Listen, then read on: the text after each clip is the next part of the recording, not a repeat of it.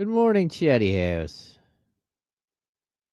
What do we got? We got David getting the belt at 8:04. Man, David, that's early. Still trying to get out of the house at 8:04. What's going on, everybody? What's up, Chatty House? It's funny, we aren't even talking baseball playoffs at all. Big day. It's not even in the books. It's today. What happened yesterday? Or was there nothing? It's just today, yeah. Okay, today's the Guardians Tigers right now. First game up. Oh yeah. Okay, it's on. Good morning. We got Justin up in here. We got Filthy McNasty. We got Johnny G. Tino. Russ Dog. The Baby Daddy. Hello. Steven Castaneda. Wheezy. Johnny G. Chris Ochoa. Greetings from Oxnard. Let me Zabo, Steven, Warren, Wheezy. There we go. Russ, Spencer. Yep. Hello. Yeah, we do like to go full romper room. Adam L. Hello. Spencer. Hello. Warren. You up in here? Zabo. What's going on, everybody? It's a good little Tuesday. I'm going to be here. Hey, what's going on, John Poles? It is raining where I live, John Poles, so I figured, hey, I might as well gear up. It's been pretty cloudy out here lately. We're on the verge of the rain, I feel like. Yeah, it hit at my house. I actually had to go out and cover a boat, cover the big boat. I always hate when I forget to cover my boat. I know. It's not easy. What's up, Jose? West Sac Kings fan? Tyler? Sydney? What's going on? What we got? 30 seconds to show? Oh.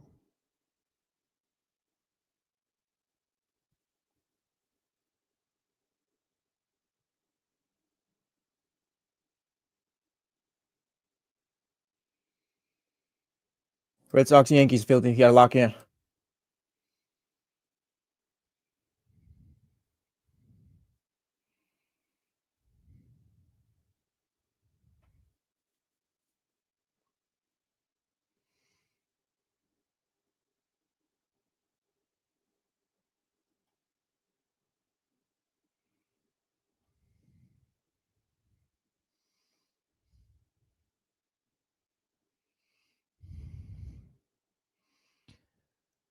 Welcome into the Insiders. I am James Ham. Joining me today, Jesse Tapia. We are the Insiders. Kyle Madsen is on vacation still, so we're gonna figure this thing out, Jesse. It's usually what we do. It's what we do, right? Yeah. We do have. I need air horns. You have air horns? Let me load those up real quick. I don't press buttons. That's the rule here on the Insiders. Just for sake of me not breaking something and sending us careening off the air. We got him ready. Jesse's Miami Dolphins. Definite air horns. Those are like their first win. Those are like sarcastic air horns, to be real. But I gotta say, I was terrified going into that game yesterday. I can't imagine going to work tomorrow and being 0-4. Losing to the Jets is always tough too. So I'm glad we got that win yesterday. Yeah, I'm glad you did too. Tyreek Hill get better. That was disgusting. I hope your leg heals up fine. But yeah, heal up. Yeah, I was looking on ESPN this morning, and they have a Tyreek Hill injury FAQ.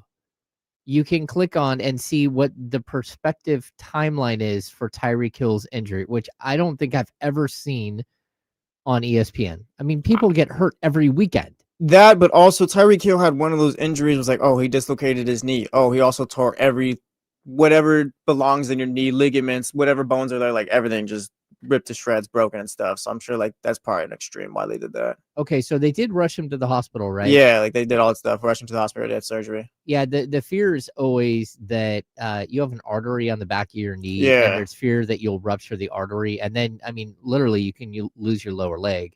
Yeah, because like once he went down, because I didn't see it when he went down. Like I was watching the game live, I didn't see it when it happened or whatever. But like all the players kind of like go down on the knee. Some are rushing over there, and it's like, oh, whatever this is, it's pretty bad.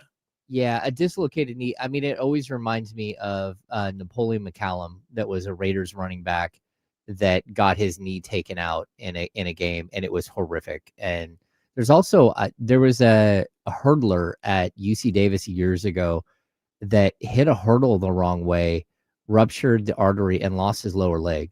How do you know these things? Because I like injuries. No, exactly. You're the injury guy, and that's like, I'm gonna keep it real, James. That's the weirdest bag to have. Like, you're the injury guy. Like James, like, yeah, that guy broke his femur, and so this place and that place. But yeah, like you're just the injury guy. Yeah, I don't know. Like I like to study up on injuries when they do happen, and I mean, it's science, health, whatever you want to call it. yeah, it's crazy though. I mean, there are so many things that happen on the NFL on an NFL field. Like I cover the NBA, and it's like, all right, so he's got an adductor strain. It's like, where the heck is the adductor? And then you go, Ask James Ham, he knows. Yeah, oh yeah. Yeah. So you're going through all these injuries all the time, and like a year and a half ago, it was like the Kevin Herter shoulder torn labrum, and it's like, okay, well, what kind of torn labrum is it? There's different types of torn rotator cuffs. Yeah, you're our official injury guy. We'll call you that, our official injury guy. Yeah, yeah. It was nice for my Finns to finally get a win. Yeah, I think we got the Carolina Panthers next week. I'm not gonna lie to you guys, Chatty House, James. I'm not gonna lie to you guys. You guys are my friends. All right. There was a point last night where I was going through the Dolphins schedule, and I might have ended up where, hey, 10-7 is on the table. Oh no. Maybe I did that. Maybe I did. I don't know. No. Maybe I got a little hopeful last night. Hey, you beat the Panthers next week, probably lose to the Chargers. Then you got the Browns in the Hey, I don't know. I'm going to say this too. I hope that kills you, by the way. This isn't to be disrespectful to Tyreek Hill, because he's an incredible wide receiver. And, again, I had him in fantasy football when I had Mahomes as a hookup, like one of the most dynamic hookups in the history of fantasy football. But I almost wonder, because he has been such a horrible distraction for them the last 2 years, if this isn't sort of a little bit of a good thing. I know losing your star wide receivers isn't considered typically a good thing, but this team really does seem to need to get away from sort of the toxic environment situation. Yeah, I wouldn't say it's a good thing or anything like that. I think it's something they can overcome. I don't think their issues are bigger than Tyreek Hill if it was something like that. Yeah. Yeah, I don't think it's like, oh, no. Like, yeah, I wouldn't call it that. I think their issues are bigger than just Tyreek Hill, but I also Tyreek Hill's, I think, to them is a leader, too. Yeah, I also think he was an issue. I mean, like, it's been like a distraction the last 2 years. They got organizational issues they got to get through. Yeah. The Jets are not good at all. That's one thing I did learn from watching the game last night. Yeah, they couldn't get out of their own way. I'm not going to act like the Dolphins played a perfect game. The Jets, every time they drove down the field, seemed to have, whether it was a holding or false start or whatever, they had an offensive pass interference on a potential Garrett Wilson touchdown that brought that back. Like, they just penalty after penalty, and they're just a bad football team. Yeah, that's what it felt like. I have Breece Hall in my big league, and I thought Breece Hall was really good. I actually thought Justin Fields was fine. That they look like a team that should be better than they are, and then they're just not. They just make too many mistakes. Like, it's not like Miami was shutting them down or anything like that. It's just, Aaron Glenn showed his frustration on the sideline. They just couldn't stop committing penalties. I don't know how you fix that up. I guess that's just something that Aaron Glenn just has to just work into them, where it's like, you just have to be more disciplined. But they're just a bad football team right now. I don't know what else to say about them. Yeah, they are a bad football team. We did have this sort of incredible side story for your Dolphins, and that is that Darren Waller made a return. Shout out Darren Waller, 2 touchdowns. I definitely believed. I wasn't like, oh my gosh, Chris Greer's bringing in another injured guy to try and patch things up. I didn't think that at all. I always believed you knew Darren Waller. Shout out. Darren Waller hadn't played in the league in 2 years. 2023, I believe, was his last year in the league. Yeah, absolutely crazy story. He was a very good Raiders player. Yeah. Oh yeah, he had 2 I think was it 90 catch seasons with the Raiders or 900 yard seasons with the Raiders? I'll double check it on Pro Football Reference. But yeah, he was one of the top tight ends in the league. He was one of the top 3 tight ends in the league for a little bit, I believe. Yeah. I mean, his career just kind of like fizzled out so quickly. To see him out there on the field and then actually making an impact, catching a couple of touchdowns was really interesting. Yeah, he had 2 seasons with the Raiders, 190 catches, 1,100 yards. The second right after that, 107 catches, 1,100 yards. Wow, 107 catches. Yeah, that's crazy. I mean, for a tight end, that's really impressive. That wasn't the only game last night. So we had the Dolphins winning 27-21 over the Jets. The Bengals also took on the Broncos, I guess. Sort of. It kind of felt They were more there. like they They were showed up. scrimmaging, and the Broncos were there for an NFL game. Yeah, the Bengals made the flight up, and that was about it. Yeah, Go trade for a quarterback. You need a quarterback. I feel bad because Jake Browning's like a local guy. He is, and shout out to local and all that. But looking at the Bengals, like they need a quarterback. Yeah, what a mess. What an absolute mess. I don't know if you look at the Giants and hey, what do you want for Jameis Winston? I don't think you're trading for Russell Wilson. That's done and over with. But the Bengals, if they want to salvage any part of this season, yeah, go get a quarterback. Maybe see what Derek Carr's doing. Yeah, it kind of closes out the week 4 of the NFL season, the games last night. We do have a 49ers game on Thursday, so it's going to be a busy week here on the Insiders. We'll get to some Niners news a little bit later in the show. But realistically, yesterday was like a huge day for the Sacramento Kings. It's media day. Today is the start of training camp. I'm actually going to jet out of here like 11:40 when the handoff happens. D'Lo and Casey are going to step in so I can get down to training camp today. I should be at training camp all week long. So we'll have somebody on the ground there and be able to give you the most up to date stuff. Produced a lot of video yesterday. There was, it was fine. It was like a standard media day. DeMar DeRozan was the MVP of media day, I guess, if we want to hand out that award. Yeah, I think he was the MVP of media day. We're going to hit that in a few minutes. But before we do, I want to talk about some of the other things that like the Doug Christie stuff, right? I'm intrigued to see what he looks like as a head coach. I do think that, like to be fair to anybody, you do need your own training camp. You do need your own process here, getting the team like going your direction. So he's going to get that this season, outside of, the fact that he coached the last 51 games of last season. But he made a couple of statements yesterday that I thought was really interesting. Number one, I asked him about the whole 53s thing. Like, how are you going to get 53s? Because I can tell you, honestly, there's no way for this team to get 53s. Like, just looking at their roster, unless Doug McDermott's playing 30 minutes and actually gets featured, they're not getting 53s up. Yeah, I think that's something you say just because that's kind of where the NBA is going. But realistically, looking at the roster, yeah, that's just not going to happen right now. Yeah, I think they'll be lucky to get like 32 threes a game. That's just kind of the roster. So, we don't know their exact offense yet. Doug Christie has been filtering in the offensive game plan over the summer in bits and pieces to the players. And so no one's actually seen the whole thing kind of play out yet. But it did sound like Sabonis is going to be a lot closer to the 3-point line. But I would say, like, when I asked about the 53s, Doug just said, like, here you go, talking about offense. No, this is about defense, defense, defense. He also said he's going to run a 10-man rotation, which, again, isn't something that's typically happening at the NBA level at this point. It's sort of like the Hubie Brown thing where he would just, like, line changes all the time and switching and, like, it's a way to force your players to play harder. Like, hey, you're only going to play 25 minutes, so I need everything you have for 25 minutes. I don't want to see you dog it. But I don't know how that's going to go. And he also said he wants to see his players pick up the ball at 94 feet on the defensive end. And so he's going to run these guys like ragged. They're going to throw different looks at whoever's bringing the ball up for the opposition. To me, they got to look at this team like, oh, they got a bunch of defensive stoppers, and Doug Christie's going to have this top 15 defensive team or anything like that. But I guess my biggest takeaway from what he was saying yesterday is like they're just going to start implementing a way, like an identity for the Kings. Might not necessarily look great or work the best, but like you're going to know how the Doug Christie Kings are going to play.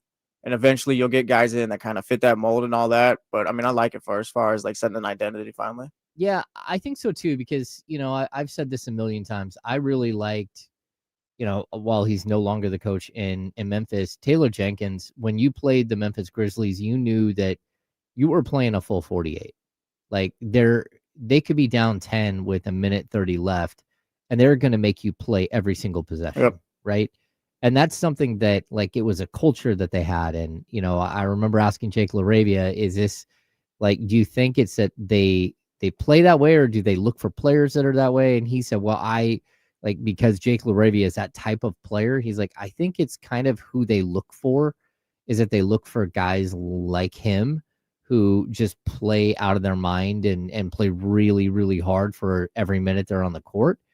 And I think the Kings, like, that might be the issue that the Kings have here. Yeah, they need to set a standard finally. Where like this is the bare minimum, the way we play. It might not work, it might not get us a win every game or whatever. But like this is just the bare minimum that we expect from you guys every game now. Yeah, but I also feel like Mike Brown had some of these standards too, and there are, there's always Maybe Doug can get it across better. That's going to be the question. Can Doug get the buy-in that Mike didn't, and for whatever reason Mike didn't get in the final year and a half, or the final year that he was here, the final maybe 3 months he was here.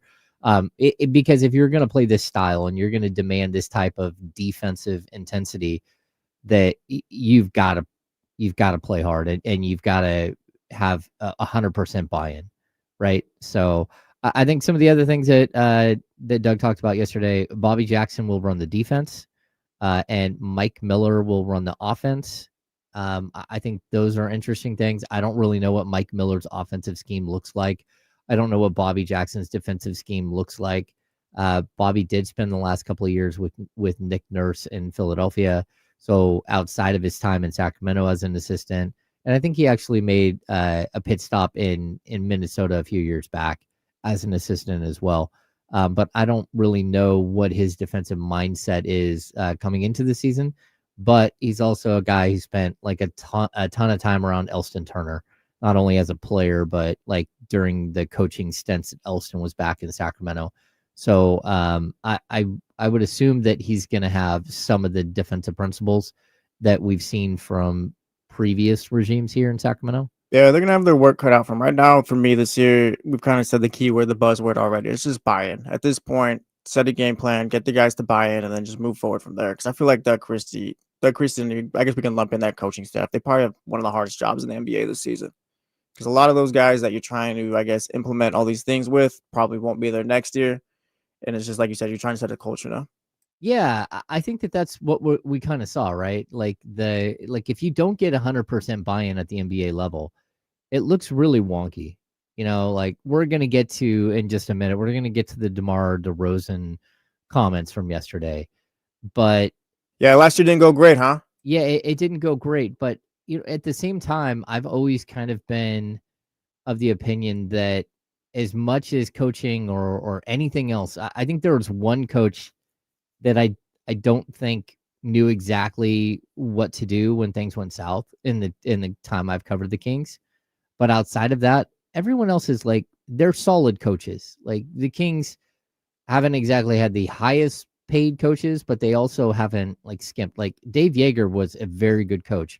Luke Walton, people can not like Luke Walton. Luke Walton won a ton of games, not only with the Warriors, but with the Lakers. I don't know about a ton. Like the Warriors, yeah, but it's like he had one of the greatest teams of all time, and the Lakers, they were starting to build. I think he got a raw deal at the end, but yeah. I mean, like, look, he also got a really young roster and was like, "Hey, we're gonna turn over the roster." Well, it was just like once LeBron gets there, everything's out the window. This is how we're gonna do things. Yeah, exactly. So, I mean, Mike Brown is a very good coach. You go through the history, like George Karl, good coach. Mike Malone, good coach. Won a ring. Like they've had good coaching.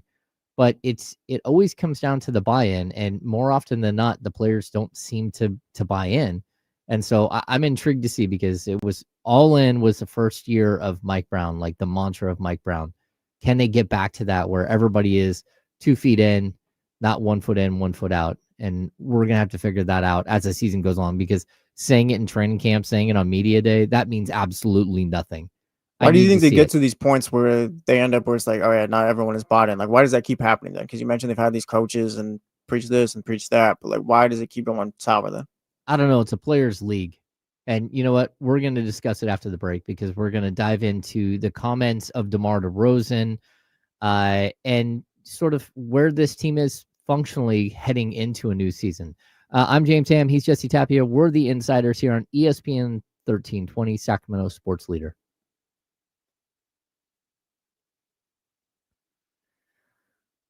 That's a good point, Johnny G. You got to sign the contract first. What's going on, everybody?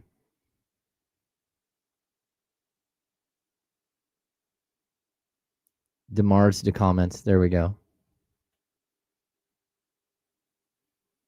I don't, Jesse, you decide when we cut it off.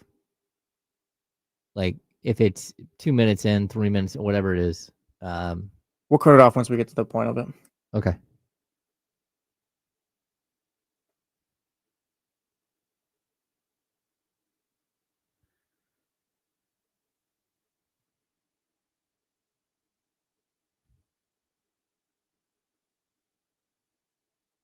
Hmm.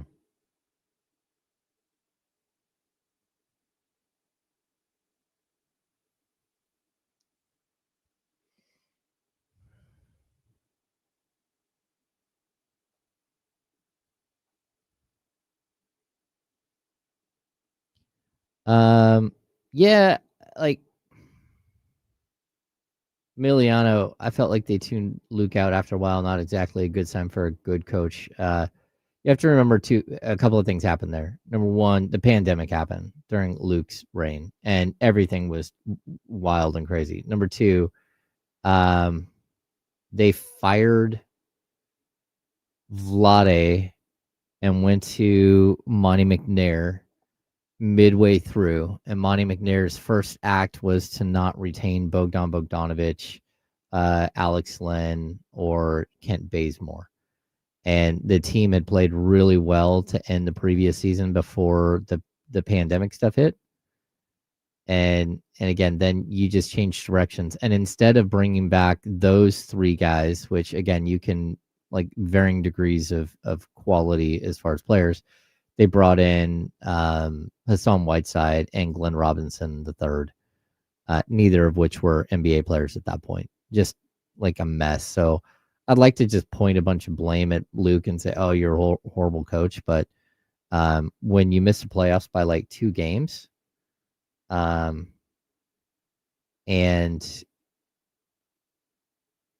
you went into a season without like a bunch of your standard role players, it's just kind of a mess.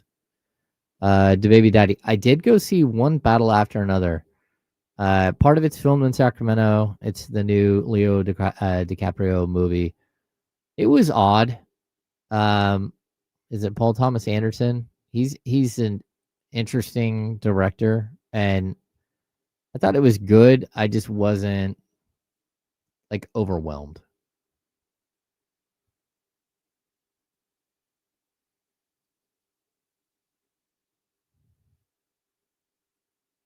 I agree with this, but the expectations versus what happened, Jonathan, I think is what everyone's talking about.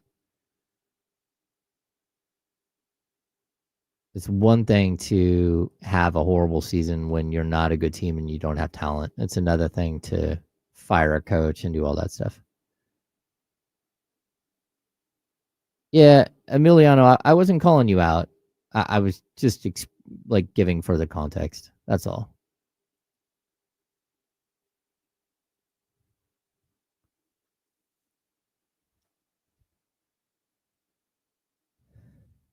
Yeah, Gorov, the car chase scene near the end is so incredible. Like I feel for people who get motion sickness, but man, that was super intense. And I don't know about Leo, but Sean Penn deserves Oscar buzz for that.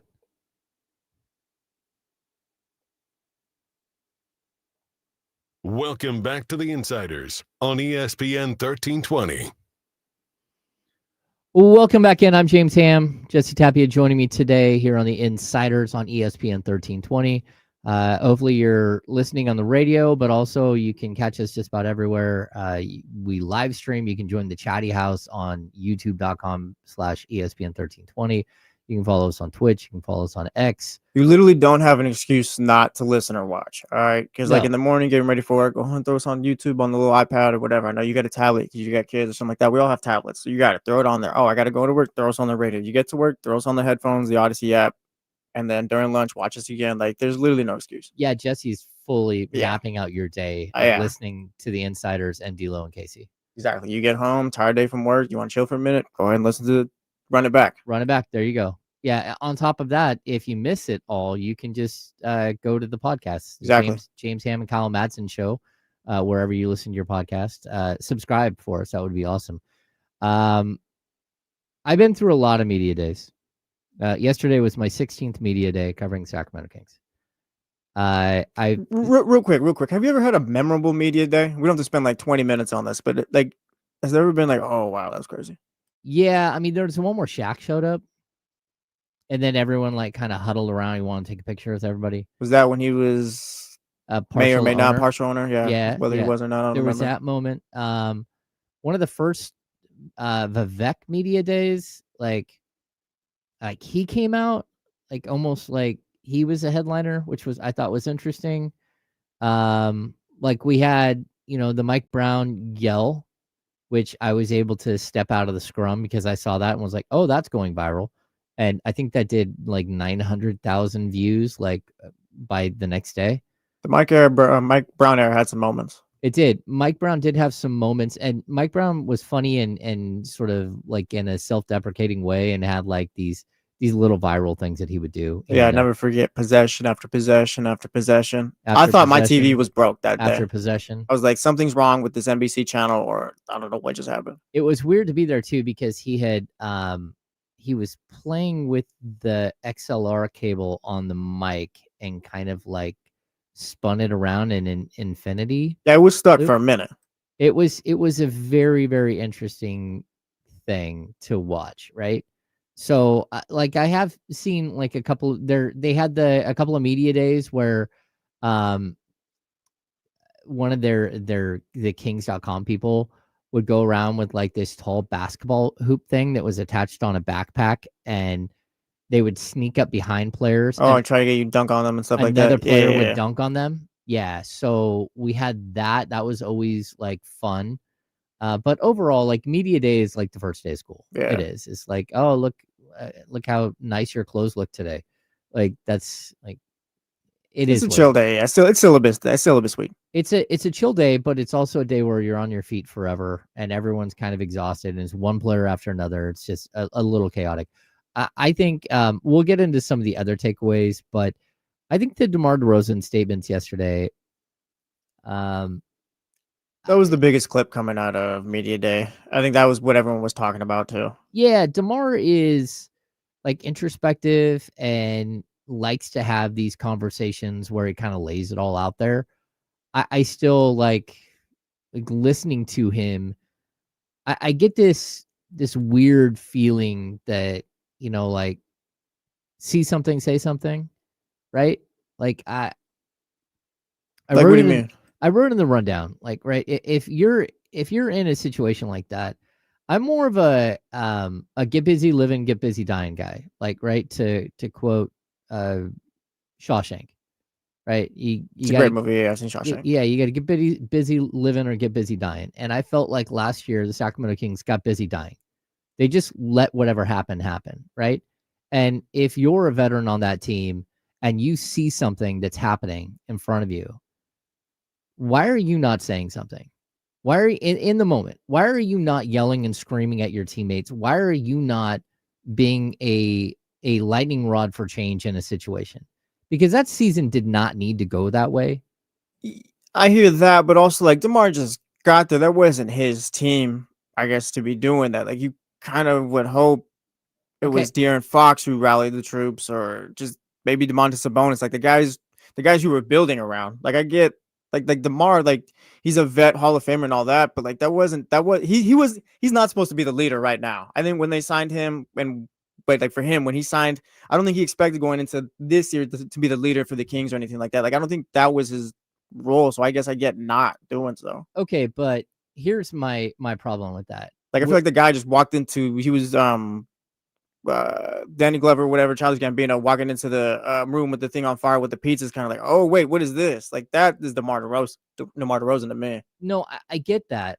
But when you're a 16-year NBA veteran and you're a future Hall of Famer, like you don't walk into the room and expect Donald Glover, by the way, not Danny. Yeah, Donald Glover. You don't expect everyone to just kind of like. There's a certain reverence that players have for DeMar DeRozan. His teammates, like you can see it. Yeah. Like, oh my gosh, that's DeMar DeRozan. Like, and it didn't go away. Like the entire season is like, oh, it's just like when Vince Carter walked in the building. It was like, oh my gosh, Vince Carter's here. And then Vince Carter would do like fireside chats around his locker for a half hour after the game. It was like, it was so much of that season was about Vince Carter. And what they were doing is they were using Vince Carter to distract everyone from the fact that they had no talent. They had a bunch of young talent on the team, and they weren't going anywhere. Yeah. Right. I think last year's problems might have been bigger than DeMar DeRozan being able to speak up, because it was like it wasn't just last season. It was when Mike Brown was looking for his contract extension with the Kings. That whole weird thing was like, why haven't they worked that out? Yeah. It's like, do you still want Mike here? And I feel like it's just starting from that. Like, that's even before DeMar DeRozan. I feel like it was bigger than just a locker room thing. Like, the Kings were dealing with much bigger issues than DeMar DeRozan being able to rally the troops, I guess. Yeah, but and I'm not blaming DeMar DeRozan for No, what yeah. happened last season. But what I am saying is that you had DeMar DeRozan, you had, Domantas Sabonis, you had a bunch of veterans on that team.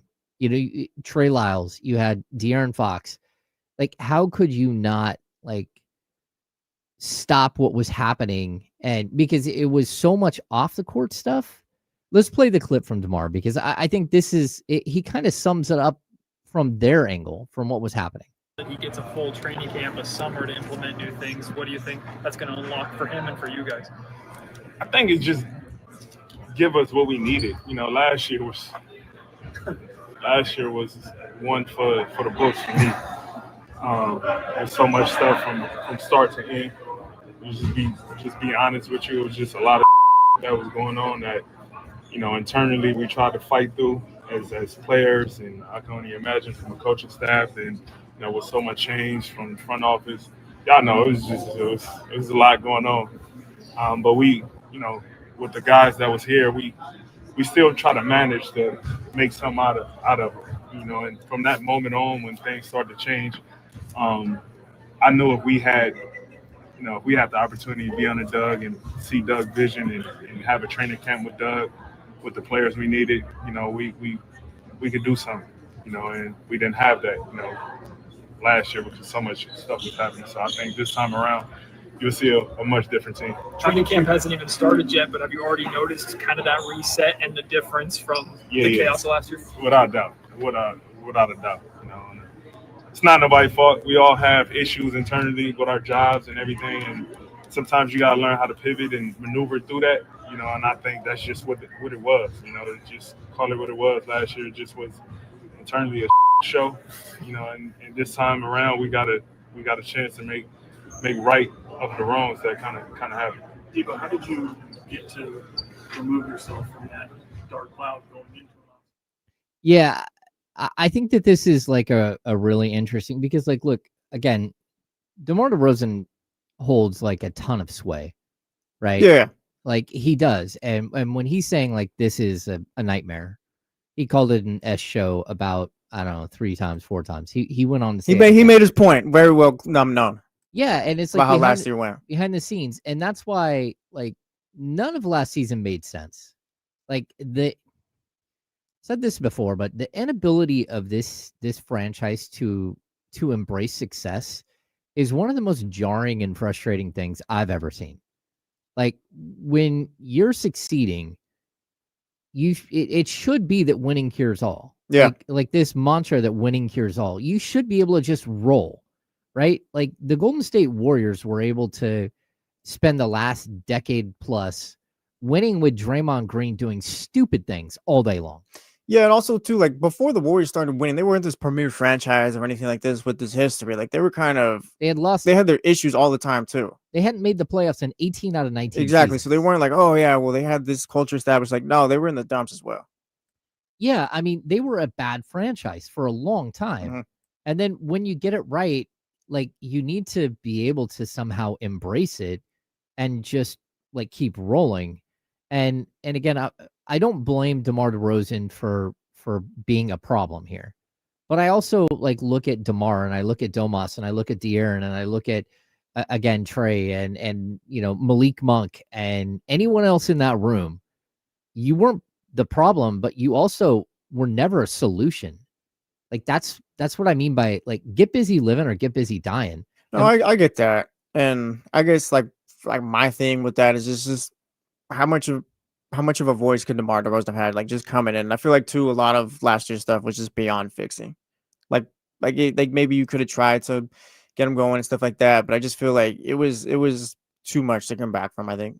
Okay, maybe, right? But I'll also point to another season a few years back where the Kings made a couple of trades at the deadline, right? They made a trade for what was it, Trevor Ariza for Kent Bazemore, and they made one other trade that brought in Anthony Tolliver. And even though Anthony Tolliver wasn't like a star at this point, it was the second tour of duty in Sacramento. They got like 3 games in. They called a team meeting, a players only meeting, and they just lambasted the rest of the roster, telling them, like, we have been on the outside watching you. Like, we have a different perspective, and you guys are so much better than what you're doing, than how you're playing, than how you're acting. And what you're not embracing the fact that you're very talented and you need to do better.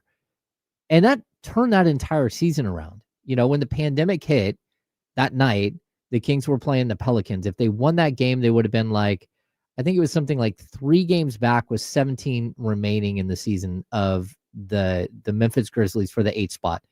And they were going to be in a race to the finish line with the Pelicans because the Grizzlies had one of those schedules that was like 60% win percentage against the rest of the way and had no chance of actually making the playoffs.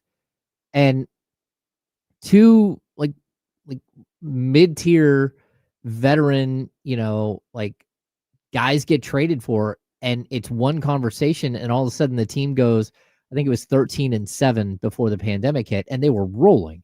And it coincided with like a starting lineup change with Bogdan going in and Buddy Hield going to the bench.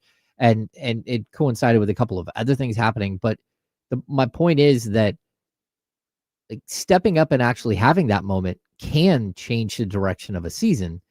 And I felt like, Doug Christie was like grasping at straws the entire end of the season. He kept talking about fixing the plane midair. And, there was a players only meeting. There was a coaches only meeting there. Then they had that weird meeting where it was like the starting 5 only. Yeah. And that was Doug saying, like, look at our starting 5. What are you doing? Like, how are we not winning with this group? I don't think you're saying anything wrong necessarily, but it's kind of like we got to a point where we heard De'Aaron Fox only wanted to play for Mike Brown, right? There was all those issues. Yeah. And then you do let go of Mike Brown. The Kings didn't just start losing right after that. They actually were playing well with Doug Christie. They were winning for a brief period of time. And it's still like that didn't really fix anything. So it's like you talk about a couple seasons ago, the vets giving that speech. I wonder like if DeMar DeRozan tries to give that, like, are the guys, were they even at a point where like even anyone's going to even be receptive to it? Yeah, but you remember they lost the first game under Doug. It was because they fired him. They fired Mike Brown. Like basically they had the practice and then they were flying to LA and playing LA early the next day. Yeah, because you figure like after when you start winning with Doug to start, it's like, all right, like no, let's all come together after let's that. Embrace but it, just, yeah, right? but it just they never happened. Well, no, because the front office knew that the second they fired Mike Brown, that De'Aaron Fox was going to ask out. And so when they fired Mike Brown, they started making plans to trade De'Aaron Fox. De'Aaron Fox did not have to be traded last season at all. Like at all. Like he said it. Like everyone around him has said it. You did not have to trade him right then. He did not demand a trade by the trade deadline and actually said, hey, his people said you might want to hold on to him till the summer. That might make more sense. His agent also said, well, at least you're going to trade him for 1.5 years worth of salary, not just 6 months worth of, not 25 games worth of salary, or 1 year of salary. So you'd actually get 2 seasons, 2 potential playoff runs out of him. But still, like the panic mode, there was a moment where this thing could have been salvaged even with the Mike Brown firing. It could have. I mean, again, they rattled off like 7 out of 8 wins. Yeah. 7 out of 8 games they had to win. But like whatever moments that were there, they let slip through their fingers. And it's to me, it's really unfortunate. Of all the seasons I've covered the team, last year was by far the most disappointing. The most talent that they've had and the biggest flop that I've seen. Like the one other season was a year they loaded up and they brought back Omri. They brought in a bunch of players, Matt Barnes. They tried to load up the roster around DeMarcus Cousins one last time. Ty Lawson, Costa Koufos was on that team, but it flopped.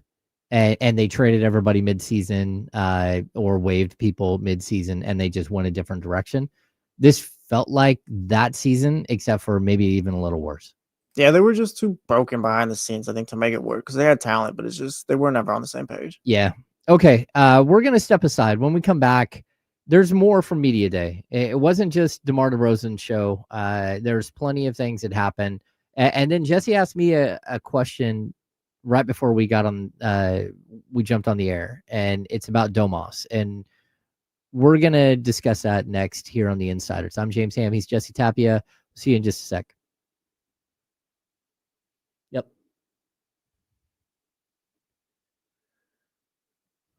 We've got it's 1-0. Detroit is leading Cleveland.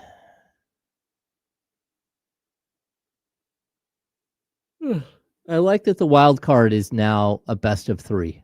That's how it should be.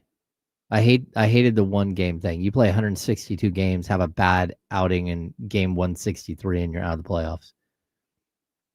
I know this because I've watched the A's do that multiple times. Chatty House After Party, Manny. I did not watch the Kawhi Media Day. I probably will later on this evening, but like this is nonstop when you've got your own media day. And then on top of that, having to jump in and do all the other stuff. Watch football games and everything else for today's show.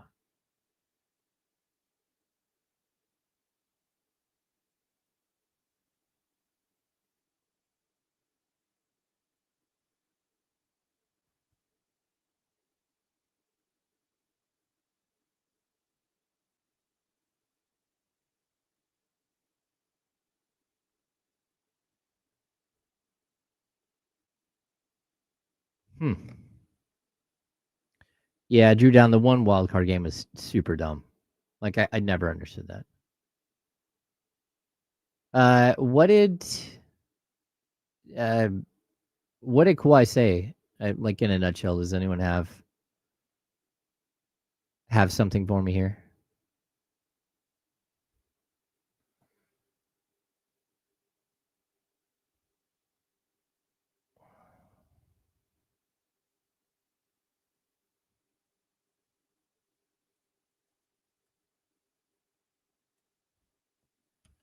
Let's see.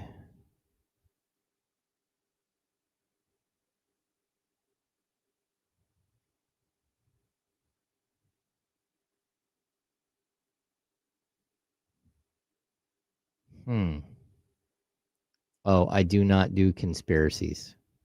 Yeah. Well, sometimes a conspiracy isn't a conspiracy. I don't know.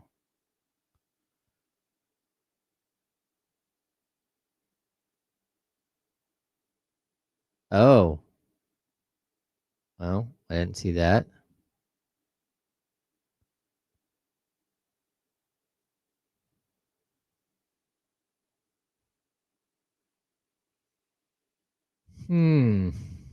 What's up, Sakara? It's happening.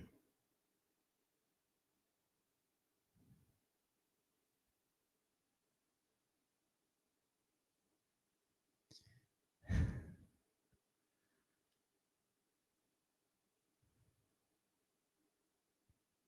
see.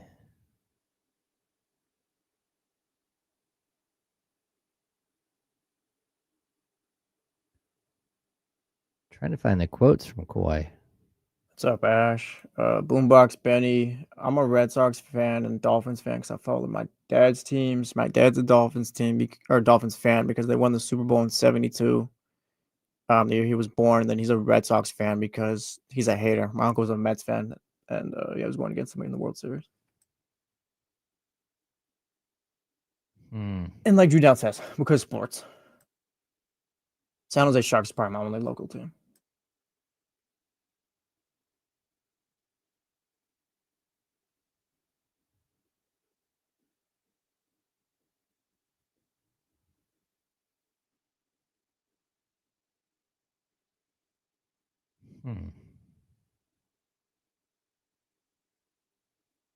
It was always funny growing up because it's like you went to school with like Raiders. I went to school with Raiders and Niners fans and stuff, and the Niners were whatever, but like the Raiders fans always talked, and they were always so horrible, like the Dolphins, but they always had numbers against me, so I could never defend myself.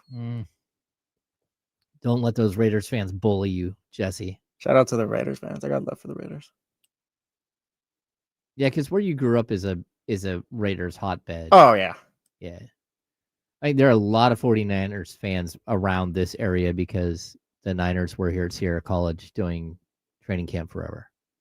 Russ, I wouldn't say I'm a Kings supporter. I'm a Kings fan supporter, if that makes sense. I want you guys to be happy.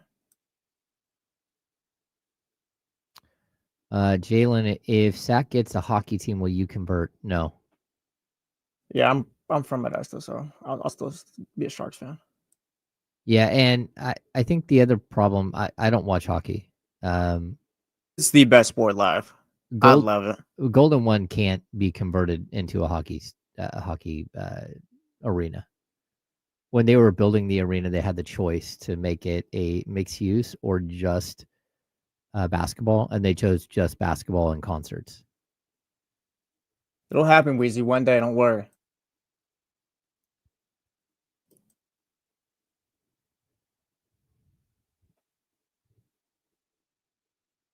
Welcome back to the Insiders on ESPN 1320. Welcome back in. I'm James Ham. Just Tapia joining me. Kyle Madsen is hanging out on a sandy beach in Hawaii, just chilling.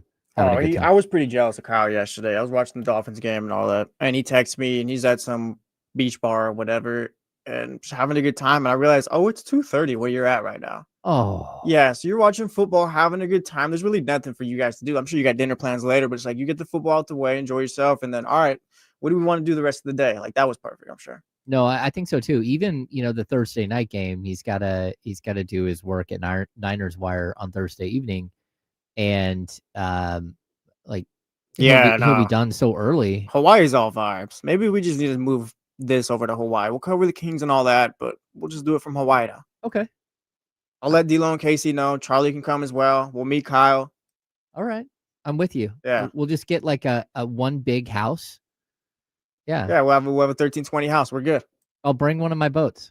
See, we're good. Hey, no, we're cooking now. We're cooking. Yeah. Oh, amazing. Jesse, you asked me a question before we jumped on this morning. I did. You did. And you're like, what is Domas's role this season?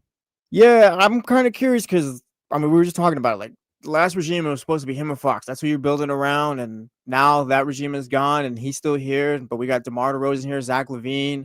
Things are kind of wonky. We're not sure who's going to be here after this season. It's just, where does Domas fit into all this now? He's still a great player and all that. I don't really buy him as a top 2 player on your team, but I can't deny he's still a great player in the league. So just where does he fit into? Yeah, so I think he probably plays the most important role on this team. Like, again, I wasn't blaming DeMar DeRozan for saying what he said about last season because I totally agree with him, right? But I look at the way that this team was designed. It wasn't just like the outside noise that got inside and like broke this thing up. It was that the play on the court wasn't good enough, right? And that they had got away from the things that had made them really good 2 years earlier. And then we had a GM who kept going out and saying he wants the offense to get back to where it was in Beam Team 1 year, and a coach who was saying, I need the defense to be better. And like no one was on the same page. That's what it felt like, right? I think Domas, he has this really interesting way about him that he's like very matter of fact, and he's actually honest to a fault in a lot of situations where you ask him a question and he has no problem saying, yeah, we had 2 other players that we thought we were going to get, and those deals fell through. I respect that. That's how I am. Yeah, I totally get it. Like, right, I enjoy Domas's directness, right? And I also look at him as the bridge between the coaching staff and the players, because he's the one with the relationship with Doug Christie. Like, they literally spent 2 years traveling the globe together in the off season. Like, you're together all season long playing 82 games, so you're flying all over the place. But during the summer, like Domas and Doug, they were in Spain together. They were in Lithuania together. Like, they traveled the world together, like LA, Napa, like wherever, Doug was always on the go. There's actually a point where a pipe broke in Doug's house and he didn't know it because he wasn't home. And Jackie was doing her show in LA and it flooded their kitchen and caused like $80,000 worth of damage while he was out gallivanting around the world with Domantas Sabonis. Fun fact for you. So, like, look, there's this connection here, and I'm hoping that connection will help Doug connect with the players. The players already talked about how, having a player, a former player as a coach is a big deal. I thought Drew Eubanks was really, really smart on this. Like, if you guys go to my Twitter feed, you can find the Drew Eubanks interview from yesterday. He said he hadn't really played for a coach that was a player. And then last couple of years, he had played for Chauncey Billups in Portland, and just a different perspective that they have about, the travel and what being an NBA player is, and like how difficult everything is, leaving your family behind, all that stuff. Like, you just gain a different perspective. And so he's like fully on board with Doug, because it's like, it's not that Doug is going to ask you to do something that he couldn't do and didn't do himself. Right. Yeah. I think that's how like a lot of people lose credibility with the people around them, is like, hey, I need you to go do that. It's like, well, would you do that? You want me to go clean the bathroom. Would you clean the bathroom? It's like, yeah, I would clean the bathroom. I've cleaned it a million times. Yeah, but have you really? And so, it's like doing the dishes here at Odyssey. Yeah, exactly. Like, no one does the dishes. So don't tell me to do the dishes. And then it falls on a couple of people that are always the ones who do the dishes. And you're like, well, that's not very fair, because it's not like they're the ones who made all the mess. But either way, I think that there is this possibility that, number one, that the offense is designed around Domas again. Because I don't see another way out of this thing. Like, you don't have, again, Dennis Schroder changed my mind on a lot of things yesterday when we spoke to him, and we'll get to that in a little bit.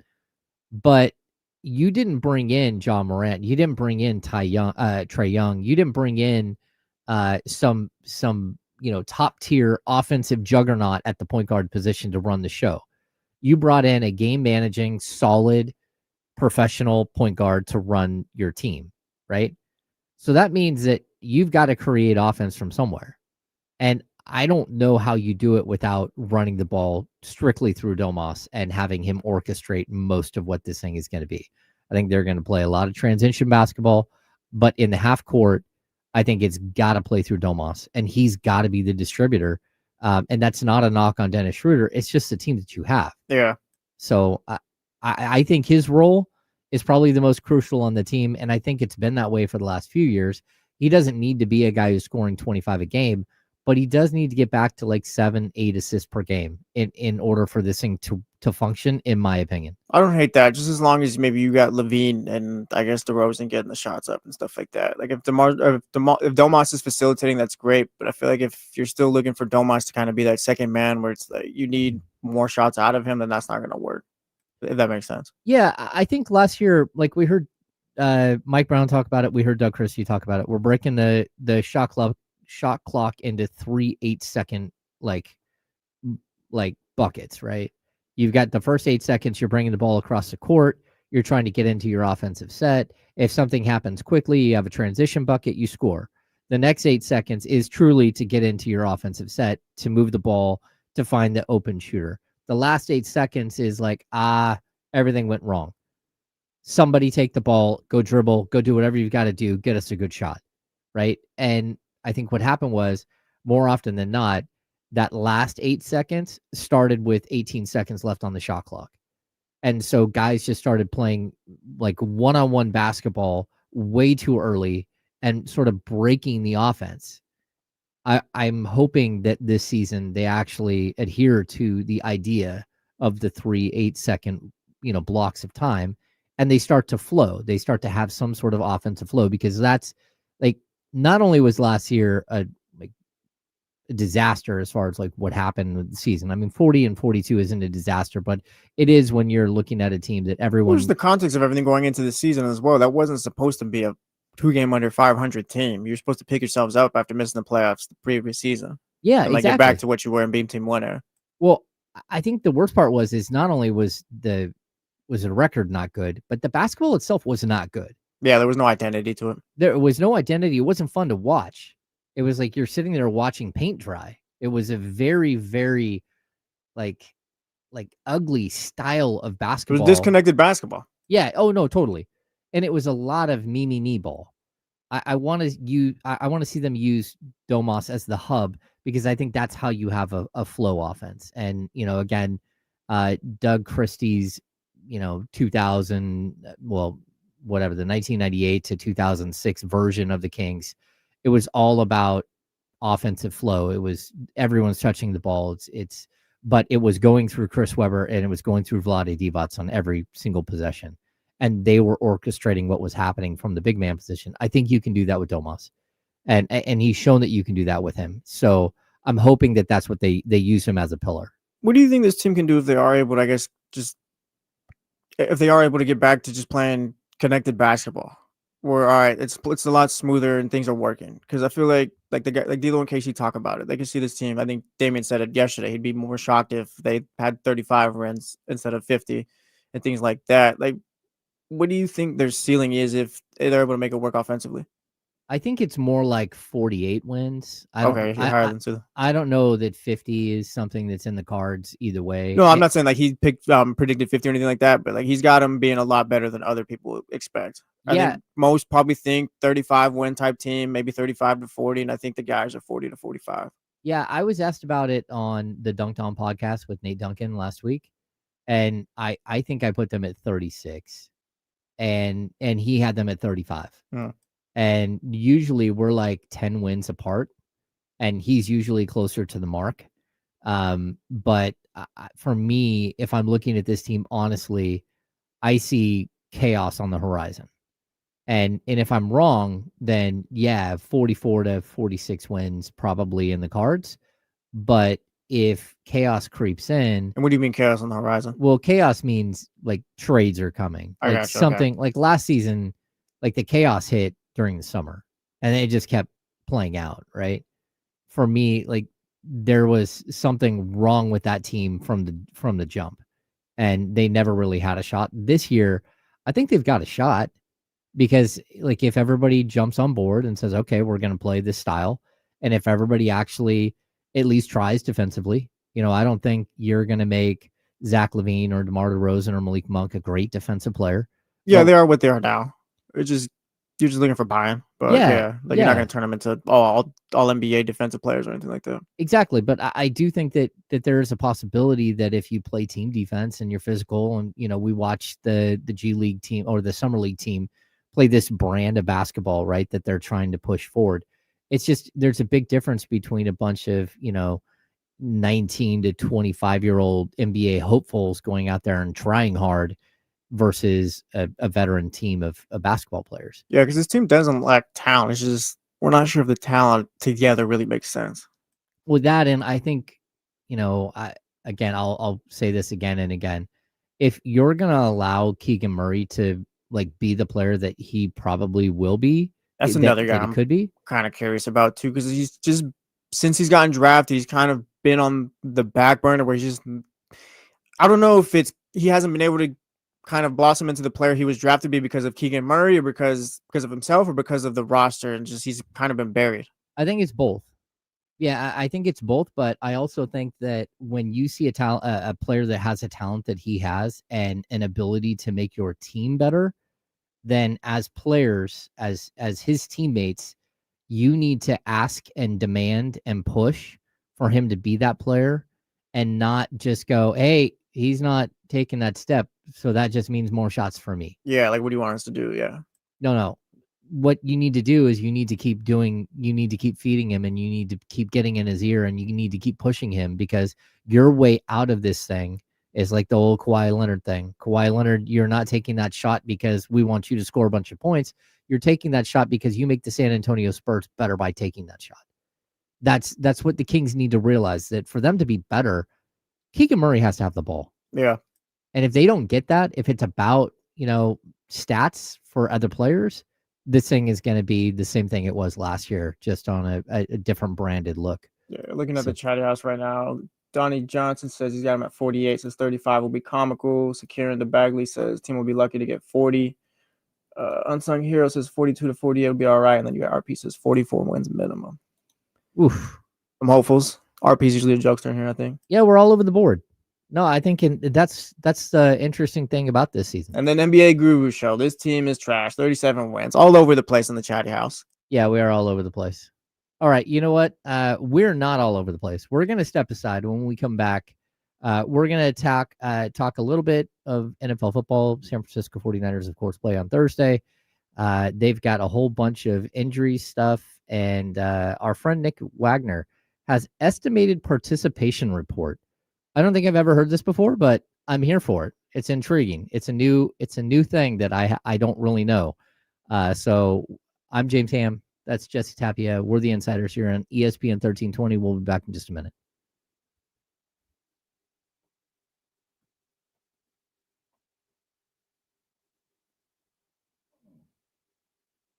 I dropped my phone.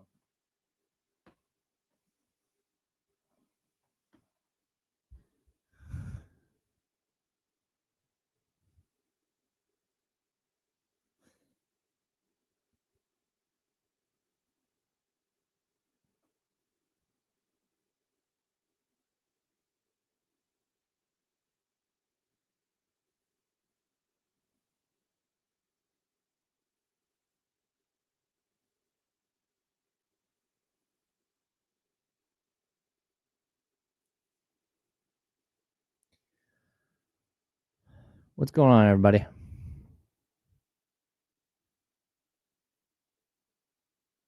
Ash, I think you asked about the jersey earlier. It's just the Ted Williams number 9. I tried getting the Pedro 45. That sold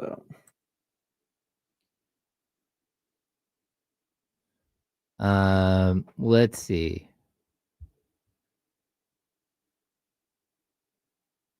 NBA Guru Zach, no, you can't have a +1 on my media pass access. Yeah, I don't know why. I mean, we shouldn't be all down in the dumps. It should be a fun season to at least kick off. But I just think, when you have a GM who knows, who is trying to reset the roster like quickly, then you're gonna have like some chaos at some point. Norm, the green ones are pretty cool. I just got the white one in this one. Shout out Leezy too, who's out there media day. Rookie of the year at 1320. On the come up. Shout out. Krista Cho, I have no idea what Sart's favorite coffee spot name again. I don't know. I definitely knew where Nemanja Bjelica had his coffee every day because I would sit by him. Not together, but we were in the same establishment. Typically a table apart. Russ, right now, I guess it's Crochet, but all time it's Ortiz, Martinez, and then Pedroia. Shout out Pedro. NBA Guru Zach, I don't do percentages on whether somebody's going to get traded by the deadline when it's training camp starting today. I have no idea.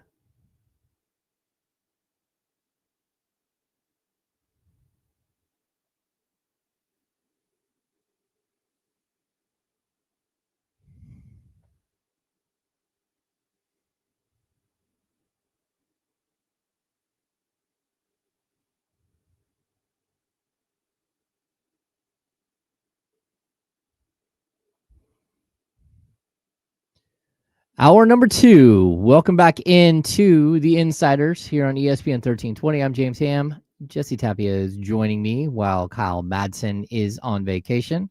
We might have James and friends like later in the week. We'll see. There's a possibility for maybe our friend Jake Gaden to drop by. Jake Gaden, where you at? Big game today. I haven't heard from you today. Oh, yeah. Jake called in that one time. You were here, right? No. Oh, you on vacation. Yeah, Jake Gaden, after the Patriots beat the Dolphins and the Yankees beat the Red Sox, came in here, was calling, yelling at me. I couldn't defend myself because my team's lost. But where you at, Jake? Oh, yeah. Shout out Jake Gaden. He's great. He does. And happy birthday, Jake Aiden. Oh, really? Yeah, he had a birthday this weekend. Oh, happy birthday, Jake Gaden as well. Yeah, him and Brandon Nunez both had birthdays this weekend. Shout out Brandon as well. They're back-to-back birthday guys. Let's get into this weird thing. Today, well, actually, I don't think it was today. It was yesterday. Nick Wagner from ESPN put out estimated participation reports for today. They didn't practice, but this is what it would look like if they did. If they did it. Yeah. This is so Brock Purdy, toe, would have been a DMP. Ricky Pearsall, DMP. Juwan Jennings, DMP. Juwan Jennings dealing with ankle and rib problems. Ricky Pearsall, of course, is dealing with a knee issue. Jordan Watkins is out with a calf injury. Robert Beal with an ankle injury. Utur Gross Matos is out with a knee injury, and CJ West is out with a thumb issue. Limited. This is again an estimated participation. Michael Williams with a wrist oblique would have been limited. Same with D. Winters with a knee injury, and Renardo Green with a neck injury. I know there's a Thursday game that came. I mean, the 49ers played on Sunday. So there's this really small window here. We're talking about 3 days between games, right? But have you heard of estimated participations before? Yeah, it's like you said, they do that on the days where you're not practicing. But if we did practice today, this is what it would look like. Yeah, it's interesting. It's more for the short weeks and things like that, or I think more for short weeks and maybe the primetime games and stuff, Monday nights and things like that. But I'm gonna be honest, the Rams absolutely cannot lose this game on Thursday. Yeah, it kind of feels that way, right? Yeah, I'm not gonna say it's must win or anything like that, but just for the sake of sports radio talk and how we'll talk about them after, you absolutely have to win that game on Thursday if you're the Rams. There's no excuses. The Niners are too banged up. You're traveling to LA. I mean, we don't even know if Purdy, Pearsall, or Jennings are even going to play. Even if they do, it's they're clearly banged up. There's no excuses for the Rams going into this game. Yeah, I totally agree. There's a very, very good chance that Mac Jones is going to start. He at least will be a steady hand for the 49ers. But again, he's down Kittle. He's likely down Pearsall and Jennings. I don't know what he's going to do. Christian McCaffrey is averaging 3.3 yards a carry right now, so we're trying to figure that out over there. Well, yeah, I mean, the offensive line hasn't been good enough. The defensive line hasn't been good enough at all. If you're going to let Stafford sit in the pocket, he is going to pick this team apart. That's the problem. Stafford, when you get him on the move, Stafford's a train wreck. He moves like Dan Marino moved. I don't think he's going to be able to get out of the pocket and do anything, but that would mean that you would have some sort of pressure on the quarterback. The 49ers went through the entire game on Sunday without a sack and without a hit on the quarterback. Losing Nick Bosa is a problem, but they just don't have a second line of defensive linemen that can get to the quarterback. And then you end up trying to blitz, and the 49ers actually had one of the lowest blitz rates this last weekend.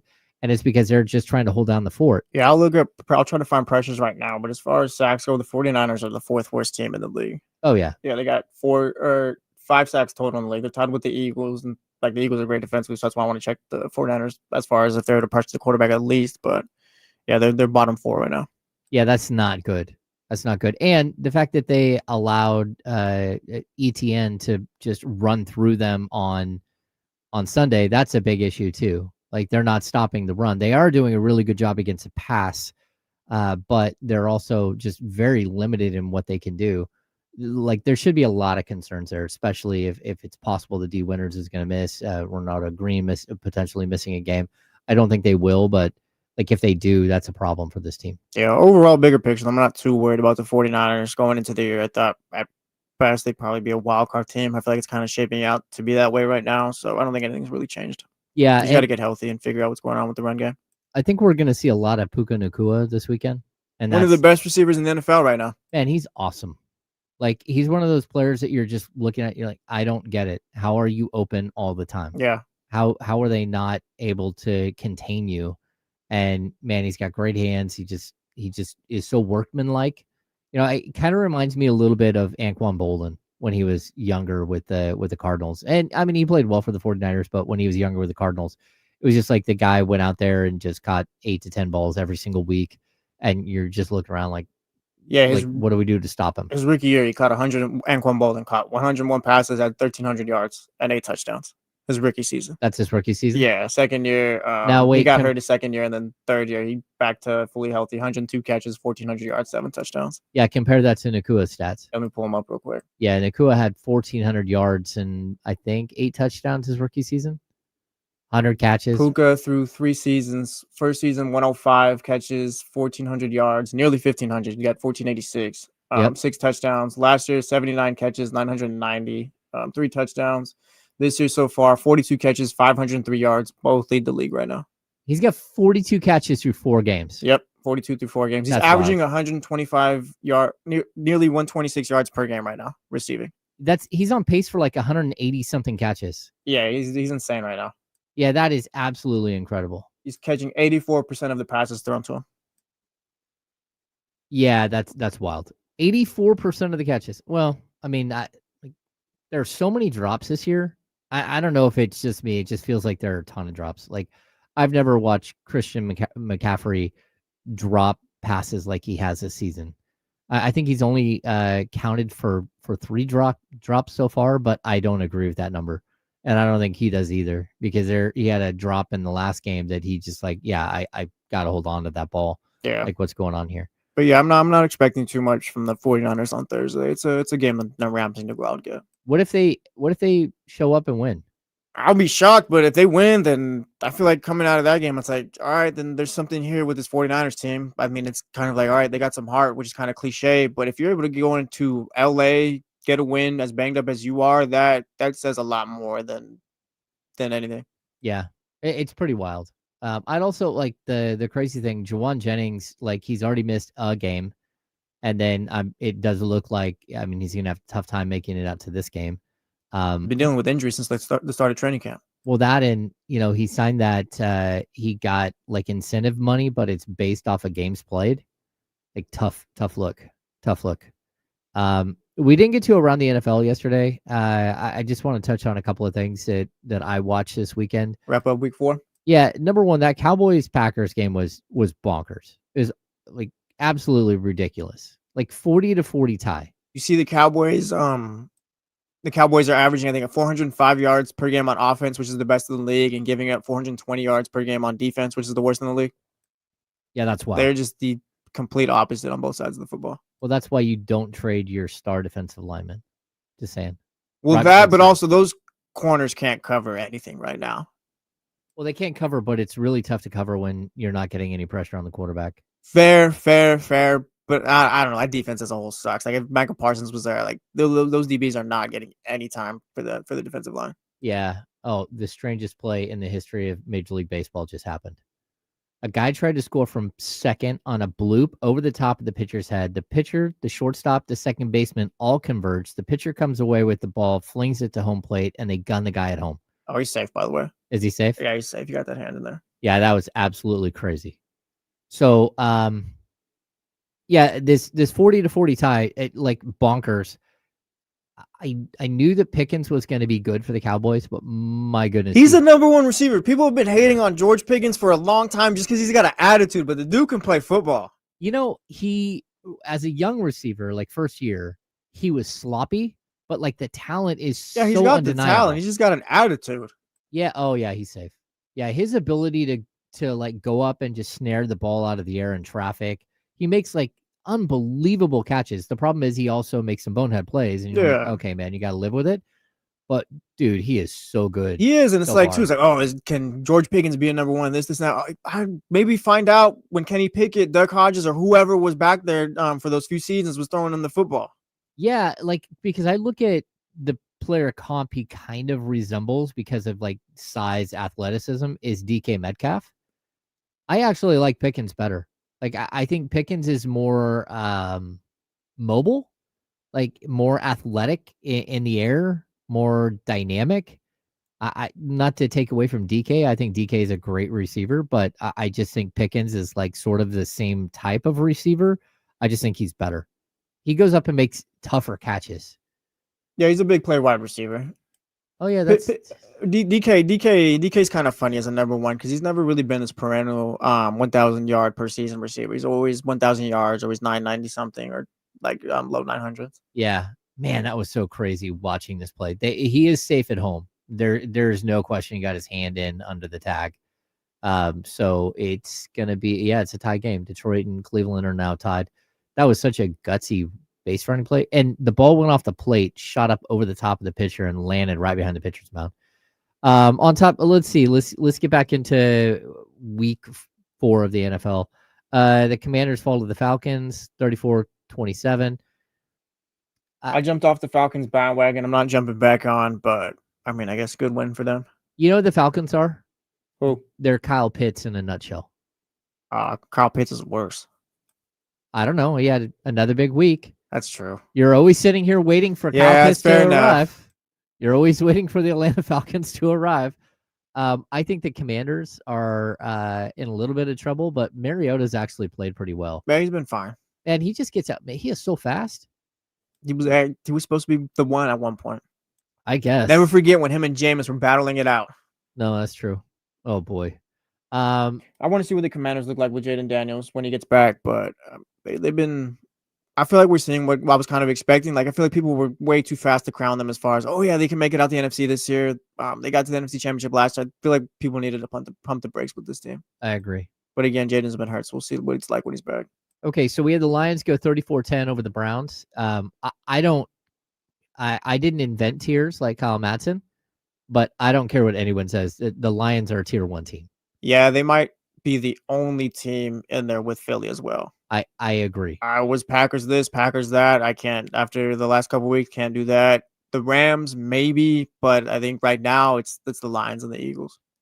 Yeah, isn't it bizarre how the season just keeps twisting and turning? I don't think what are the Packers, 2-1-1 now?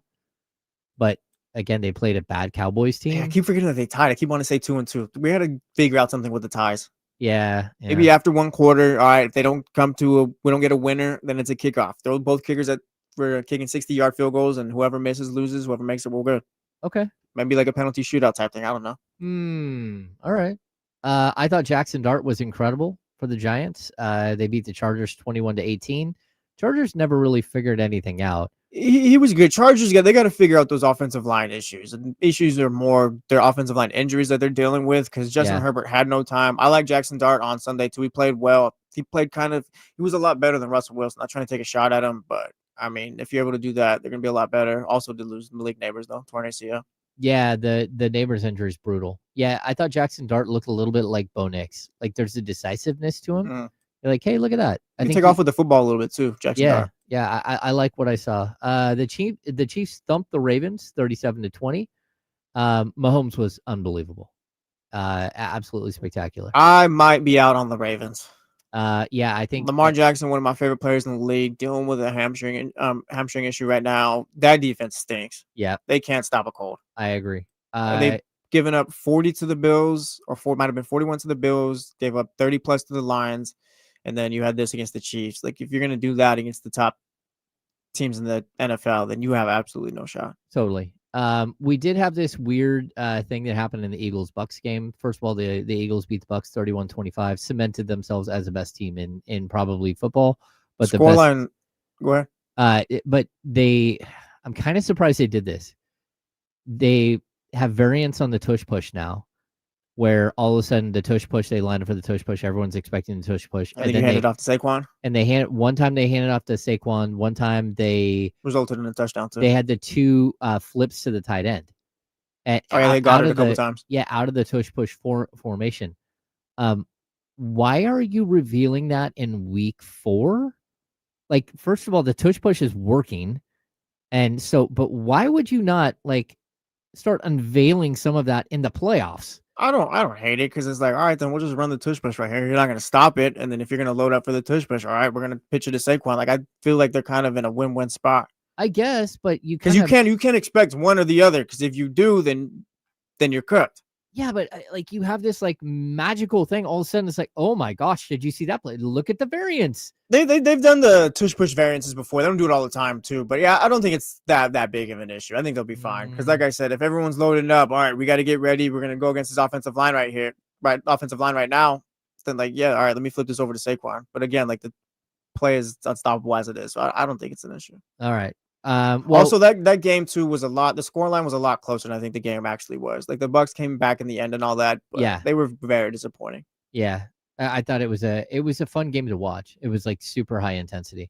Lastly, before we get out of here and head to break, we did have the Raiders lost on a blocked game-winning field goal to drop to 1-3, 25-24 to the Bears. That was brutal. Like in an NFL where every team seems to be able to kick a game-winning field goal from 65 yards, to watch the Raiders lose that way, it was like, well, especially with the quarterback playing the way he did. At least you had a chance and all that. And Geno Smith has not been great this season. Yeah, he's been pretty bad. Absolutely horrible. Yeah, they're 1-3 right now. Lost to the Chargers and the Bears on the other day. Geno Smith 3 interceptions in both of those games. Yeah, there were games they were in on both of them too. I mean, we saw, like you said, they blocked it over here in the Chargers game. They lost 20-9, but it's not like, oh yeah, the Raiders had no chance in that one. It's just Geno can't stop turning the ball over. He's got 7 interceptions in 4 games. Absolutely brutal. The anti-Puka Nacua. That's right. All right, we're going to step aside. When we come back, we're going to dive back into some King stuff. We've got training camp today. It starts today after Media Day yesterday. Should be an eventful week of Kings coverage. I'm James. He's Jesse. We're the Insiders here on ESPN 1320. We're way late going to that break.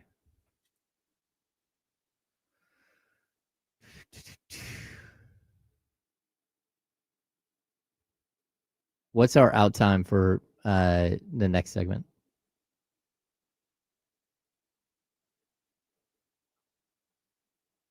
Okay, let's get out earlier because okay, I'm trying to get to practice. Practice?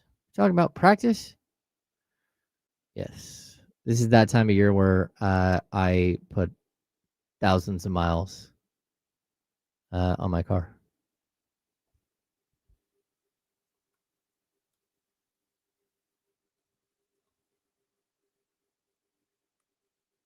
You better, Norm. We had air horns and everything. Yeah, we did do air horns. Bryce asks how my fantasy team is doing. I don't know how you go 5-1 in a week. I don't play in leagues that do that, but we actually came up with a big win. So we did well. Although Kyle and I got clubbed. Kyle and I's team is not very good. I don't know what happened to our team, but yeah. I think we're 1-3. My big league, I'm 2-2. Many people are saying this. I've seen this. Many people were saying it. I even heard a fella has the Dolphins going 10-7. Boy. Man, we've just been, injuries have just like been brutal. Brutal.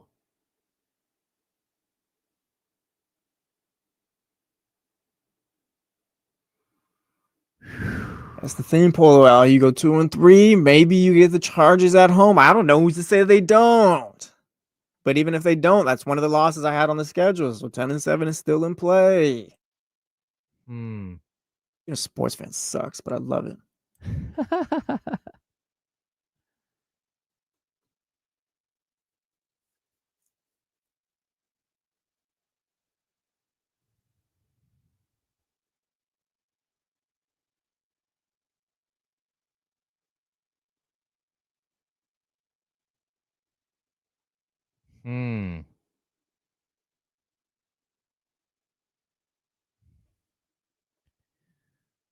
What's going on? Let me look at our standings. Kyle and I. Oh no, we are 1-3. We're at the bottom of the standings.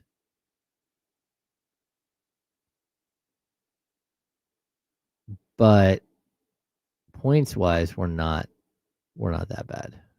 We had a lot of points scored against us. Look at that. We lead the league. 50 more points scored against us than any other team.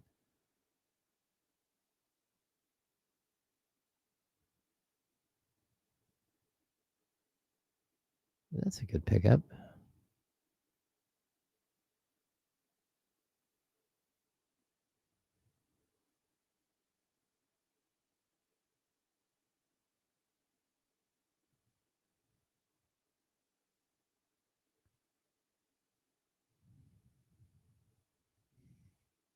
Welcome back to the Insiders on ESPN 1320.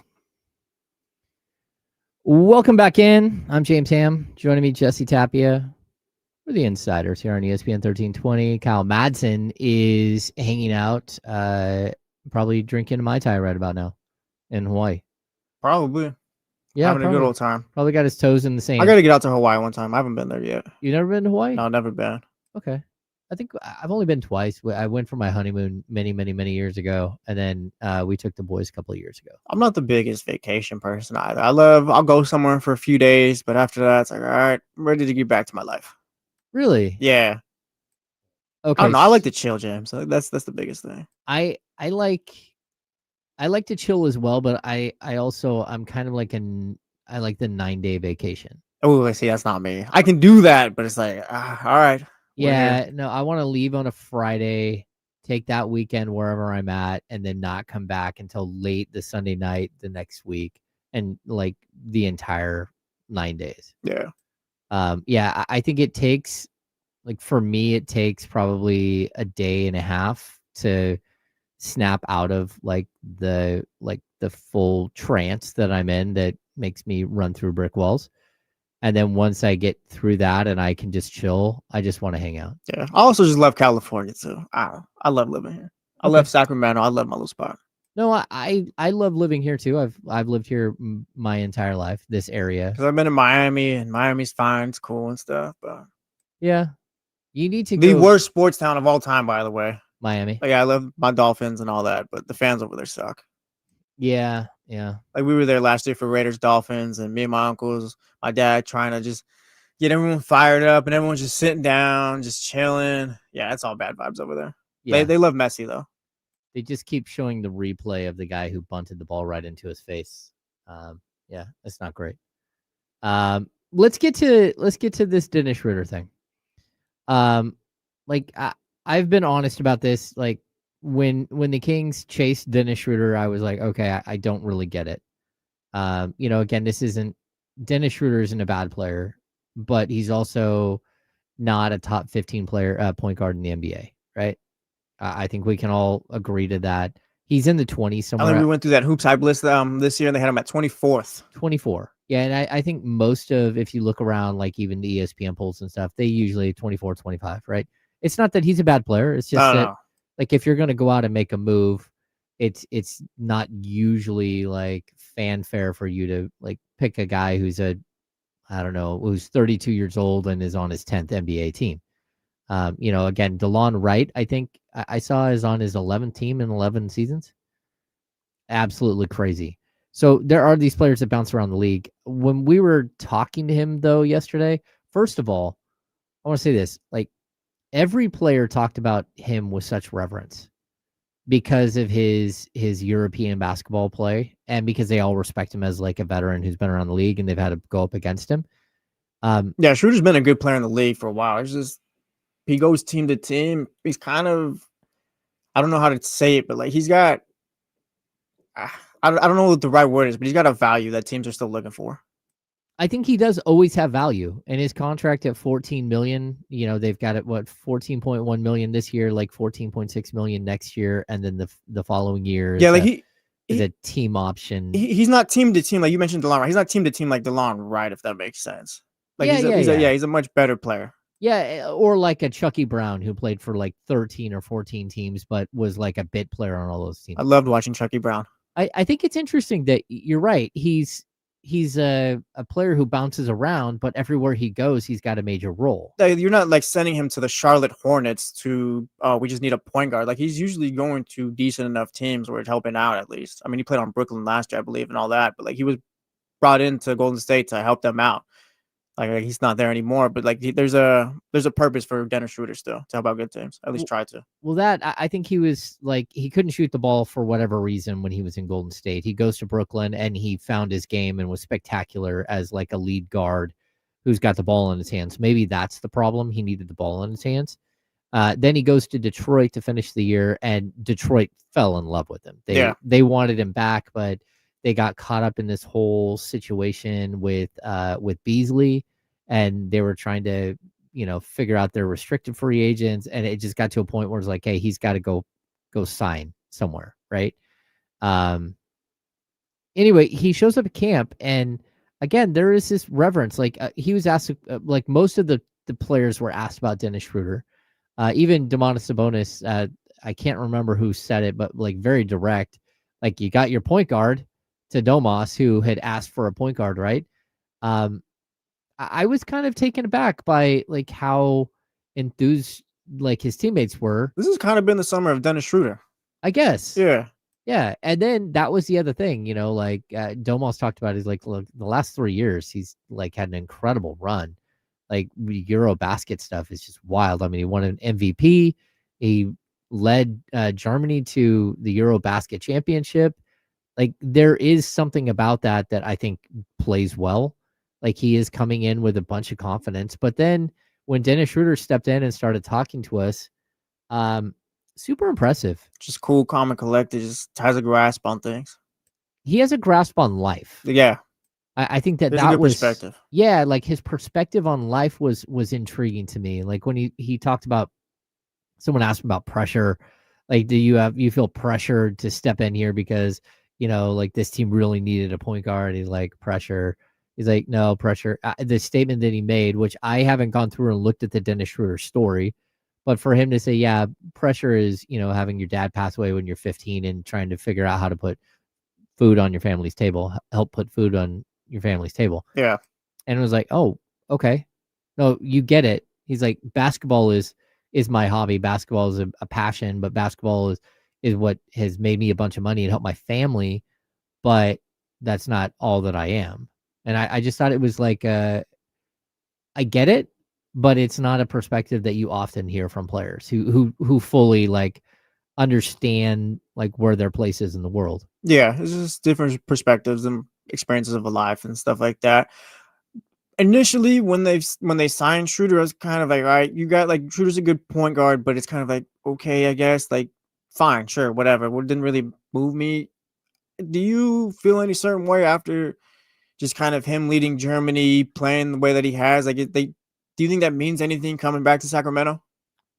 I think like there's a potential here for him and Malik Monk to create the game-changing point guard together as two players instead of one. And real quick too, I also like Dennis Schroder being here too, because I do think there's a plus to him leading his country and just being the leader there and just bringing that over to the Sacramento Kings locker room as far as building a culture. Like I think that's the kind of guy you want to. No, I agree with that. But I've also, there's the Sasha Vezenkov thing who won MVPs in Europe with no problem. To be fair, I mean, Schroder was killing it on the Atlanta Hawks before. Like Vezenkov never got here. No, I agree. And then I would also say with Bogdan, when Bogdan came over, he was fresh off an MVP in Europe as well. And I thought he played really, really well. But at the same time, I kind of put Dennis in the same category as I do with Bogdan. Like they're solid NBA players. You need more players like that on your roster. If you had 2 star level players and like 6 Dennis Schroder level players, you're probably a really good team. The problem is like you're counting on Dennis Schroder for maybe more than what he's been in the past. And I think the one good thing is, number one, you can trade him. Like that's not to be, again, disrespectful. That teams out there want Dennis teams Schroder. teams want that. What we were talking about 5 minutes ago, like teams want him. He's still got value around the league where he can help. Yeah, he played on 3 teams last year and 2 the year before. He was traded. That's the other thing that I thought was really interesting, because I had Zach LaVine say at one point, yeah, hey, last year was tough. It's the first time I've ever been traded mid-season. And then on the other hand, you have, DeMar DeRozan calling the entire season an S show, and multiple times. And that's the first time he's ever gone through a mid-season coaching change. Like, Dennis Schroder played for 5 coaches in the last 2 seasons. And this is his 6th coach he's played for in 2 seasons. Like, how about some perspective? Like, there are people around the league that don't have the luxury of never having gone through a mid-season coaching change. I don't know. I was kind of stunned by when DeMar said it, because he's been in the league for so long. This year 17, never been through a mid-season coaching change. You know how many mid-season coaching changes I've been through as a as a writer. It's a little different over here in Kingsland. I mean, tomorrow's with the Spurs, the Raptors, and then the Bulls. The Bulls have, I don't think they're the most, I guess, stand-up organization or anything like that, but it's a lot more stability than what it's been over here. I guess. Yeah, because like, again, let's just say 15 season, because this year hasn't started yet. Paul Westphal was replaced by Keith Smart. Michael Malone was replaced by Ty Corbin. Ty Corbin was replaced by George Karl. That's in one season. So that's 3 times I've seen it happen. We have Luke Walton get replaced by Alvin Gentry and Mike Brown replaced by Doug Christie. I've seen 5 mid-season coaching changes just myself. Like, yeah, you're used to the game. Yeah, you're used to it. Like, I remember talking to Brendan Nunes on the day that, like, Luke Walton was likely, it was the last game that Luke was going to coach. It's the puke game. Guy. Yeah, it's the puke game, right? And we're walking into the media room, and Brendan's like, what should we be asking? And I'm like, Luke, any thoughts on puke guy tonight? Well, no, I mean, it was like you don't get into the nuances of the game. You don't ask about the points scored or how many rebounds or why you only shot, 4 of 28 from 3 or whatever it is. I don't know what the box score read for that game. All of that doesn't matter. It's about trying to focus on what's about to happen because you knew what was about to happen. And so it was like, hey, you can just like take a backseat for a sec, and like Jason Anderson and Sean Cunningham and myself and like maybe a couple others in the room that have been through this multiple times will help. And if there's a question you feel like you want to jump in and ask, like, feel free to. But also, this isn't a day where you have to feel like you need to ask a question. And that's where I kind of get like, how is it that you have one player who has been traded 5 times or played on 6 teams now in like the beginning of the 3rd season, and you have these other players who have never been traded mid-season, never had a coach fired, in a combined 37 years of NBA basketball? I don't even know what the answer is to that, James. I don't know. It's just different perspectives and different experiences in the NBA. Yeah. Sometimes you got Dennis Schroeder, and sometimes you get like DeMar DeRozan. Well, I think but like being a guy like DeMar DeRozan and a Hall of Famer, though, you probably do a lot of the heavy lifting where like you're a Hall of Fame talent. So like that's a big plus. You're not going to run through coaches because more times than not, this team is going to be good because you're on it. No, that's true. It's a good point. Yeah, I just think it's really interesting. Watching Dennis Schroeder kind of like standing there in a scrum and answering questions.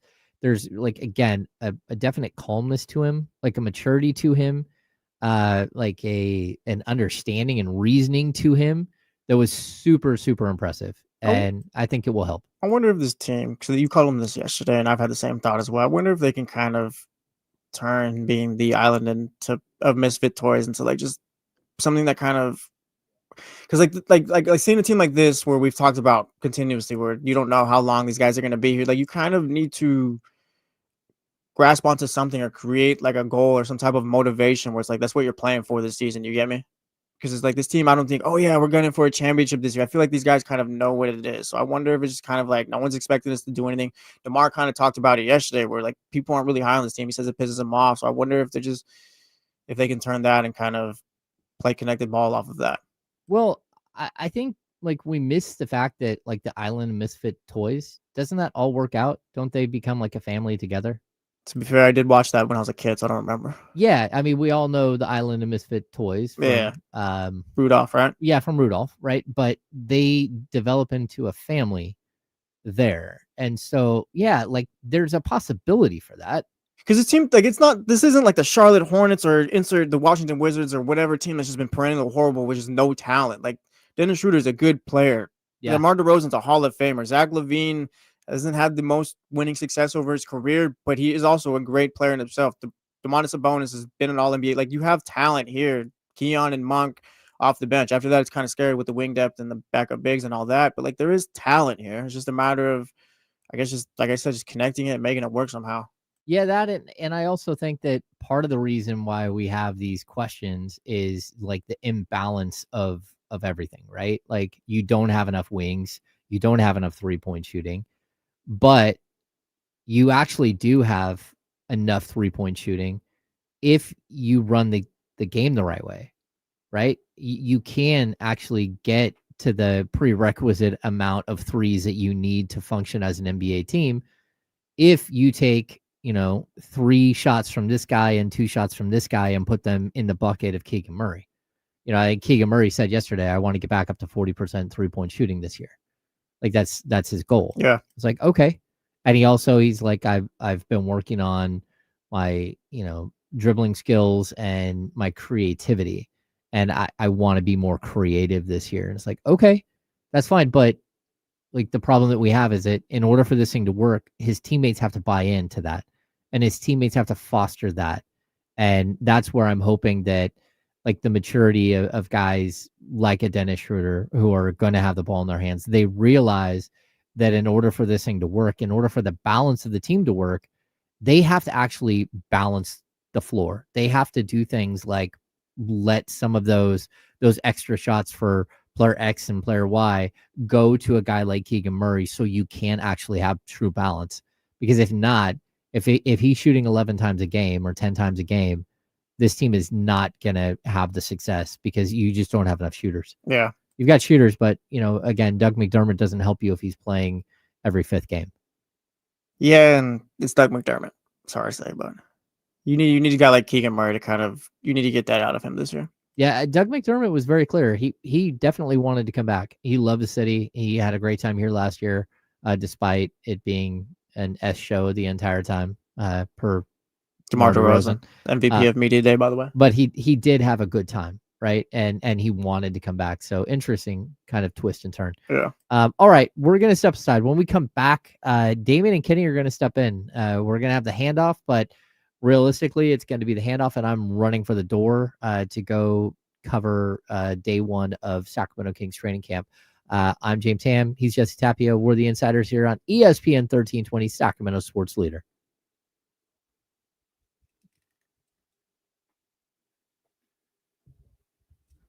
Thanks, everybody. I'll see you tomorrow.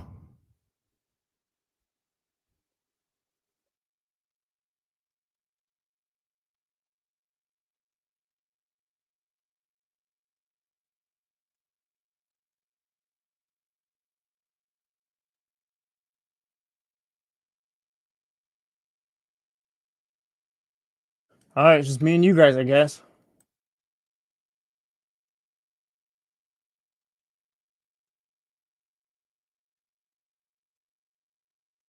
I'm just walked in here like, where are the guys?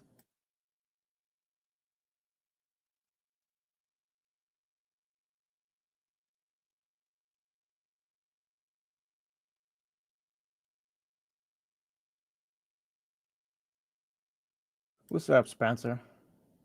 JT Lowe will call it the producer.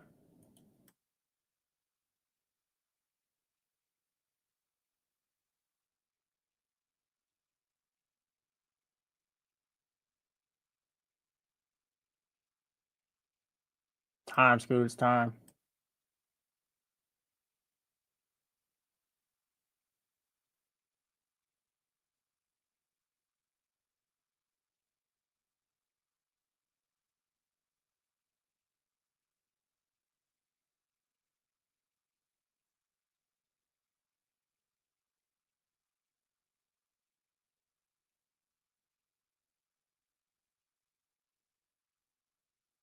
All right, the guys are here. Emergency avoided.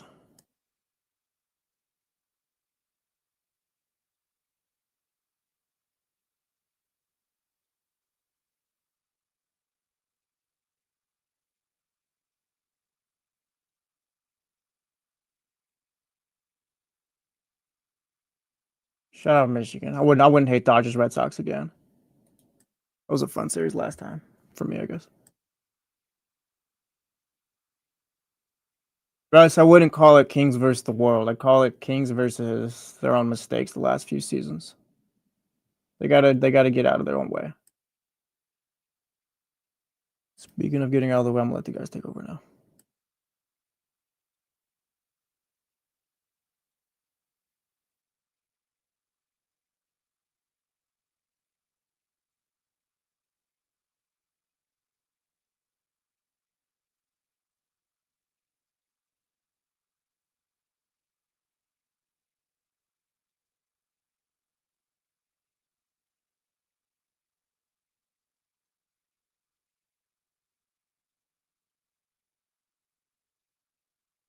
I could do it.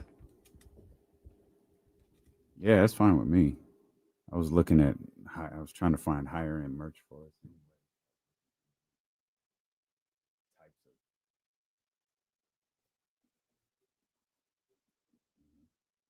Let the world know you're down. We're back.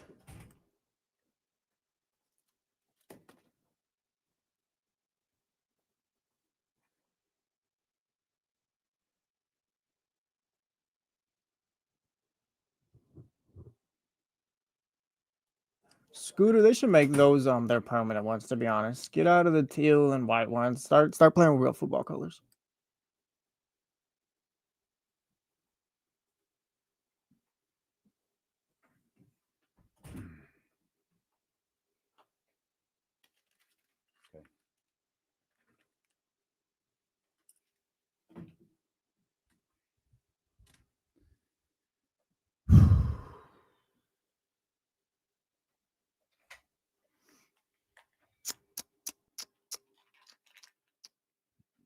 I'll use these ones.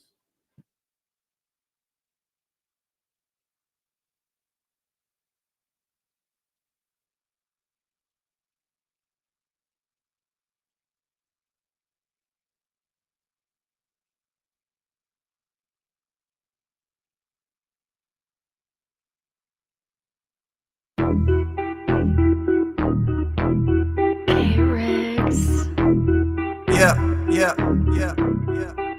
We got them screaming D-Lo, KC, D-Lo, KC, D-Lo, KC, D-Lo. We got them screaming D-Lo, KC, D-Lo, KC, D-Lo, D-Lo. We your number one spot. We your number one spot for some sports, huh? Got the city going crazy when we work, huh? We top 2, but we ain't 2, we in first, huh? And when you need the real, we is who you search, huh? D-Lo, KC, D-Lo, KC, D-Lo, KC, D-Lo. We your number one spot. Let's go, baby. Hey. Yeah, we a little bit early. So what? We welcome you in here to the Tuesday, September 30th edition of D-Lo and KC. It's the last day to get an EV credit. I know. That's it. I saw that on the Trump said to hell with electric vehicles. You bitches are paying full price. Yeah, man. Damn. So head over to Elk Grove Kia now. Go get you one. Time. EV6, EV9, Yeah, you know what I mean? EV anything. You're going to need to get that today. You're going to wind up. I've been watching this date we've been looking at EVs. I've been watching this date for weeks. Like, I don't think we're going to do it. And we haven't. Yeah. Now it's going to be more expensive. Watch, we're going to decide tomorrow. Okay, let's get this one. No, man. Damn. Going to have to wait just on principle now. The principality of the situation. That's all it is. That's all it is. I'm Damian Barling. The ultimate needle mover in God mode himself. He's Kenny Caraway. Yes, sir. Acknowledge me. And we are live. Alongside. What are you doing with him? Real quick. Edison, don't go anywhere. Don't go anywhere. Edison, don't go anywhere. Man, Edison already gone. He know where this is going. You see they brought Roman back last night? I saw it. I saw an alert for it. Don't buy that. Don't buy it. But look, Stop doing the breaking case of emergencies to us. All right. Exactly, That's bro. what I'm saying. Like, oh my gosh, they're cooked, bro. If every time things look bad, he's back. No, bro, you got Like, how many times does he got to come back? Like, I thought it was an old clip. I'm not even joking. I thought it was an old clip. They're cooked, bro. Every time it just looks bleak. They got to bring him back. if it doesn't show up on my Instagram feed, I don't see it. 4:30 this morning. Oh, there's Roman. Oh, it's like, what's this? Oh, this was last night. All right, looks like the 7 other times it happened. Oh my gosh. If they don't just let him go and be off the air for 7 months. Stop running the same play, okay? Enough of the good guy getting his ass kicked by the new bloodline or whatever this is, and then, the music hits and Roman walks all cool down the aisle. And, the music. Like, enough, dude. Oh, man. WWE's cooked, bro. They are cooked. Oh, man. Did you see? And booking John Cena to lose every damn match. Oh, that is so bad. Now they're hyping up the December match, and it's like, who is it? Like, who are they? Now, It's got to be Brock. Who? Who's clamoring for John Cena and AJ Styles? Oh my gosh. I mean, Is- I'm not what, gonna, is that- that was is a that what they're Twitter trying one. to I talk think. about? That No, was a Twitter one. They're doing that. A crown jewel Yeah. catch. I think Seth versus Cody for the crown jewel title. I believe. I think there's a crown jewel title being fought for. Gosh, Well, yeah, bro. Cody won last year's. Oh, that's been a It's thing. the ring. Oh, He wins a ring. like the same thing that Shane McMahon won. Oh God, I greatest hope wrestler not. of all time Oh, thing. Jesus When he had Christ. 2 quads. Yeah, 2 Oof, working quads. man, what a time it was. He had 2 functioning quads Damn. and a father in power. Now Got a brother. Now his sister's going to the Hall of Fame. Edison, just stay. We're done. We're No, done, Edison. We're hey, done. We're done. hey. Are we back? Oh, hey, no, hey, Are we hey, back? Hey, hold on. Ah! No, I was telling James early, low key, we're winning, right? Oh, we're gonna pick up a win. Cool. Let me see what this schedule's looking like. Panthers win, Chargers lost. Oh, Browns and Falcons. By the time we get to it, hey, maybe 10-7's not so out the table. Ooh, 10-7. Also, I've been Charlie Brown with the football with this team this whole forever, so we'll see. But it was a nice little win. The Jets Okay. stink, but Okay. we're not jumping out the window or anything yet. Okay. Darren Waller, All right. the Hey, return. Darren Waller. Man. God. Check out his latest album on Spotify. Man, Oh, man. Jesus. That was crazy. Can I tell you, I came in this morning. I have meetings on Tuesday mornings, wrapped up the meeting, had to do a couple of things in the studio, walked over to the sales side where Wanda and Pamela, 2 of the best people in the building, share a little area. Mhm. Pamela Love looks at me and goes, I was thinking about you. Oh, Hey, really? yeah. She's like, yeah, I hope you don't take offense to this, but has anyone told you share the characteristics of Mike McDaniel? Oh, no. Jesus. I thought she might have said Darren Waller. Oh, God. man. Oh, God. No. She hit me with the Mike McDaniel, which marks the second time in the 4-week season Damn. that someone has. Second time this season. Second time this season. What was the first? The first was Katie's best friend. Katie's best friend texted her and was like, hey, have you seen this Miami Dolphins coach? And of course, she seeks out the Miami Dolphins coach and voila. That See- actually reminds me too, real quick, Casey, because I don't think you were here for this. Yesterday, Damien, when you brought in the little one, you're like, oh, yeah, blah, blah, blah. Oh, yeah. Damien had the nice little moment. Oh, okay, I'll see you later. And then she goes, where's KC? No. I swear, I Hey, swear. Hey, It's on it's video, on tape. bro. It's That's even- the shoot. yeah, I was Pull like, the- no. we'll pull the- we'll Yeah, pull I the- swear. I'm Hey, not even joking. Okay. No, like, seriously. Hey, Yeah, nah, like, I'll they pull the really do video. do Shout that. out, Yeah. First of all, shout out Morgan. That's I'll pull my the girl video. because she is the best whistler I've ever met in my life. She's only 4. That's got to be on like America's Got Talent. She could get on that show. Mm-hmm. That's almost a what's the word I'm looking for? Phenom, I guess, kind of at 4 to be able to whistle. She can. I can't. I'm 44 and I can't whistle like that. You can't whistle? Oh, you can't whistle like that. I can't barely whistle. I just gotta make a sound. Same. Yeah, I don't even whistle. It's just kind of like a noise. But that's my girl, man. That's my girl. Shout out. Nah, he thinks we're playing. This, No, this it was hilarious. Oh, it was this- on air? It yeah, was that's what I'm on- telling you. It was on camera. Let me find where the switch happened. It's probably about like 1:43 around there or something like that. Prodigy. Thank you, guys. That's what I'm looking for. Oh, that's Not- right, Not 'cause- Queensbridge. No, it had to be earlier than that because I brought. Oh, now the footage ain't It's nowhere to when be you- found. I thought it was when you took over for nowhere James. to be- It is nowhere to when be I took found. over for James. No, I mean like 1:43 on the Yeah. YouTube thing. Like hour 43 into the show. Yeah, but I took over for James at like 10. Oh yeah, you did. 10:43 then. 10:43. But footage ain't even there. It See should what be I'm like saying? 45 See minutes see in. what happens when you pull that card on this stuff, Nah. bro? Footage ain't even It's there. there. It's there. I'll find Now it. it's out. there. I'm glad everybody can see all the cap you guys be saying when Nah. it's happening. Zabo, we need you. Nah. Nah, I have the clip on my phone. See, it's hard to I'm at 40. It's hard to slowly skip. Jesse. Oh, I'll wait a find minute. it. There she is. There she is. All right, we got hold on. That's the homie too. Okay, hold on. No, we had Return of the 8-Hour Show. Hold on. We have it. I don't know. I don't. That's the title. So I know I went to That's the title. Of the show. Let me see. I wish they would just let me like skip ahead 10 seconds, but they don't. No, it happened. That's a shoot. It happened. Whatever, man. It happened.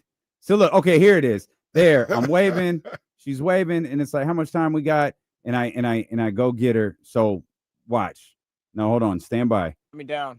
I'm not worried, but There's Jesse. He about was ready. 45 minutes. Yeah, Jesse was worried ready about for the Dolphins? He was ready for the Dolphins. Yeah, he was ready for the Dolphins in prime time. Uniforms look nice. Dolphins in prime time there can go you either way. Man. There we go. This is my Morgan. I like that. I No. that. You say hi to everybody. Now watch this. That's Jesse right there. But that's the chatty house. That's everybody watching.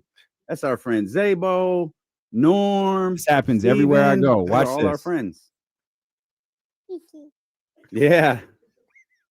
Okay, I got to do the show. You have a great day. Mwah.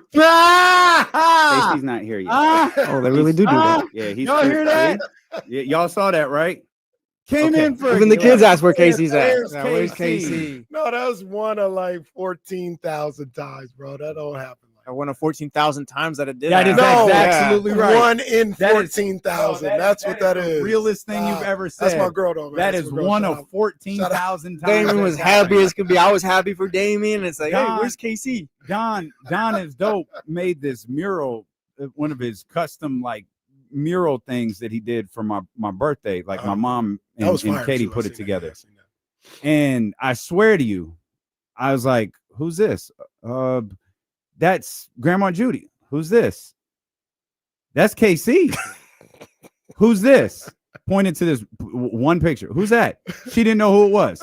It was her. Oh, She knew that was Grandma Judy. She knew that was KC.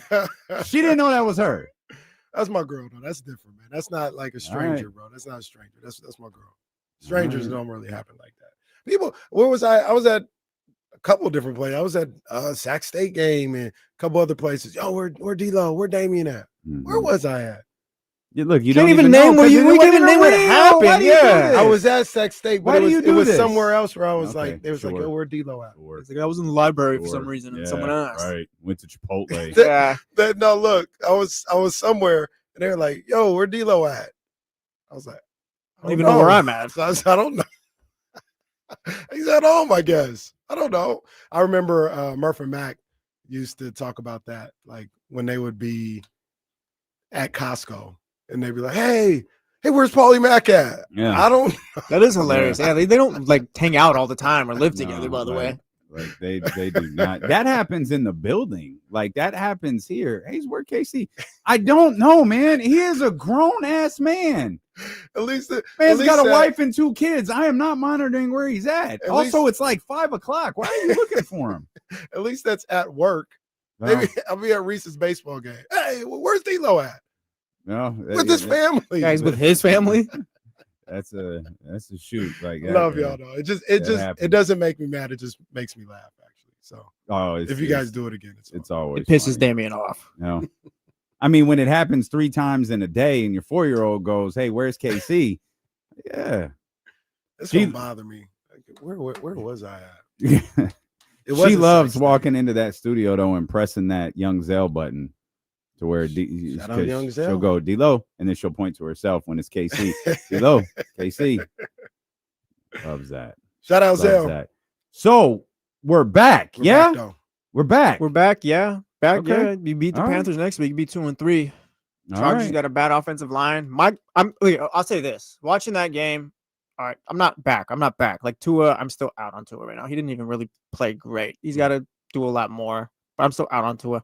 Mike McDaniel is the one who I'm kind of watching. Like, oh, you're kind of coaching for your job right here, but like you finally back in your bag. Like you're finally calling good plays, spreading the ball out a lot, and all that stuff. Like if anyone I'm back on is Mike McDaniel, not Tua. One thing about the Dolphins, Mike McDaniel, is it doesn't seem like they quit on him. Yeah, they haven't quit yet. They still, playing hard. You can make the argument they're playing because they like the coach. They don't want to see him get fired. So that's a good sign. It's a real good sign. They're not back, but that was Well, nice. I don't to think they pick up a want win. Mike McDaniel fired. No, No, that's not No. something they'd want. no. That's what I'm saying. Like the players They're are still working. locked in. They're still locked in and believe in him to a certain degree. At Carolina, that's That's Now gotta be careful. there was an 0-3 Jets. Well, that's the team. thing. I'm not like we're talking. I'm not back on the Dolphins. I don't think they're gonna go 10-7. Like I did do the schedule thing where I did look, and I was like, hey, I see it. I see the vision or whatever. But it's kind of like, yeah, like they didn't even play great. You know yesterday. what you sound like? You know what you just sounded like? What? I won't do the twirl. That's what you sounded like. Like Was that? I might do the twirl. Is that? Oh, that's season 5. It actually might be. It actually might be. I season saw five, it. to be Right. I honest. saw it. Lose the twirl. You'll get there. I You'll saw get it. there. Yeah, they're not back, but like I don't know. Like All right. the Jets weren't great. So the Jets were moving down the football field and then got hit with every penalty they could when they had any type of moment. It was a little bit of competitive game. Like I say that not to dismiss the Jets too. Like I thought they were doing some things, and the Dolphins answered every time. Yeah. The Jets did something. It's probably not the takeaway I'm supposed to have from this game. I really like Justin Fields and hope he continues to like develop a little bit. Yeah. I thought he was in concussion protocol. When did he get cleared? Friday. Oh, he got cleared Friday or Saturday. Okay. He was back It practicing. must have been Saturday because maybe Saturday. He was back practicing like Thursday. He was still in protocol, but like taking the steps. Yeah. Okay. Because he did miss a game or 2 games. No, he One missed game. last week. One Yeah, game. 'Cause he I think got that's hurt the again. only one he missed. He got hurt against the Bills, missed against Tampa, right? And then was able to get cleared for this game. Good for him, man. I see some of the same stuff. And I mean, he's a little bit more accurate. He's a little bit more comfortable, I guess, in the pocket, but can still get away, can still use his legs. It feels like, as someone who really wanted Justin Fields to succeed, it feels like he just sees the field better. And that's obviously helping his decision making. It wasn't bad yesterday. No, I didn't think he was bad at all. I don't think he's been bad at all this season. Maybe the second game of the year. I think that must have been the one that he got hurt. Yeah, maybe that one wasn't the best, but that was the Bills too. Sure. Yeah, sure. You heard it here first, though. The Dolphins may or may not be back. Very good. Well, that was thankfully an injury I missed with your boy Tyreek Hill. I got home, did whatever, and turned on the TV as he was being carted on. And thankfully, once you get to the point of that, the replays are done. And then I heard what the injury was. And of course, we've learned this morning it was substantially worse. He dislocates his knee, torn ACL. There could be some other ligament damage in there, but it was one of those. I know you guys don't like this stuff, but leg was saying go right. Yeah. Rest of it was saying go left. Oh man. I had the same experience. All right, you guys settle down. This isn't We didn't do anything. Yeah, what do you mean? I was in the backyard. We had a training session with Reese. We were working on hoop. Mike Bibby came over? No, not at all. Not even close. Bobby Jackson? Oh. No, I just had the game on. Doug Christie came over. I had the game on while we were doing. Was it Doug? No. It was just me and him. Oh. But I had the game on, the Monday Night Football game on. Because with the TV. Yeah, the TV. That's why I said, calm down. Oh, you had TV in your backyard? No, that's why I said, calm down. It's just a regular TV. TV in the full court in the backyard. So you were training with Doug Christie, and then what? No, it was just me and Reese. The game was on the Jumbotron. It's only like a 35-inch TV. It's not a Jumbotron, so that's small today. It's a computer monitor today. But kind of same thing happened. Like it was like third quarter when we got out there, and then I didn't, I'm listening but not really watching. I turned over and I saw Tyreek on the cart, and I said, "Is he on the cart?" They were just recapping it, and I was like, "Oh man!" And I was like, "Does he have a air cast?" Oh, I know what time that is. So I didn't even try to find it, and then I heard about it, saw tweets about it. I was bad. "Oh, bad. No. So I think his career's over. I was gonna say, can we have a difficult conversation? I mean, Tyreek's 32. All right, yeah, we can talk. Is that too old? Is he? No, he's 32, right? He's 31 or 32. I feel. Okay. Maybe 30. If only there was a way I could find out. Yeah, and I'm not saying that like he'll never play football again. He's 31. He turns 32 in March. Sorry, Casey. Played his last down as a Dolphin.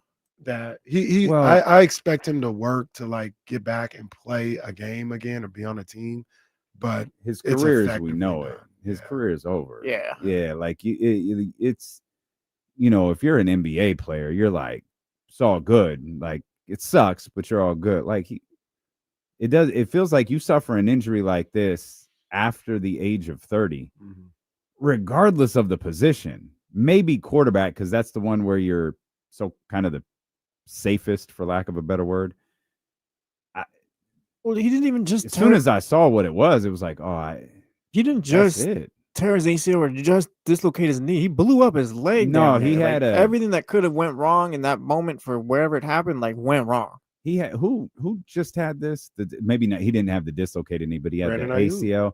Oh, that's right. It was Brandon Brandon Ayuk Ayuk. The destroyed ACL, his PCL, and MCL, all of that stuff Yeah. just destroyed. Yeah. And that's kind of why I feel how I man. feel about him. Talking about Brandon Ayuk. Once again, I think Tyreek Hill will work to play football again. Yeah. Will work Of to course. get back and play. Mhm. But like I said, I don't want to be disrespectful, but it's almost like ceremonial. You know what I'm saying? It's like, And that's okay. Yeah, And that's okay. He's playing. He got back. He worked to get back on the field. That wasn't his last moment in an NFL uniform, and that'll be cool. But This like, is Hall of Fame. essentially. Sorry. I'll say Hall of Fame career too. Looking at it, Super Bowl, 5-time All-Pro, 8-time Pro Bowl, and then All-Decade Team in 2010. This is essentially what happened to Odell. No. yeah, Odell. I mean, without the gruesome part of the injury, I think he tore his ACL in Cleveland. yeah. I think he was 28, and he came back and he actually played, a handful of more years, including with Cleveland. But he was never Odell again. Mhm. And I don't know if that was because of the injury or something else. But that was it. Yeah. It was like we're talking 28, 29 years old with Cleveland. Yeah, and you talk about Tyreek Hill, somebody who,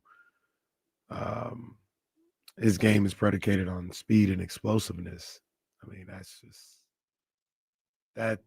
just not going to come back the same way. And I want to see him out there again. I want to see him in his career, a certain way, not on a cart, not on anything like that. I want to see him play and go out on his terms. Mm-hmm. But just, when he does come back, it's just going to be a different type of receiver for the most part. And I don't know how long he'll be playing when he comes back. But once again, hopefully he gets an opportunity to close things out on his terms. Yeah, I hope so. He was a dynamic player for sure. You brought up Odell. I saw a clip of Odell the other day. Some crazy game he had against the Ravens, like 217 yards receiving, 3 times. I said he really could have been top 5. I was a little yeah. I Yeah. I don't want to say I was hating, but when they were talking about it, rookie and second year, and they're like, "Yo, look what Jerry Rice did in his first 2 years compared to Odell." Like, settle down, just calm down. I don't want to say I'm hating, but I was just like, just settle down. But he was that special. He had speed, he had unbelievable athleticism, great hands, and he just went crazy those first 2-3 years of his career. He could have been, I don't know if he would have been the greatest, but he could have been top 5 if he was able to stay healthy. He absolutely could have. His first 3 years were absurd. His first 3 years were absolutely absurd. 1,300 yards, 1,400 yards, 1,300 yards. He gets hurt that 4th year, comes back, has 2 more 1,000-yard seasons, one with New York and one with Cleveland, and then that's it. Somebody, I think, tweeted me and made the comp. They said, is he Derrick Rose, NFL version of Derrick Rose? And that's pretty good. In a condensed way, yeah. He was never league MVP, obviously, but yeah, absolutely. He won the Super Bowl, right? Yeah, he tore his ACL. He tore his he was going to win the MVP. Yeah, 2 touchdowns. Yeah. And 1 touchdown. It was like, yo, this dude's going to win the MVP. Said he's out there on crutches, but he did win a Super Bowl. Shout out Odell. Was seen from time to time in Sacramento. I remember he was at the Rock and Jump on Laguna Boulevard one day on a random Sunday. Do we know why? His girlfriend's from Sacramento. Okay. So much like Giannis being in Fresno randomly, his family. No? I remember somebody like tweeted out just a random Sunday afternoon. They're like, Odell Beckham's at Rock and Jump. What? Great. It's practicing one-hand catches, I guess. Yeah, I forgot her name too, but yeah, she's from Sacramento. Oh man, I don't think they're shoot. together no more. I close this tab. How does a person like Odell Beckham Jr. meet a girl from Sacramento? A lot of, I mean, Well, yeah, a lot I of these do. athletes got Sacramento ties when it comes to these women. Like a lot of them. Pablo Torre finds out. Yeah, there it is. Man, yeah, Tyreek and Lolo, yeah. that was her name. Lolo. Jesse's Lolo right, man. Woods. Jesse's right. 100% a Hall of Fame career. Tyreek. Yeah, these numbers are actually kind of ridiculous. They're very different than Odell's. I don't want to say he started out slower, 593. Then he had a 1,000-yard season, an 1,100-yard season his second year, a 1,400-yard season. This is 1, 2, 3, like 8 Pro Bowls in a row, it looks like. But he hits 17-10 with Miami and 17-99 in the 2023 season. Crazy. I'll never forget that year, 13 bro. touchdowns. Oh my gosh. That's so great. That is crazy. Yeah, that's not even. I mean, Tyreek is. That man is Jesse said it, and he said it with confidence. I was like, huh? Oh yeah, this man is a Hall of Famer, crazy, an absolute Hall of Famer, and he, I don't think he'll ever produce a season like any season he's had on his resume again. But man, what a hell of a run, and that's perfectly fine. He's going to rehab. He's going to get back into shape, or he's going to get his speed back, do all of that stuff, and come back. He'll play some football games, and then he'll retire. One of the criteria that I try to have when I talk about Hall of Famers in the NFL is, did you go at least half a decade? I'll give you 5 years, half a decade, where you were top 5 at your position. Mm-hmm. And he clearly did that. He probably did that for 6-7 years, where he was one of the top flight receivers in the league, if not the top flight receiver. He was probably top 3 for 5 years. Oh yeah, absolutely. I mean, those 1,700-yard seasons I just pointed out followed 2 1,200-yard seasons. 3 of those 4 seasons, he had over 111 receptions in all of them. 111 was the low. The other 2 seasons, he had 119. Double-digit touchdowns 3 times in his career. He was a special player. He's not dead. He's very much alive. He was a special player. It's a little crazy. He's very much great. alive. So let me ask you guys something real quick. I think he is. We've already established that. He is a Hall of Famer. Yeah. I'm trying to look at just some of these Hall of Fame wide receivers. The yards aren't really matching up. Total? Yeah. Well, I don't think the longevity is going to be there. Yeah. I think he's going to wind up he's going to wind up at 9 years of productive football. Like this year is going to be lost. And then whenever he comes back, I'm not sure what that'll look like for him, but I don't imagine his low right now is 61 receptions, 593 yards. That was his rookie season. Does he do that again? So No. this is essentially it. Yeah. Yeah, he's got that all-decade teams down too. I look at someone like Steve Smith. 1,031 catches, 14,731 yards. Tyreek doesn't have those numbers total or anything like that, but I feel like Tyreek was a lot better than Steve Smith too, though. Ooh. I love Steve Smith, but Tyreek is different. Tyreek, if you live through it, and I Yeah. mean, are we doing kickoff returns and punt returns and all of that stuff? Are we factoring that into the conversation? I'm just thinking wide receivers. Look, you know how I lived through Tyreek Hill, so well, that's what I mean too. That's We a Hall lived of through. Famer. It's Terrell Davis. Yeah, It's the obviously it's the opposite. We lived through Terrell Davis. yeah. He doesn't have the numbers everybody else does, but we were here for it. We watched it. We saw it. The committee watched it and saw it. They were like, "Hey, he's a Hall of Famer." It's different. There's levels. That but one's a he's little. Hall of That Famer. one's a little borderline. Terrell Davis. Mr. Davis. I'm gonna give it. I'd give it to him, but I don't know. That was a little borderline. Okay. I mean, every year he played was 1,000-yard season. No. Yeah. It's just Yeah. not a lot. Probably, It's just not. It's just not a lot. Once and again, then he got those Super Bowls with the Golden Boy. And you would think he was probably the one that took them over. He ran for 1,100 yards his rookie year, 1,500 his second, 17 his third, 2,000 his fourth, and then the last 3 seasons all went down. Woo.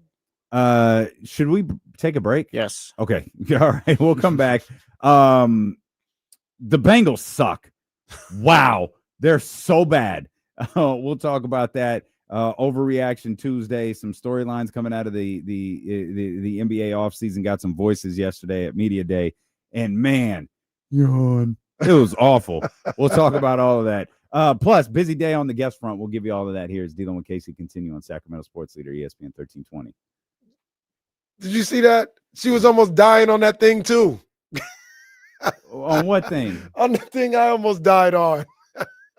The little The spinning fair- round? You pointed to that. I thought you was pointing at Dwayne. No, I had to do double take because I have it on my screen. I was like, is she on that damn thing too? Almost died. And that boy Scooball's going crazy. Monster today. right now. He's going crazy today. Makes me feel a little bit better about today's matchup. Woo. But Max Fried's dope too. Man,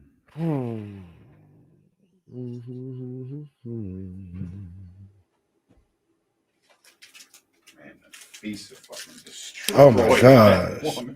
Oh man.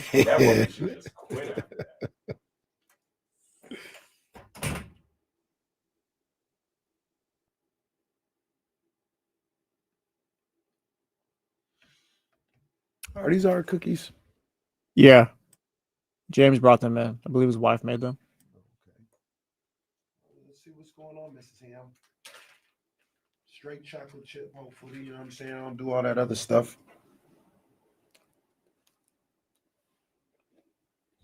Yeah. Yeah.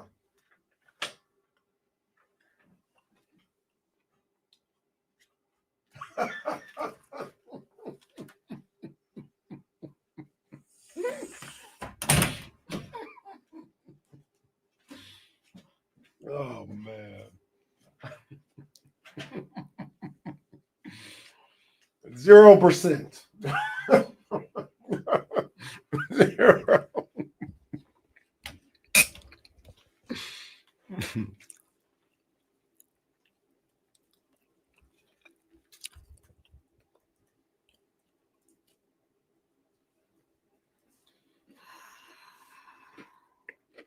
Oh, wait a minute.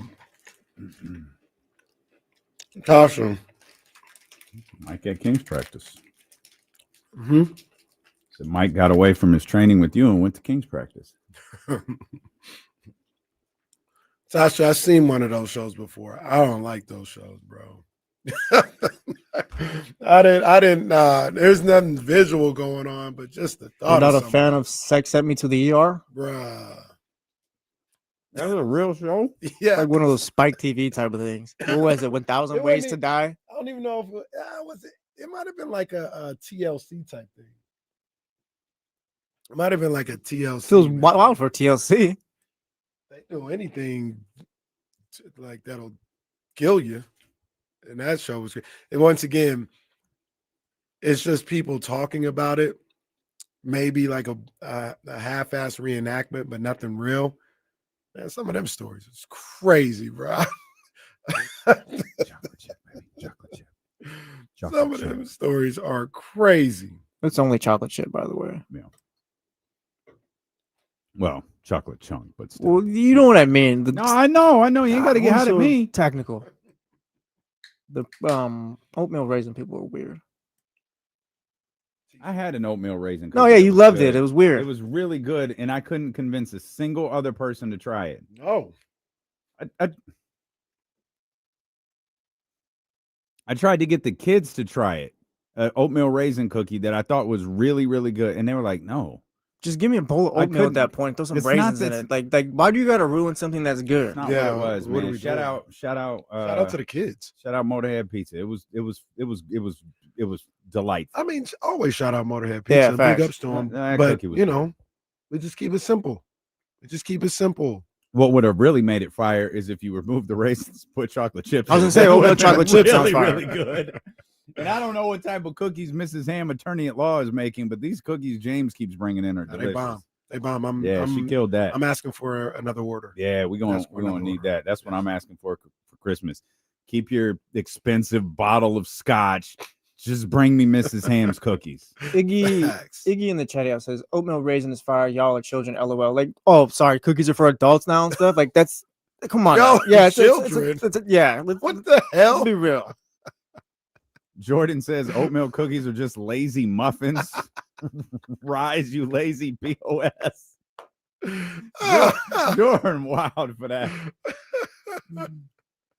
Jordan wild for that. Yo, children. Well, maybe. Biggest child of them all then. Whatever. Give me a chocolate chip cookie, please. That's right. Oh, man. Shout out to my wife. She made some peas last night, and she tried to say, no, maybe you should try these peas. Like, I make them differently, like than you maybe had before. Mm-hmm. I took a bite. They're still peas. It's just a mental thing at that point. I can't. Peas. She threw a little ham in there, like mixed it with some ham. So that was cool too. She seasons them right. I mean, she doesn't make anything bad. It's not bad. It's just peas have terrible taste and terrible texture. I think that's my problem. If you gotta if you gotta eat them, you gotta mix them with the mashed potatoes and make sure you have more mashed potatoes. Where it's like, oh, I don't even know the peas are there. Yeah, because they all mush together, same consistency. Just not a fan of peas. Speaking of children should eat the mashed peas. We don't need to eat that. I'm an adult. What exactly? Do I don't want this on my plate. I'm already full grown. I don't need peas anymore. Pay taxes. I'm gonna need this. Right. I pay taxes. Once you pay taxes, you shouldn't have to eat peas anymore. Law. That's right. Come on, Trump, executive order that. The Bengals suck, man. Oh, go trade for a quarterback, bro. Why? Because you paid Jamar Chase and T. Higgins already, and you paid Joe Burrow, so he's gonna be there. He's gonna be your quarterback going forward. But who? Like, who do you go? Like, just make the most out of this year. So bad. Like, I understand. You remove a starting quarterback from a team, it's going to change, I guess, unless you're the San Francisco 49ers. But for most of, I understand there's going to be a difference, especially when you're talking about the upper, you're talking about the Lamars, the Mahomes, Joe Burrow's in that conversation. Mm-hmm. Josh Allen, obviously. But man, they it's like they're struggling to get oxygen. They have no chance right now. They what? They have no chance. No, none. Absolutely none. They don't look like they look like Joe Burrow was their brain and it just left. And now they don't know what to do. Yeah. That was awful. That was absolutely terrible. Troy Aikman was lighting them up. Also, yesterday. I'm so glad that I stuck around for that. These double Monday night, this nonsense needs to end. Well, this stuff sucks. It's fine. You just chill out. Sorry. Hold on. I'll take my headphones off. Hold on. Don't put the Jets and Dolphins and Bengals and Broncos on the air. Well, there's one. I was looking at the schedule because of the 49ers change. Mm-hmm. There's the Bucks. That week. There's 2 that week. What are the teams though? I don't think they were good, dog. I'll look. They were. I remember thinking, why are we doing this in week 6? Now, once again, to be fair to the NFL. I don't need to be fair to the NFL. At the start of the season, Bengals, Broncos so look like a good so game. this is a little bit different. It's Buffalo, Atlanta. Your Falcons or your Falcons? No, Not my Falcons. Yeah, I disowned them already. All right, and then Chicago at Washington. All right, I see them working. And then you get week 7, Tampa Bay versus Detroit, Houston versus Seattle. Wait, another one? We're kind of Yes. okay. We're kind of cooking there, though. Okay, so do we We're kinda have cooking. is every Monday a doubleheader? No, it's just weeks 2, 4, 6, and 7. And then they got week 18, I guess, as a doubleheader as well. 2, 4, 6, and 7. All right. They're kind of cooking. I see them work. Like I said, I'll stall them out. The first game, don't know why that was there. All right, But- chill out. We were supposed to be like good. Well, it's not even you. Yeah, It's not yeah. you. The Jets stink. Yeah, that's what I said. It's not you who told them to put that game on there. So the first game we could do that, but I saw what they were cooking with the second game. If Joe Burrow's there, if that game feels different. Broncos were supposed to Yeah, be really good. You're right. You're right. It does. But he It wasn't. does. So it He was wasn't not. different. It wasn't. It was awful. Certified ass. I'll be honest with you, because I'm gonna go back and maybe watch the first half on NFL Play. I didn't watch that because I had the Dolphins. You're gonna game. go back and watch the first half of the Bengals Broncos? Yeah, I just You don't need to do Why, that. yeah. I just want to see no. what's Yeah, you going don't on. need to do I want that. to see what's going on with the Broncos. No, you There's don't so need to much do more you that. can do. I wanna Well, see you what- got you scout, or is that your scout? You got the Broncos coming up? I just need to know these things. I just need to know. So I won't watch the whole 45 minutes, but I'll take 20 minutes to see what happened in that first half. But I never watched it last night because the score was on the Dolphins-Jets game. And I was like, I don't need to turn to this I game too ever. screened it for a while, and then I was like, "What am I doing? This is dumb." Like, I like Justin Fields. I'm rooting for Jesse's dog. I'm just gonna flip over to this game, and then Two-screen- inevitably, Two-screen multi-view doesn't look great. it doesn't. No, yeah, I I'm mean, not a The fan. 4 is great. Not 4 a is awesome, fan. but 2 Not is a just fan. there's too much space. Yeah, It's not a 2025, bro. Don't like My it. Gosh, it's 2025. Like, What why are does we it look like doing? this is on my laptop right now? Doing? fan. Yeah, it doesn't work. Like, I don't know how you fix it. Like, It only- it is what it is. It only works if you have a movie theater like D-Lo. It's true. I've heard that. That's the only way it works. What's the last movie you watched in the movie theater? It was probably a kid's movie. Look I at- watch football in there every Sunday. Point is, he acknowledges he has Good a movie look. theater. Well, I have Yeah, a yes. you heard him. Yeah. I- Didn't say, "Oh, guys, stop joking. You guys are such jokesters. I don't have a movie theater." Casey, he didn't do that. He's like, "Yeah, probably the kids' movie." Got him. It's not unusual to have one of those projector. No, it screens kinda in your is. house. Yeah, what do you mean? Oh, Yeah, hold what on. are you- Hold on. talking Casey, about? do you have a projector? No. Do I have a absolutely projector? No, not. I don't. 2 out of 3 don't have. It's kind of unusual. What's this guy talking about? First of all, you're the biggest turncoat. You are Big Show flip. What are you talking about? Between heel and baby face over and over and over I again. tell the truth. Two, yeah, it's one screen. That's what I have. I don't have a loft with 5 TVs in it like I'm at the Caraway. It's only Oh, two. well, this isn't it's about only him. two, and you're Yeah. deflecting. Yeah. Do you have Maybe. certain chairs for this movie screen too? Where it's like, Oh. oh, these are the movie chairs. Nick, You yeah. do, huh? Yeah. He does. He's got the big, about $5,000 recliner? It's not a. That's ridiculous. Oh, what, 4,000? Did these recliners total 4,000 or It's 5,000? one. No, one. 4,000 each. No, that is absurd. They're like they're movie theater chairs. They're just on, regular man. chairs Come on, man. that like you can lay back. Wow. But the kids go in there and watch TV. I go in there on Sunday so I don't have to like go upstairs, so I could be downstairs while everybody's doing their thing and I Yeah, watch in the football. theater, That's bro. rich, bro. See, That's I rich. I So just stupid, man. I can only watch my movies and my sporting events on my living room TV. Well, that's great because you don't have a bunch of little kids running around taking over your house. No, Damien, it's because I don't have a movie theater in my house. Well, put it on your registry and I'll get you one. Yeah, Norm. Yeah. Stadium seating. Yeah. Yes. He's got the ones too where it's 2 rows. There's Oh, man. elevated recliners on top row, and then it's the ones on the bottom. You know, the only other time I saw that, Jesse, was MTV Cribs. well, kind of. It was Mayweather 24/7 when it was like him Oh, and Cotto yeah. or something like that. That was the only other time I saw that. It was in Mayweather's crib. You watch all 22 in there? You got the little The little red light clicker. and the clicker. No. Are we staying here? I don't know. Oh yeah, no, we're going to yeah. 43. Yeah. Yeah, okay, Okay. yeah, we're good. We're good. I don't know how to do a show anymore. I'm completely lost. Kyle leaves and everything goes to hell. James left for practice. I don't know what to do. Jesse's gonna be gone next week. This is gonna be a 4-hour show without a single commercial break because I'm gonna forget what to do. Now don't worry about it, Joe. Just keep going. I don't know. Text Jesse, see what he's doing. But yeah, he might be busy. Just ask him. Joe go just walk. Joe just gonna come in here. Hey guys. Hey Joe, go ahead. Yeah, just hand Kenny a Chipotle. It's fine. He starts doing his thing. Oh my god. Oh my gosh, what is he doing? What's funny too? No, he's going to different people now. What's so funny about Joe is like 20 years old, right?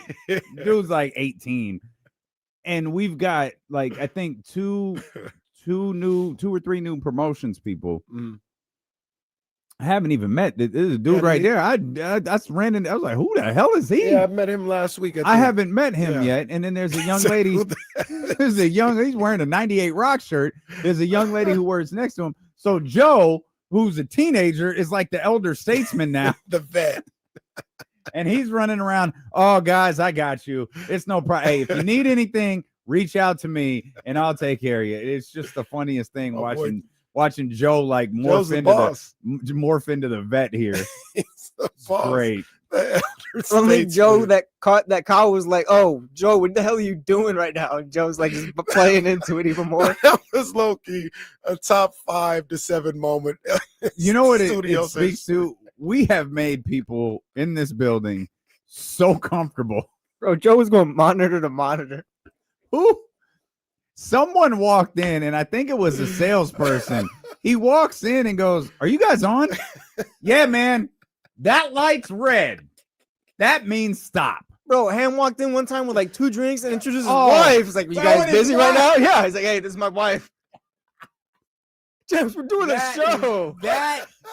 That was the best in studio run-in because James was a little bit drunk. Yeah, and she looks like, "Oh, maybe I'm not supposed to be in here right now." James was a little bit drunk, and Sarah was mortified at this whole thing. And James just, "Hey guys, it's my wife Sarah. Oh man, you guys want a drink?" Like, I got my old fashioned kit in the car. Huh? What do you guys think? Hey, we're trying to break down this game here. Damn, get the hell out of the studio. There's a certain salesperson too that will walk to the window and be like, "Here, hold on," like this with the chest, be like, "No, we're on the show right now."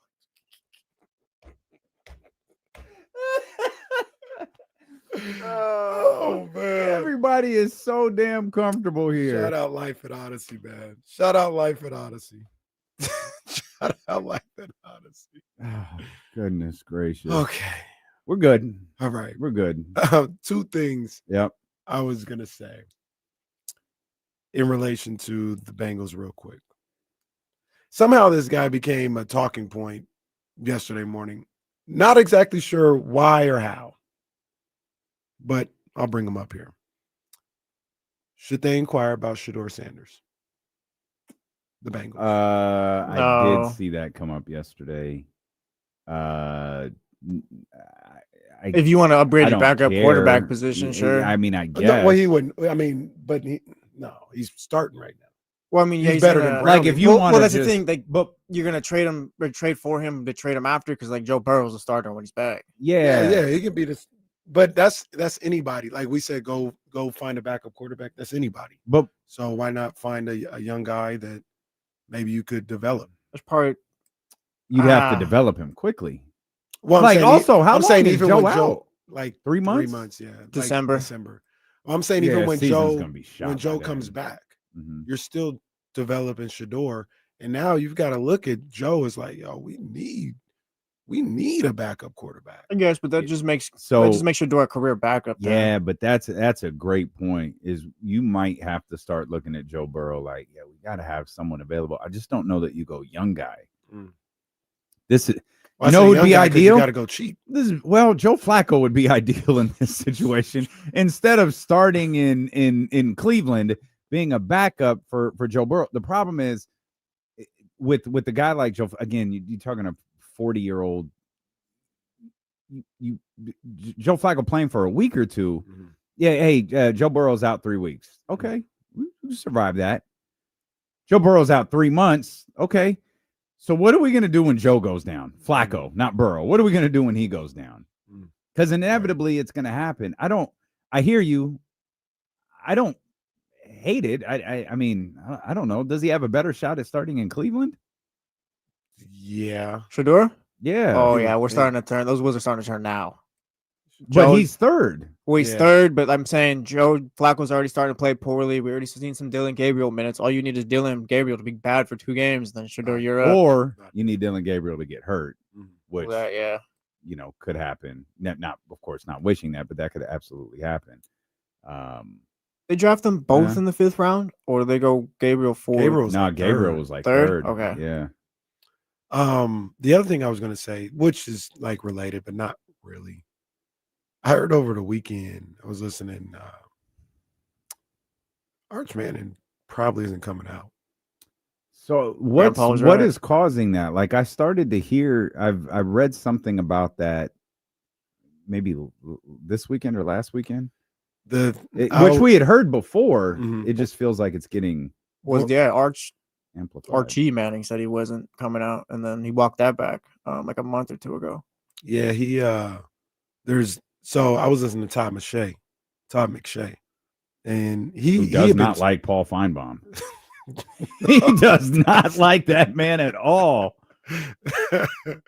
And he had been saying this since the summer. Mhm. He's like, I don't think Arch is like, everybody's like, oh, he's number 1 next year. Like, I don't think he's coming out for a couple of different reasons. Like, number 1, he's got to get better, like Mhm. mechanically as a quarterback. Like he has to improve. He's not ready right now to be that level quarterback. Then he also talked about, he brought up the question. He said, what about the Mannings in their history, their lineage would make you think they would rush somebody out of school? They've never done it. That is an interesting kind of component to all of this.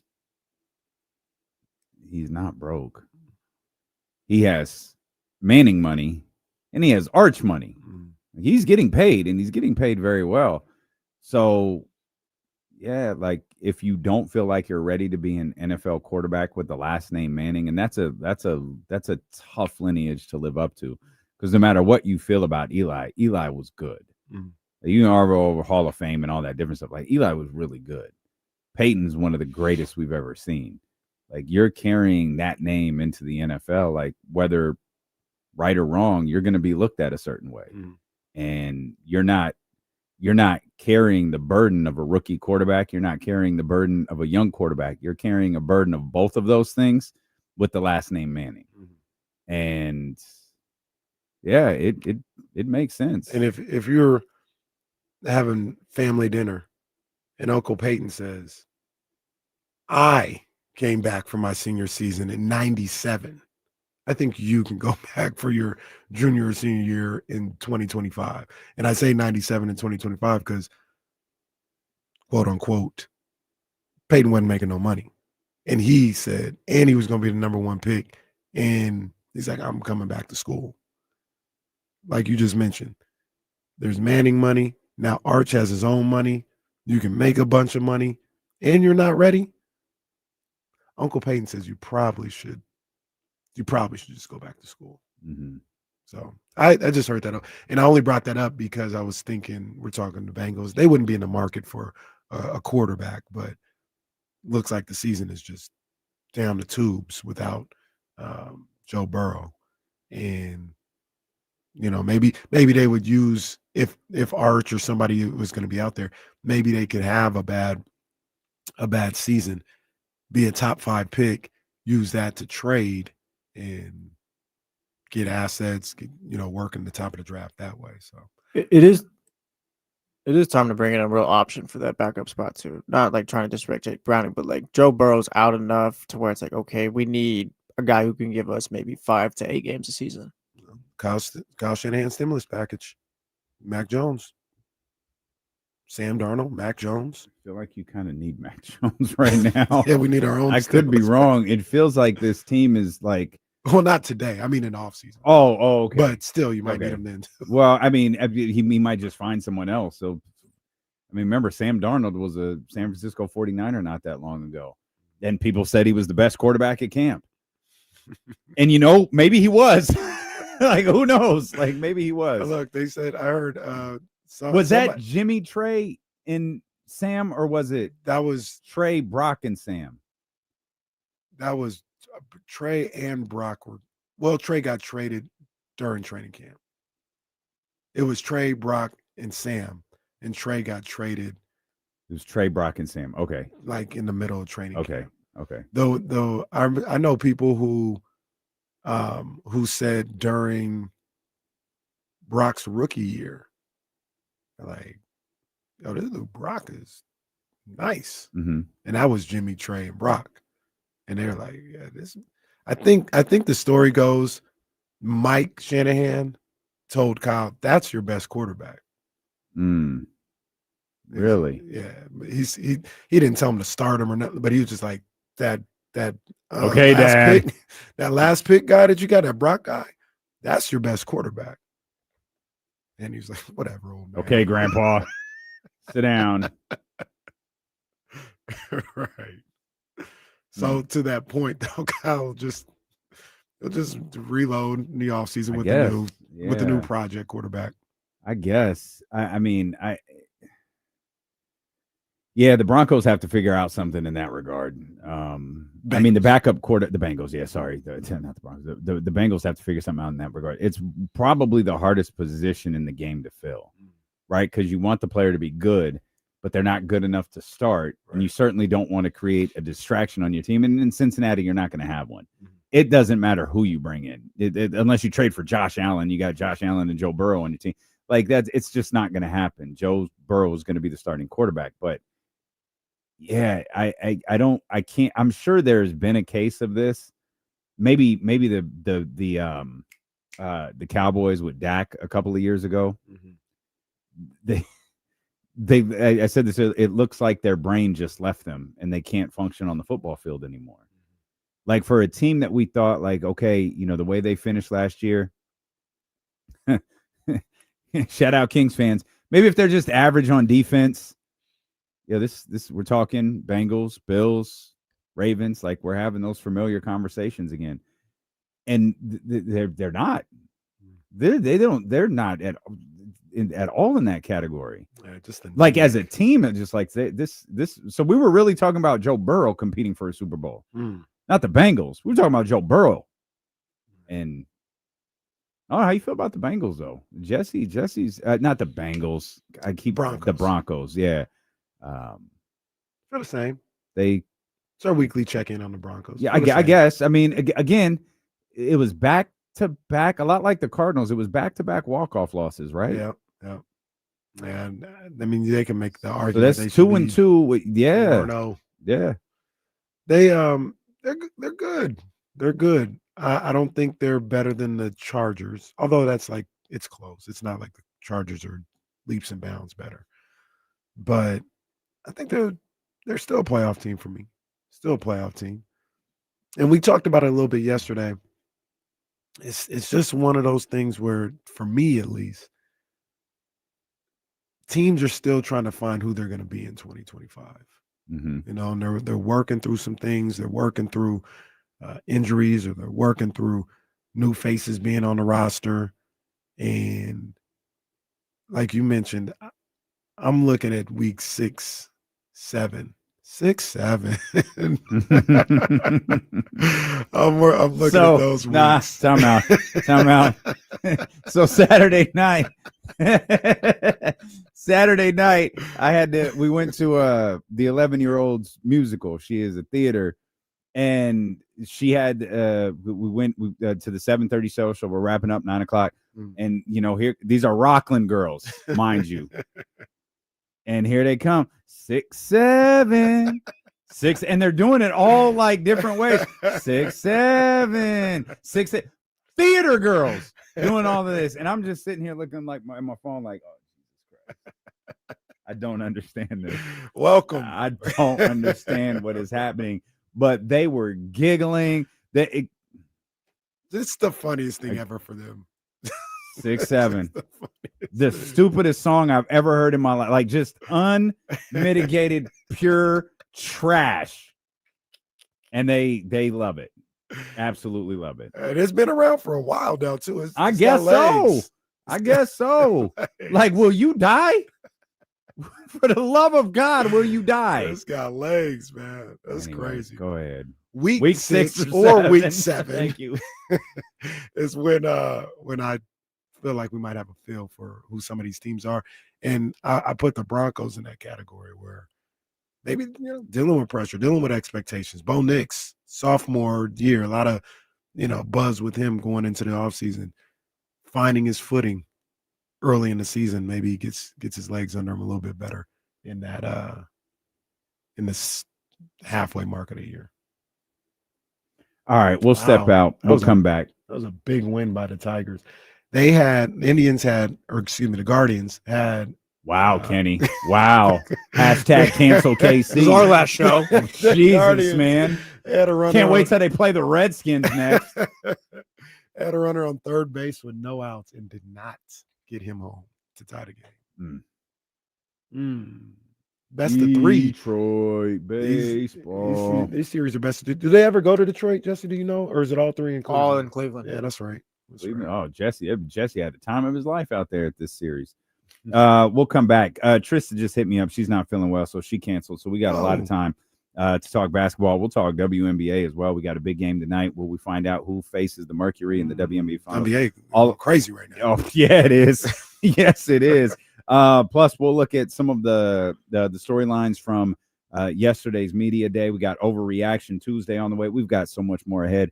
Steelo and KC brought to you by Sky River Casino and Sacramento Sports Leader, ESPN 1320. You guys give me a hard time for telling the truth about Cleveland. Did you see what Lonzo Ball said yesterday? Yeah. Yeah, and I'm wrong. That was hilarious. I know Cleveland at water. That's crazy.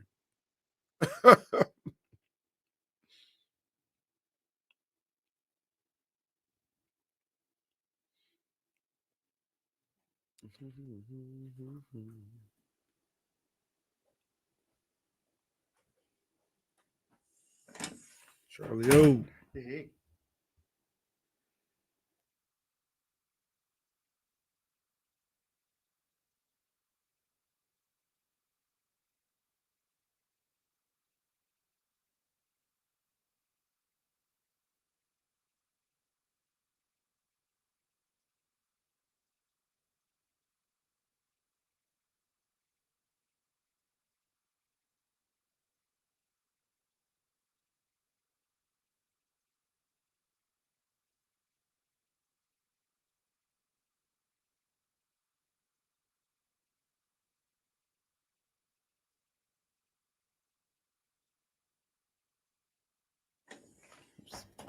That was not a confidential conversation. Y'all could have heard every second of that. You wouldn't have a fucking clue what Charlie was saying.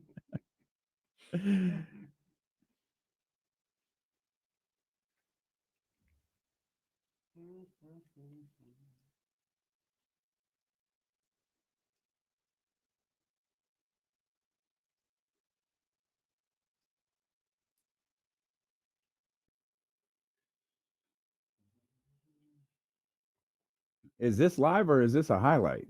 Did they just switch games? No, they're just showing the highlight. I think the game's on ABC.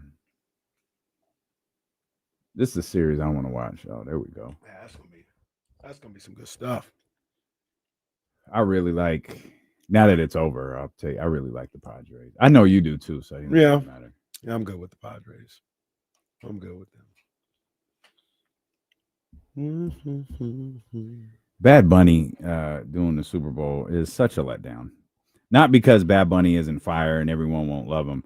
It's just because, like, my favorite artist did it last year, and it's like, I don't know this. We always play these Bad Bunny records like, this is fire. I don't know what he's saying. I wish I did. My barber went to see him in Puerto Rico. He said it's the dopest thing he's ever. I know that is a move, man. Oh man. Yeah, I just don't know the words, but I'm sure the show will be incredible. I don't know why they picked that one for Santa Clara, but I guess it's maybe timing for something that he's doing. They said, what's the name? Adele declined, and I think the rumor I is didn't know if Taylor declined. I don't know if Adele would have been weird.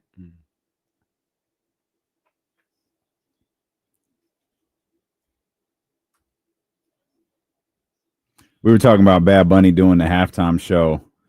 I was trying to I saw a thing that said Adele declined it. I never know what's real anymore. So I don't know. Taylor, the Taylor rumors have been around for like 5 years. If she's not doing it this year, like her album comes out tomorrow or Thursday night. Well, if you're not doing it now, like you probably are never doing it. There might be a reason why. There is speculation. Yeah, I've seen that. But to your point though, like if that's not the case and she just declined it, is she going to stay out of sight for 9 months or maybe 5 more? No, I think more. Well, I think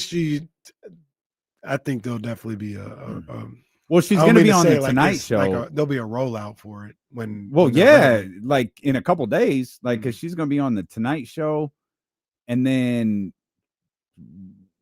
does Seth Meyers still have a show? Because I think she's going to be on his. So she's doing shows for the rollout of her album that drops on Thursday night. Yeah, that might be part of the rollout. Pregnancy. Oh, the scandal. Taylor out of marriage, out of wedlock pregnancies. What a disgrace from America's biggest pop star. What about the children? What about the kids? Taylor, how old is Taylor? Taylor in her 30s? That's a good question. I actually don't know the answer. Taylor, that's not how you spell Taylor. My guess is 32. She's been in the game a long time. Taylor Swift is actually, I take that back. Let me get another guess. Okay. I'm gonna say she's 35. I'm calling shenanigans. You said 32. She is in fact 35 years old. So you know why I thought about that? Because I was just thinking, I was like, I was living in. Also, how old is Travis Kelce? He might be about the same. Like that's what I mean. 6. But the reason why I changed that is because I was living in the Bay Area. I was living in San Leandro when Kanye did what he did. Mm-hmm. That was almost 20 years ago. A little less than that. I mean, about 15 years ago. A long time ago. I absolutely forget that was her on stage when he did that. What did he say? Beyonce had one of the greatest videos of all time. Mm-hmm. Was that the line? For put a ring on it. If you like me, then Single Ladies. Single Ladies. Yeah. And that was, man. And then Beyonce brought her back when she won the award. She won an award later in that night and said, I remember how it was when I won my first MTV Video Music Award, and no one should lose that moment, and called Taylor back out to have her moment and left and let Taylor have it. I don't even remember what the Taylor album was. I just remember her standing up there dumbfounded, looking at Kanye the way the rest of us were like, what is he doing? God, that feels like an eternity ago. He was on I think I covered that for KSFM. That was so damn long ago. Really? Wow. Yeah, that would have been 20. It was because I graduated in 06, so it wasn't then. It was like What 07, year I think. Did Kanye That would have been West 07, 08. interrupt Taylor Swift? Also, Sydney is right. Taylor Swift did used to babysit Jeff Jarrett's kids. That is correct. Yeah. 2009. Okay. 2009. So depending on the month, it would have been September. Because VMAs are always in September. Oh, yeah. It's one of the last things I covered before leaving. So I think, that was. I actually just went to LA. I just left the Bay Area and went to LA. In around that time. So that's how I was like, those three being she's got to be together actually older than we realized. 35 years old. She's been making music for a really, really long time. By the way, count it. I mean, That was your second that was guess. a swish. You said 32. I said no. Take 32 out. It's 35. Count it. That was a Jesse swish. didn't even. That was a swish. After you traveled, it's like they blew the whistle. You heaved it up and it went in. Boy, I love the new rule that the end of quarter heaves don't count anymore because they're gonna be begging for the ball at the end of the quarter now. You ain't gonna see the rookie with the ball in his hands anymore. It's gonna be LeBron. Hey, Steph, every time. Hey, give me the ball. These dudes be cracking me up when they get the ball with like 3 seconds to go on the other free throw line. And they dribble it out. Just dribble, and then shoot it. Yeah, sure ass. You know who I think Jokic has the best one. Jokic just catching the ball and just turning, and he shoots it because he can actually make it. He can, and he does. He got like 3 of those last year. That man is insane. Jokic is absolutely insane. They said the ESPN ranked him as the #1 player in the league again. Can't argue with that. And it's just like, I can't argue. Did you see the picture? Did you see the picture of him and Valanciunas next to each other? No. Jesus Christ. It's just 2 giant monsters next to each other. I hate that Valanciunas isn't here anymore. I know I've said that before. Like, I'm going to say it again. Like, I hate that he's not here. I hate it even more because I think Denver got better. And looking at that media day picture of those 2 standing next to each other, it's like, all right, man, just whatever. Denver looking real good. They do. Denver looking real good. They do. And shout out to the nasty boy. You're right, Norm. Nope. Didn't even make the it's not even on Basketball Reference. We're working on it. They said send me a clip and maybe I'll do it. And it's like, no, it's just Kenny. It's literally just Kenny. We're working on it. We'll get there. Let's stay in the NBA because we lost Trista today. Our man Connor Sutton's going to join us coming up here in about 25 minutes or so. Sac Republic got a huge game this Saturday. Yes, sir. And we'll talk to our man Connor about that. Connor's Mr. He's Pitbull, man. He Mr. Worldwide. We're at something on Saturday at the Sac State. I was going to say if you're outside, you probably ran into Connor. Right. Connor is Mr. Outside. So we'll talk to him coming up in about 15 minutes. About that big game for the Sac Republic, the Jägermeister Cup final. Shout out to the Republic for giving everybody shots of Jägermeister, which I would not drink. I think I gave that away. That is not for me.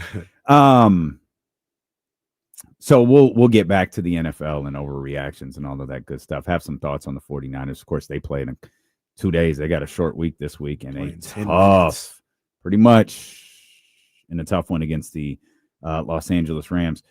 A lot of storylines from the NBA season got some voices yesterday, and man, was it boring. Did Draymond Green stick his foot in his mouth when it comes to Jonathan Kuminga? No. He was actually quite measured and made a lot of sense in what he said. Damn it. All right? Yeah, Dump that soundbite. You see that? At the podium? It came on with like some boom glasses. Oh, yeah. What was that? So the clip that I watched, I did see that. I did see that picture, but the clip that I watched, he wasn't wearing them. Good. Okay. It'd be hard to take anything he's saying seriously with those glasses on.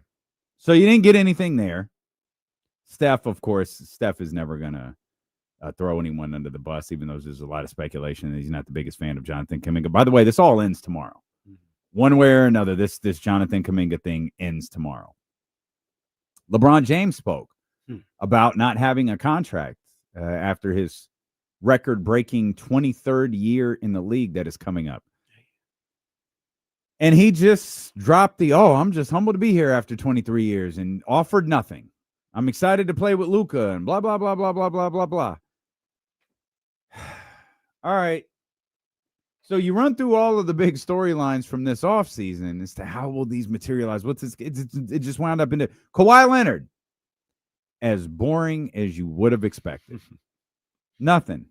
So media day came and went with pictures and videos, and none of it meant anything. Just like the offseason.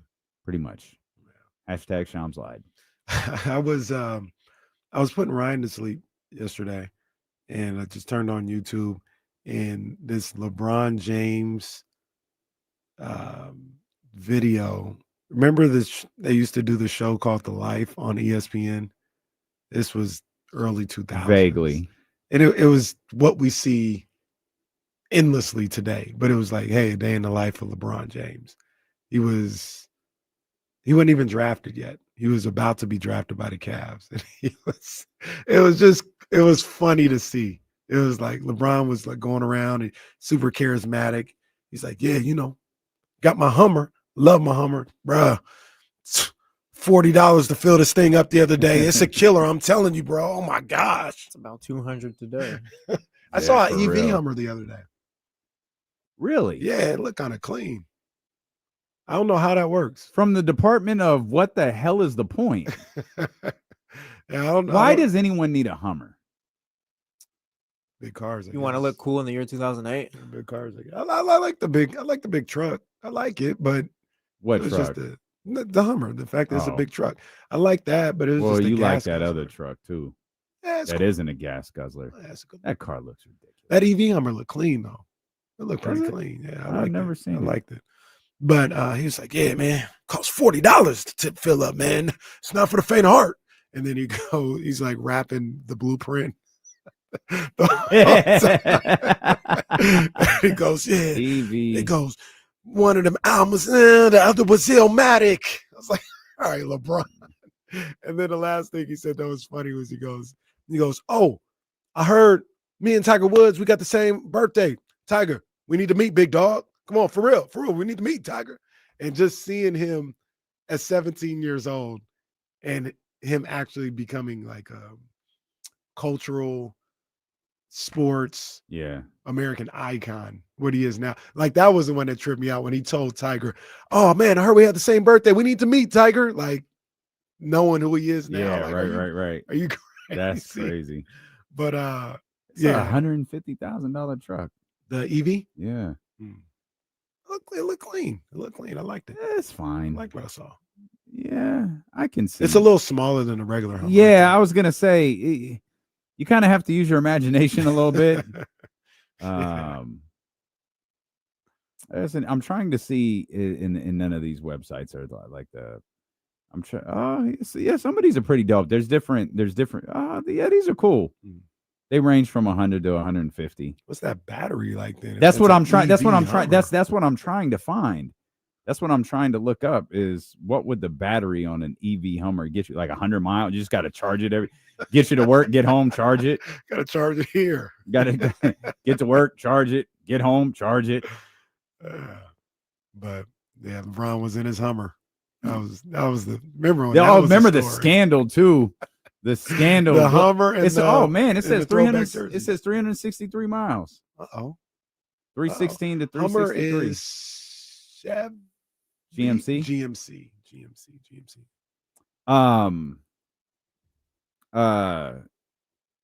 Yeah, the scandal with Gloria getting a line of credit to get him a Hummer for his 18th birthday. It's crazy.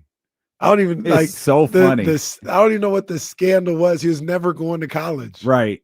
Yeah. Well, oh no, they No, wouldn't, it was they wouldn't let him play the high school. Yeah, games. he was there was actually a fight for him not to play the state championship. Mhm. Yeah, it was that, and it was the jerseys too. He got like the Mitchell and Ness jerseys. Who we got from? Rich. Maverick was on there too.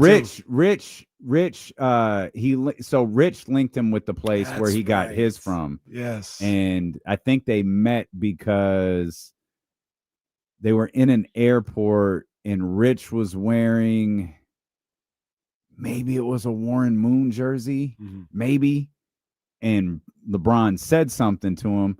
He said, "Yo, I can link you with my people," and that's how they became friends. Yeah. Rich was like, wearing that jersey that day was the greatest decision of my life. That's crazy. That moment, Mm-hmm. being in the airport at that moment just changed his whole life. Yeah, That's man. crazy. Maverick was on there too. I think Maverick's like a year or two older than LeBron, I think. He is. And yeah, seeing Maverick Carter, because he was just Maverick Carter, the friend. And Randy's older than all of them. Yeah. He was just like on that clip, he was just Maverick Carter, the friend. So he had a hat on, his hair was grown out like regular clothes. You said this was his rookie year? This was before he got drafted. Oh, okay. Yeah, because he was like he was the Cavs had the number 1 pick. Taking pictures with his flip phone from the front row of WWE. The Cavs had the number 1 pick, obviously, and they were like, yeah, LeBron will soon be drafted, probably by the Cleveland Cavaliers. And he's just riding around in a Cavs cutoff and a bunch of Cavs gear going to work out. And that's what threw me off. I was like, did he already get drafted? And he's like, no, draft is coming up in a couple of days. So, I got to get ready. So he already had a suite in Cleveland at that point. But the witness banner was already up. Right. Or chosen one or whatever the original banner. It was already there. It was just a trip to see, first of all, 17, 18-year-old LeBron. And then he was still just a kid. He was a lot.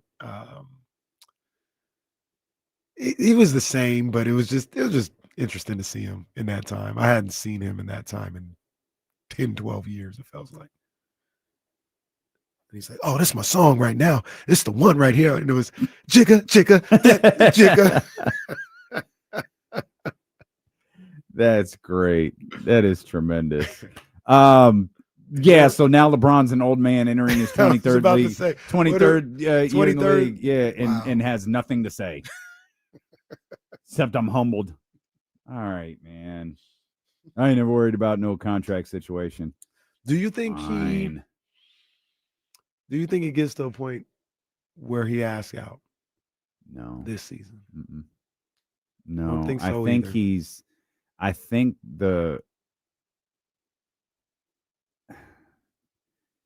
I'm trying to figure, like, I think there's one,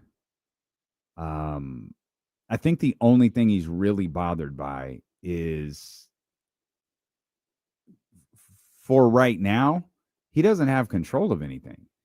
Like, you don't want to be that guy. You could trade LeBron.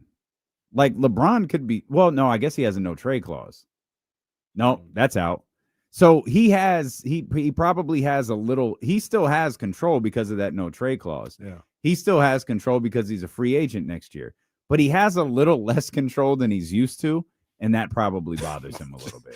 He can't just do whatever he wants. Right. And he's uncomfortable. Right. Like he's not he's not going to have any, the amount of influence that he has on the roster can be debated, from Cleveland to Miami to Cleveland to Los Angeles.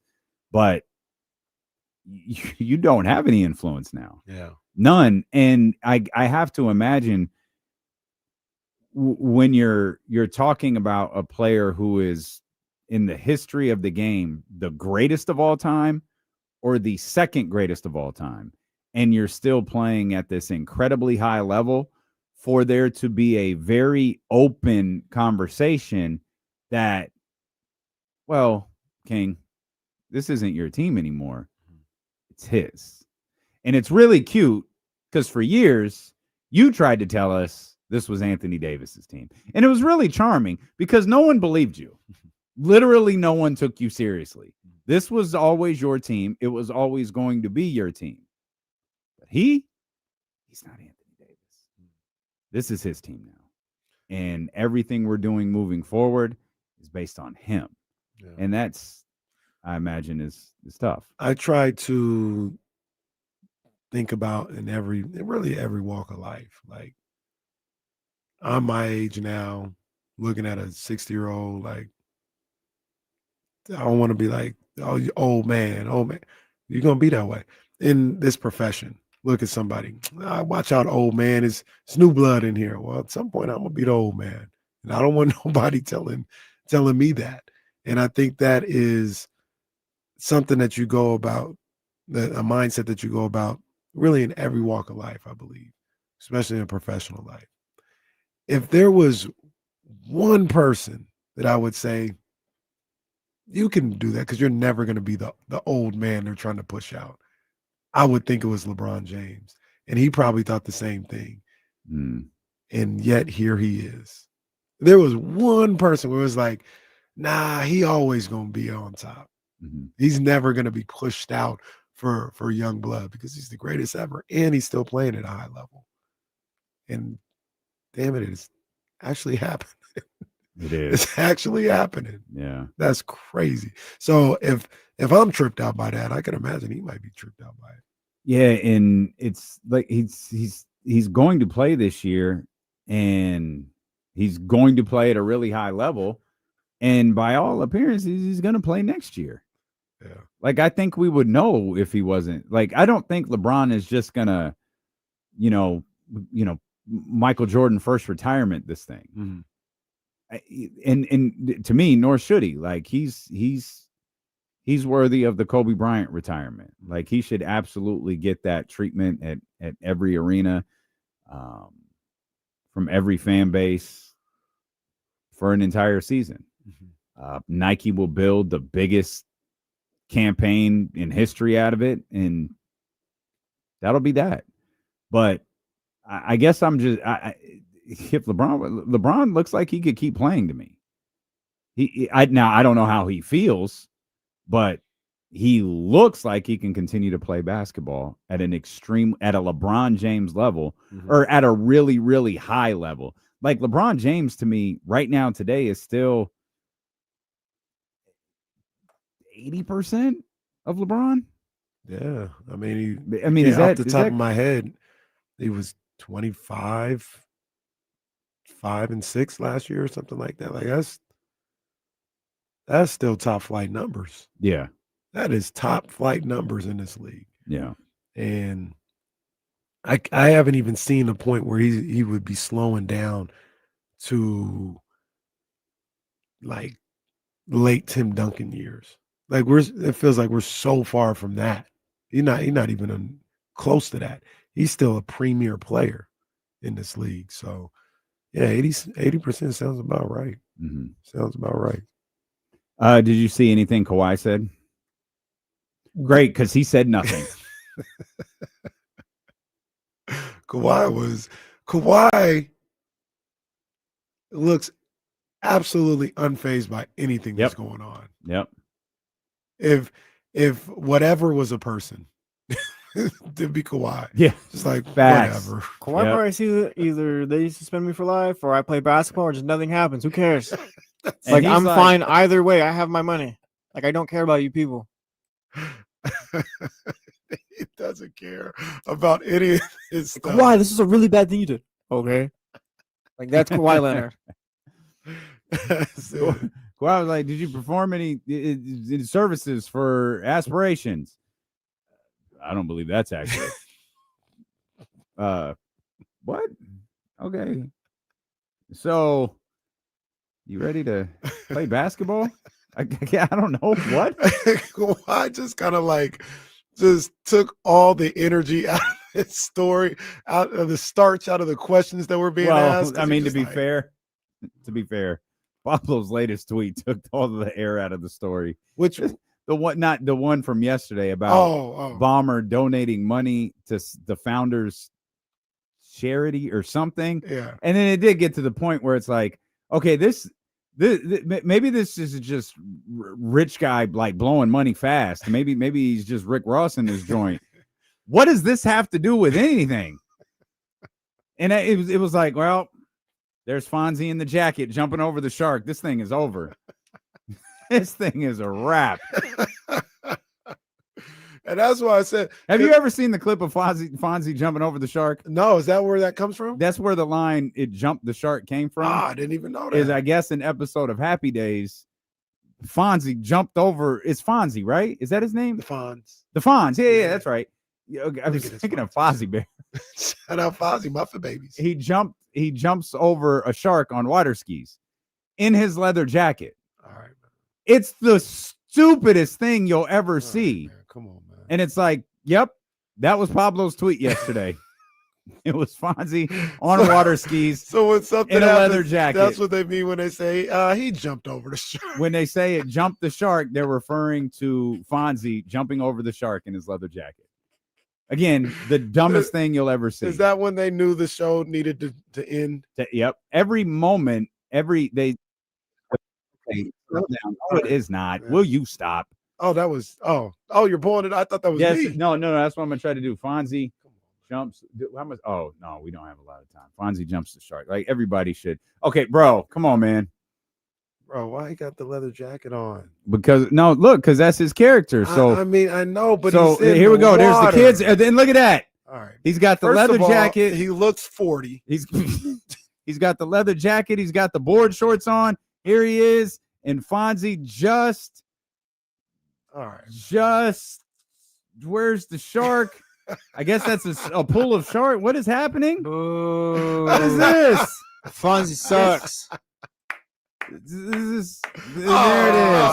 Come on, man. Wow. That's Pablo's latest tweet right there. Fonzie stinks. Fonzie jumps the shark. No, My Fonz. goodness. Fonz looked like he was about 35 at that point, too. He looked like he was 47. What are you talking about? We'll come back. Connor Sutton, he joins us, man. Mr. Worldwide. Sac Republic, the Jägermeister final coming up this Saturday. We'll talk to him, and it's a short week for the San Francisco 49ers. As KC says, they play in about 10 minutes. We'll talk about that as well on Sacramento Sports Leader, ESPN 1320.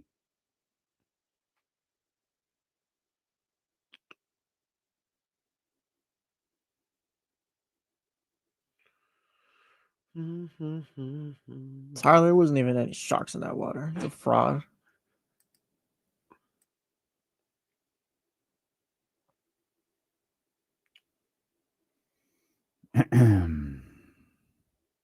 Stuck the landing. Oh, man. That's tough. All those shows used to come on Channel 31. That used to come on with Laverne and Shirley. When did shows jump the shark? When do we think the Fresh Prince of Bel-Air jumped the shark? When they changed Aunt Viv's? No, because they still had some good moments then. The moment, here's an article. The moment 32 shows jumped the shark. My thought was when Will and Carlton looked like they were about 27, still staying in the pool house. Ooh, they said The Office jumped the shark when Jim and Pam finally got married. Wait a minute. What? Wait a minute. Yeah, dude, it's been long enough. It's been long enough, man. They had kids. 2 of them. Oh, you can have it. I had one yesterday. Yeah, you can have it. Yeah, those are fire. Need a new shipment by the end of the week.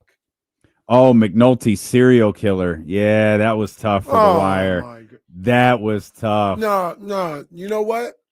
That was bad. But it was over when Omar jumped from the 4th floor of the apartments and nothing happened. Landed on his feet. I said, all right, that's enough. That's enough. That was Wrap amazing. it up.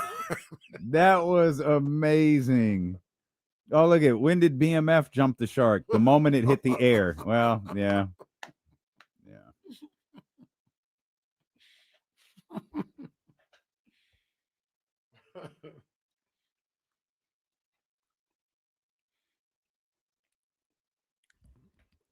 That seems like a pretty good article. I might have to check that out. Martin jumped the shark when Gina was never around. Yeah. Just like the I didn't watch so many of these shows. I can't offer any commentary on them. I never knew that was the where that came from, though. That's funny. Oh, thank you. Thank you.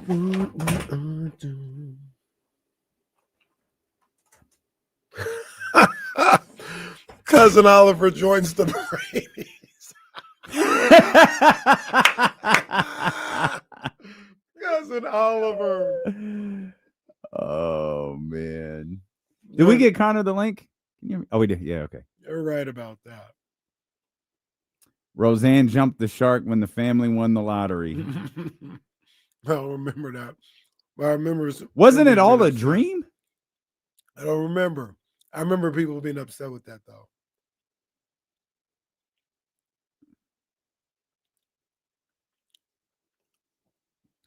Oh, Dexter jumped the shark when Deb found out Dexter was a serial killer. Wait, what? Did you ever watch Dexter? Nah, Dexter a little wild, ain't it? Yeah. It's good. Dexter's really good. Yeah, I've heard it's great. I heard it's really good.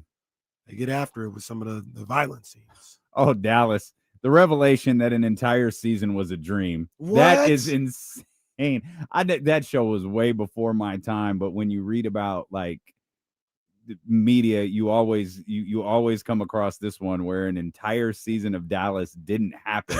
It was just a dream. That was crazy. When did Lost jump the shark? So there's actually the Lost is always referenced, and I think it was Penny's Boat, the Penny's Boat episode that they mentioned. I'll have to go back to the other article I was reading.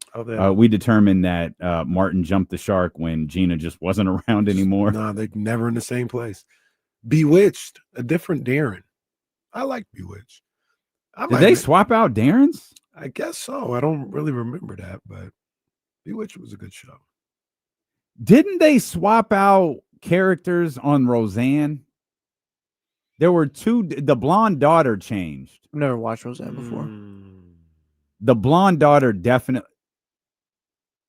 Yes, the blonde daughter definitely changed on that show. Anytime you swap out an actor and it's the same person, like Aunt Viv, it's tough. It is tough. I still think Fresh Prince still have moments after that. If you want to make the argument for when it jumped the shark, in my eyes, it might have been when Nikki went from newborn to 5 years old. Well, yeah. In the middle of the season. Well, it could have been when the show was supposed to end. When he went to Philadelphia. So was it really supposed to? No, that was supposed to be the end of the show. He was going to make movie. That was the end. Did NBC really tell them like, no, we got to keep pretty much.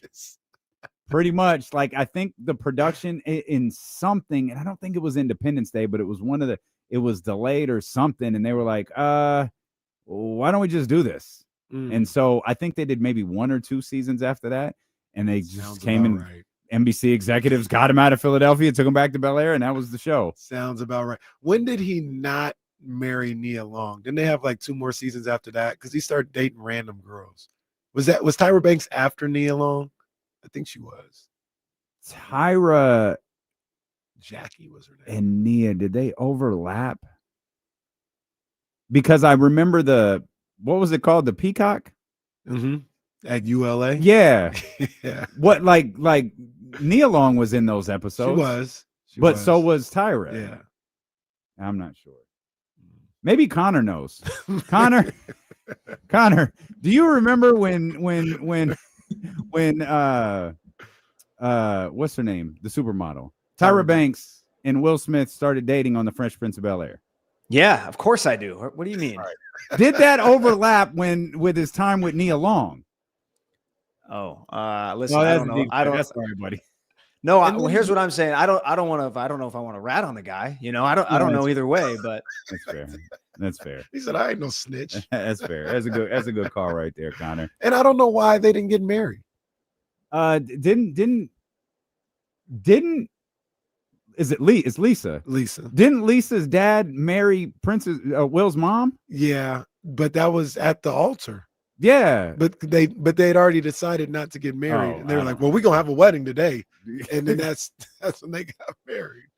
This is what you signed up for, Connor. I don't know what to tell you, man. Listen. I just had to adjust my camera so I was as tall as you guys because I was looking real short on this screen for a second. That camera was crystal clear though. But look how great Connor looks for the conversation with you. Like we call you Mr. Worldwide. Like you Mr. Worldwide, Mr. Outside. Like if you step outside, especially at a sporting event, you're gonna see Connor. That's facts.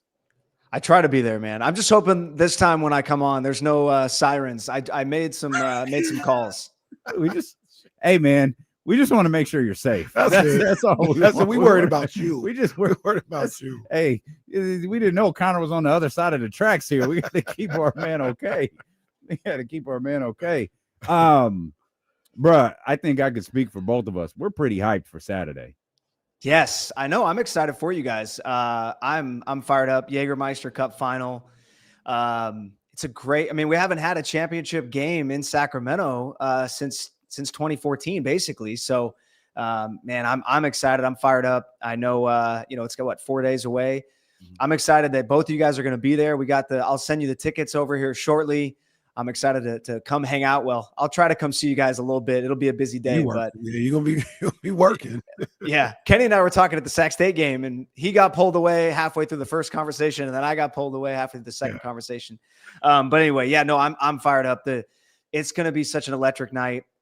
We got some fun things planned from the non-soccer side. It's going to be an electric atmosphere. Oh man, I'm just so excited. It's gonna be a fun night, and hopefully come away with the win and get to celebrate post game. Now, apologies for my potential ignorance on the situation, but have they always had the Jägermeister Cup? And of course, it's relatively new, huh? Yeah, it's new. So, we've had the Open Cup. That's been going on for a very long time, and that's with kind of every league. So MLS, USL, even amateur teams that can compete and qualify to move up. The Jägermeister Cup is only a USL Championship and USL League One teams. So the league below us. It's the first year that the championship teams are included. It's been a lot of fun though. There's a group stage. It kind of it's very similar to the in-season tournament for NBA, where it kind of brings meaning to some games during the season that probably wouldn't have as much meaning. So it's been a lot of fun. We've won in 2 consecutive PK shootouts on the road. We beat Rhode Island most recently.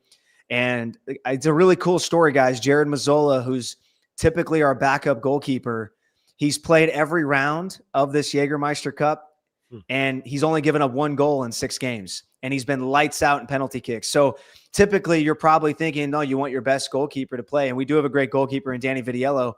But how can you, from a coaching perspective, how can you not let the guy who has basically put you in this position in this cup not play in the final? It's a really cool story. Jared Mazzola, who's also a fantastic guy in the community, does a ton, works with our unified team, goes and does a lot of hospital visits for us with children with childhood cancer. So he's an amazing dude, and it's really cool to see him get his moment. And I'm pretty sure he's going to get the start this Saturday in the cup final because of what he's done. He last round in penalty kicks in the semifinal, he got 3 straight PK saves. Yeah. I mean, that's crazy. Yeah, that was crazy to see too. Yeah. So with this cup being a relatively new thing, so soccer dummies like me sometimes have a difficulty of kind of piecing all of this together. So you've got like a whole other season going on that doesn't really have anything to do with this final, but this final is a really big deal. But then we got a regular game that we got to get back to. Like, it feels like with soccer, and I don't think this is unique to the Republic or these leagues. It feels like there's always a tournament or a final or some big match going on within a season. Yeah, it's different from other sports, right? In England, it's even worse. There's can be as many as 5 competitions going on. But yeah, for Republic, you have the US Open Cup, which you mentioned, which is happening mid-season. You have your normal regular season schedule, and then kind of mixed in, you have these cup games that are usually single elimination. So it is very different. I love it because you're right. You could have a game that is a huge game in June, right? A couple of years ago in the July game, we played Sporting Kansas City in the semifinal of the US Open Cup. And then a week later, or even 3 days later, you're going right back to the league. So it is a balancing act. And I get it for people who maybe don't understand soccer, how kind of confusing. And you're, wait a second, we have this game, but then we have this, we have to go back to the normal stuff this next week. But I think hopefully, the in-season tournament is kind of reminding people a little bit of they're basically following a soccer mentality of adding and trying to create some mid-season competition and tournament, which is super common in soccer. And so I think, hopefully I get it where people are like, wait a second, there's a final this Saturday. It's like, yeah, it's a new competition. We're going to, as we educate people and people get excited, here's basically all that matters for this Saturday. If we win, we win a trophy. And we are champions of the cup. So it's been a long route this season to get there for this cup, but I do understand it is a little bit confusing. I promise once you start to follow it a little bit closer for some of those people who maybe are soccer novices, which is what I was, it starts to makes a little bit more sense. But yeah, it is a little complicated, but yeah, you're right. We have playoffs coming up in about a month, completely separate from this game Saturday. But yeah, it's definitely a lot, but it makes it fun. You have games that matter mid-season, matter a ton mid-season, separate from the regular season. And I mean, look, we're here, so we might as well make the announcement. If the Republic do win, I will be on the podium and I will raise the trophy up myself. It's breaking news here on D-Lo and KC. If you have to send security out there, Connor, to tackle him, it's fine. It's perfectly fine. Do what you have to do. Don't All they do right, the good to thing where know. they're like, 1, 2? That's gonna be me. I accept it. So real quick though, for you guys to know, because this game is midweek and the way this tournament's set up, if it's tied after 90 minutes, we're going directly to penalty kicks, which I remember, Damian, a couple of years ago, we talked about penalty kicks is not great for your heart, to put it that way. There's a lot of ups and downs. Yeah. So just so you guys know. That actually tense. came up for me, at least, in the semifinal game where they went straight to the PKs. I was under the impression that they played extra time and then went to the PKs. But is it just for this tournament that they go straight to the PKs? It is just for this tournament. U.S. Open Cup, you play an extra 2 15-minute halves, and then 120 minutes, an extra 30. And then if it's still tied, then you go to PKs. But for this tournament, because it was adding so many games throughout the season, they went to just 90 and then PKs. So it's something new. They may change that in the future, but no, you are right. That is normally how it is done. And in a playoff atmosphere for the USL, it's the same thing as you just said. So an extra 30 minutes. If it's still tied, then go to PKs. What's the, we talked, I think the last time we talked, we were breaking ground on the stadium and all of that. Do we have a date for that? Do we have a season that we're targeting for the stadium to be open? Yeah, so we've got some. There's been a lot going on out there. They've been doing some work on the grounds, trying to level that site, which is exciting. That started, I think, 2 to 3 weeks ago. So we're fired up about that. Obviously, a lot of things are going to be happening. We're still targeting a 2027 start, and that's the goal for us. So we'll see, but that is kind of what we're focused on. But yeah, we're excited. There's a lot of things happening out there. A lot of meetings, a lot of conversations. I get lucky enough to be a part of some of them, and the amount of detail that goes in, I just can't fathom the amount of detail that these people, these decision makers, designers have to come up with is crazy. But it's all, the way I think of it is this stadium will be standing for 30 years, and to be able to be a part of something that is being built and to revolutionize the area of Sacramento that it's going to build out and change in the rail yards. It's next level, and being from somebody who's from here, and it means a little bit more. And so that's what I'm so excited about. And I think you see what Golden One Center has done for the city of Sacramento. And I feel like ever since that place has been built, there's been just way more pride in that arena and that area. And that's what we're excited to bring into a whole new area. It's not like, Golden One Center was kind of revitalizing this area of downtown. This is now building out a whole new area with housing, with entertainment district. There's just going to be a ton that goes in down there. That's going to, and I think, like I said, in 10 years, it's going to look completely different.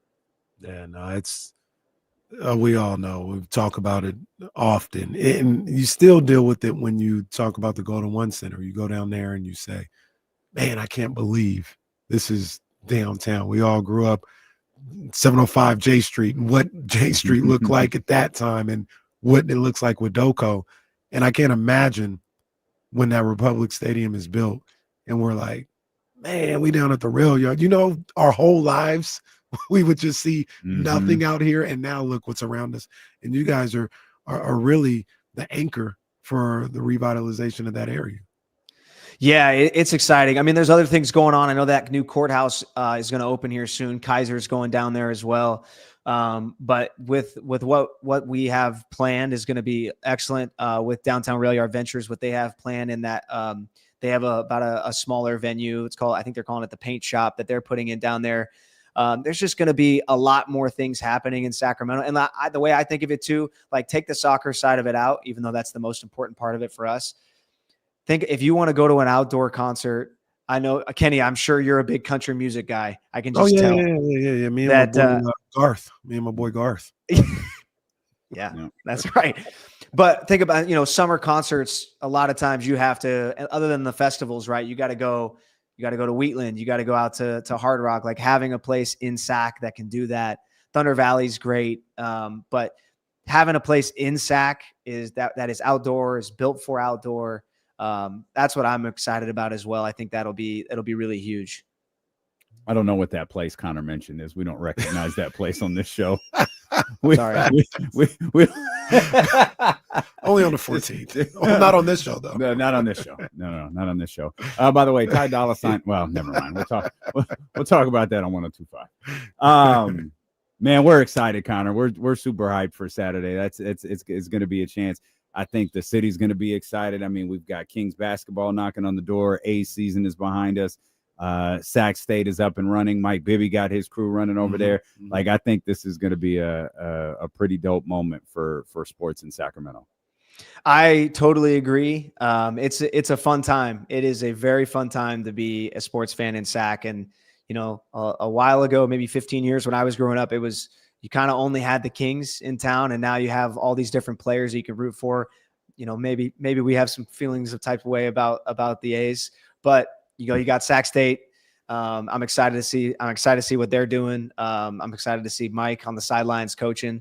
It'll be fun to see the revitalization of that program as well, and what they're doing on the football side too. So, and hopefully the Kings, continue to rise, and maybe we have a little bit of a shocker season. And with the Republic, man, there's a lot. So a lot of busyness happen in the Sac area around sports. And that's what's exciting. I feel like it's next level. Absolutely, man. Hey, look, let's make this the first of 2 championships on Saturday, huh? Let's get one on Saturday, and let's get another one, in like November or something like that. Yeah. That's what's crazy, man. Soccer, you could win three cups in 1 year. It's nuts. That's great, man. Well, we can't win all 3 now, so can we just win? Let's just win 2 out of 3. Take 2 out of 3. That's good enough. Yeah. That's good enough. I don't want to be greedy. Yeah, it's fine. You gotta let these little peasants. And real quick, guys, let me make this announcement. Kenny will not be holding the trophy on this day. Man, I was ready. The thought of security tackling him was like right there at what's it called, center pitch. Oh, like there was like, oh, this would be great. My fear was that I'm going to have to go film the whole thing and be great. I would have to go wave off the security. No. It's okay. It's okay. No, you don't. No. Hey, get him. After they blindside tackle me like I'm Reggie Bush when he was in New Orleans. Oh, Connor, we appreciate you, man. We will we'll see you this weekend, my man. All right, guys. We'll see you. Thanks again, and let's go Republic. Yes, let's do it. Let's do it. That's our man Connor right there. Connor Sutton. Mr. Outside. Yep. Mr. Outside. That's him. Shout out to It's my gonna be boy, fun, Connor. man. Yeah, man. It's gonna be a good time. The vibes are gonna be up, man. I haven't been to a Republic game at Cal Expo before. I went to the one at Hughes and saw him there, but I've never been to one at Cal Expo, so I'm anxious to see the energy going up there. Yeah, it's gonna be a good time for sure. Sac Republic is such an awesome pillar to have, because I think that's what they are now. Yeah, they're such an awesome pillar to have here in our city, and it is going to get magnified by 1,000 when that stadium opens. I can't wait, man. That's gonna be fire. You say this. I feel like you say this every time we talk about the stadium. it really just has been sitting there forever. And it has just been this nonstop talk about the rail yards, and all of these fake ass community leaders that aren't really community leaders, that aren't really from our community, coming in here and saying, this is what we're going to do. Then you have this other guy buying this, buying that, saying, this is what we're going to do. Meanwhile, year after year after year after year after year after year after year, it still sits there. Yep. Exactly the same. Poor Anderson .Paak had to perform on a street crossing with a red light above him. Like, all right, man. Now Anderson .Paak could be at the Republic Stadium. Yeah, hopefully with a heater. Yeah, man. Do it in September. Did he come out in the coldest day in history? What was that? November? It was November. Yeah, it was because the November. season was already going. It was the coldest day in history. That's right. It was Yeah, freezing. But yeah, that whole area is it's crazy. I drive by it every Dyson time, and Jake man. Paul. That's it. The Aaron goes for 60. The Aaron goes for 60. 20 feet from where we are. Can't get to him though. Can't get to that game. Just sitting here. Yeah. I drive. That's one of my little rituals. I drive by to get to the studio. Drive by downtown, and it's not this dramatic, but it feels like every day I go by, you see something different. Mhm. They're working on the Kaiser building right now. That's how I feel when I go to Sky River. It's like, man. oh wow, the whole parking structure is built. It's the parking structure up. Yeah, it looks like they're building a new Texas stadium out there. Right. They got the space too. They got so much space. Well, I mean, I don't. Between Wilton Rancheria and Kenny Caraway LLC, what? You guys own all of Elk Grove, or just Elk Grove on that side? Take me out of it, and I think they did. Wilton pretty Rancheria much have all to of it. purchase any of Elk Grove from you? No, because that's the 99 side. I don't know, man. don't Like go over there. Jesus is my guy, but you seem to be awfully close with it. It's like you guys had some business dealings. No, man. Like I said, that's the 99 side. I don't go over there. Okay. Although I remember, Station 16, I'll I'm never going over forget there. our first live broadcast, second trip to Sky River. I go to your house to see Ryan, and it was clear she hated me then as much as she does now. And I'm like, all right, man, we got to get going. And I'm like, man, we're really not that close. No. Like it's close, but you think like, oh, KC's in Elk Grove, yeah, it'd be close. That's what oh, KC's in Elk, this would be easy. It was not close. I take 20 minutes. If I'm saying I'm going to Sky River, I'd be like, yeah. We were driving at a speed that would get us in trouble because it was like, we're not nearly as close as I thought. We have to get moving. No. All streets too. Did you know? Yeah. I think you do know this, but did you know they're working on that freeway from Elk Grove to Folsom? I don't think I did. Yeah, from Grantline, like kind of where Sky River is. Okay. It'll go from there to Folsom. Okay. One of the big. Boy, it'd be real nice if that somehow connected to Roseville, Rockland, or Lincoln or something, because how you get from the streets, Lincoln to Folsom, you got to take the streets, because you have to cut all the way over. There's no freeway to go to. So you have to essentially, if you're in Roseville, Rockland, or Lincoln, or if you're in Rockland or Lincoln, you basically drive down to Roseville, cut over essentially to Granite Bay, and then drive down into Orangeville through to get to 50. One of the times, or just to get to Folsom or Folsom Boulevard. When I went to, it was what was that, field day, actually. When we were in Folsom. Many broken bones. Broken bones and memories. We were in Folsom. I had to come back to the studio. I think I took streets the whole way, and I think it had me going down Sunrise. Sure, that checks out. Yeah. I was like, damn. Yeah, it was not fun. What? It is like driving. It's the drive from hell. Folsom, like anywhere, anything on 50. Yeah. It's dreadful. It is. When we went to Tahoe a couple of weeks ago, it legit took 45 minutes just to get to the freeway, just to get to 50. That's crazy. Not to mention 65 is like constant rush hour. 65, they just can't get right. Like no matter what, man, boy, it's rush hour on 65. Nah, man, it's 10 p.m. Shit, they just can't get right. One way in and one way day out. they'll get a freeway from Lincoln to Folsom. one day. They will. One day, and I'm They sure s- 65 will get an extra lane. They said this freeway though is going to take like 7 years. Like it's not How do happening you even anytime do soon. that? Like, how do you like? Hey guys, I got a freeway idea It's going to go.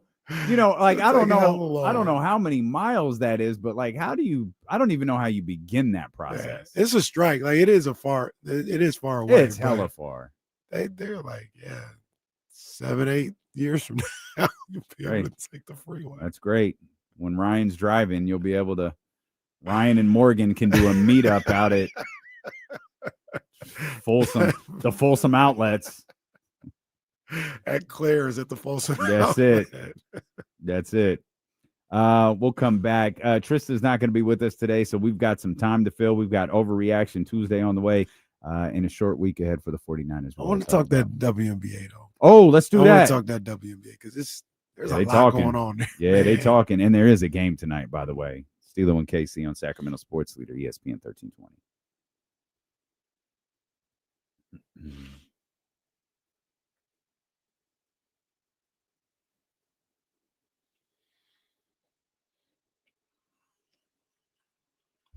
No, that's facts. You catch it at the wrong time. I went to who was that?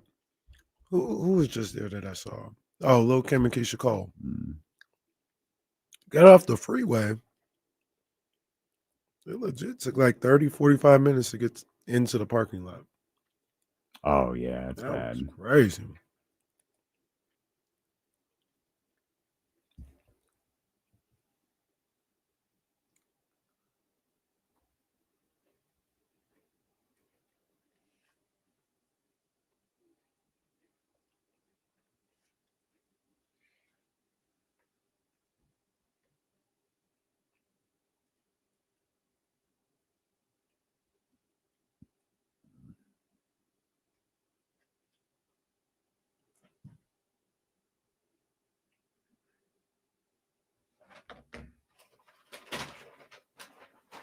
You guys watch that show 911? Jasmine does from time to time. Just saw a commercial for it right now. The cop is staring at the sky because meteors are about to hit Earth. Bro. They have I wonder how they're gonna solve that one. they have some of the wildest scenes. Like for guys like myself, I don't need to be watching that show all the time. One time, Wait, hold on. Chatty House is Manny. I thought Chatty House was Mitch.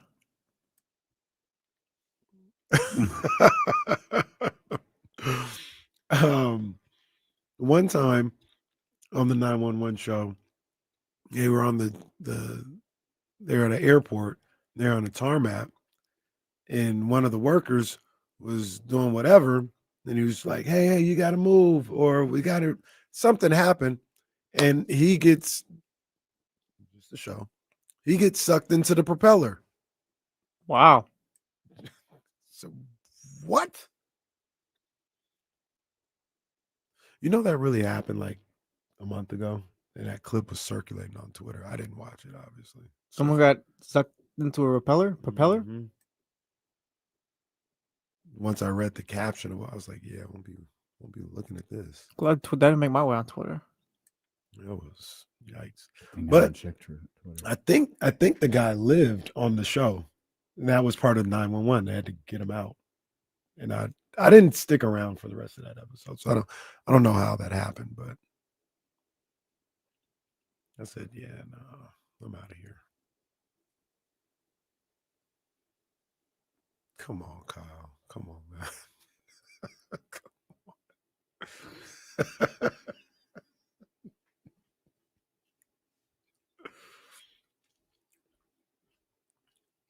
This show's funny.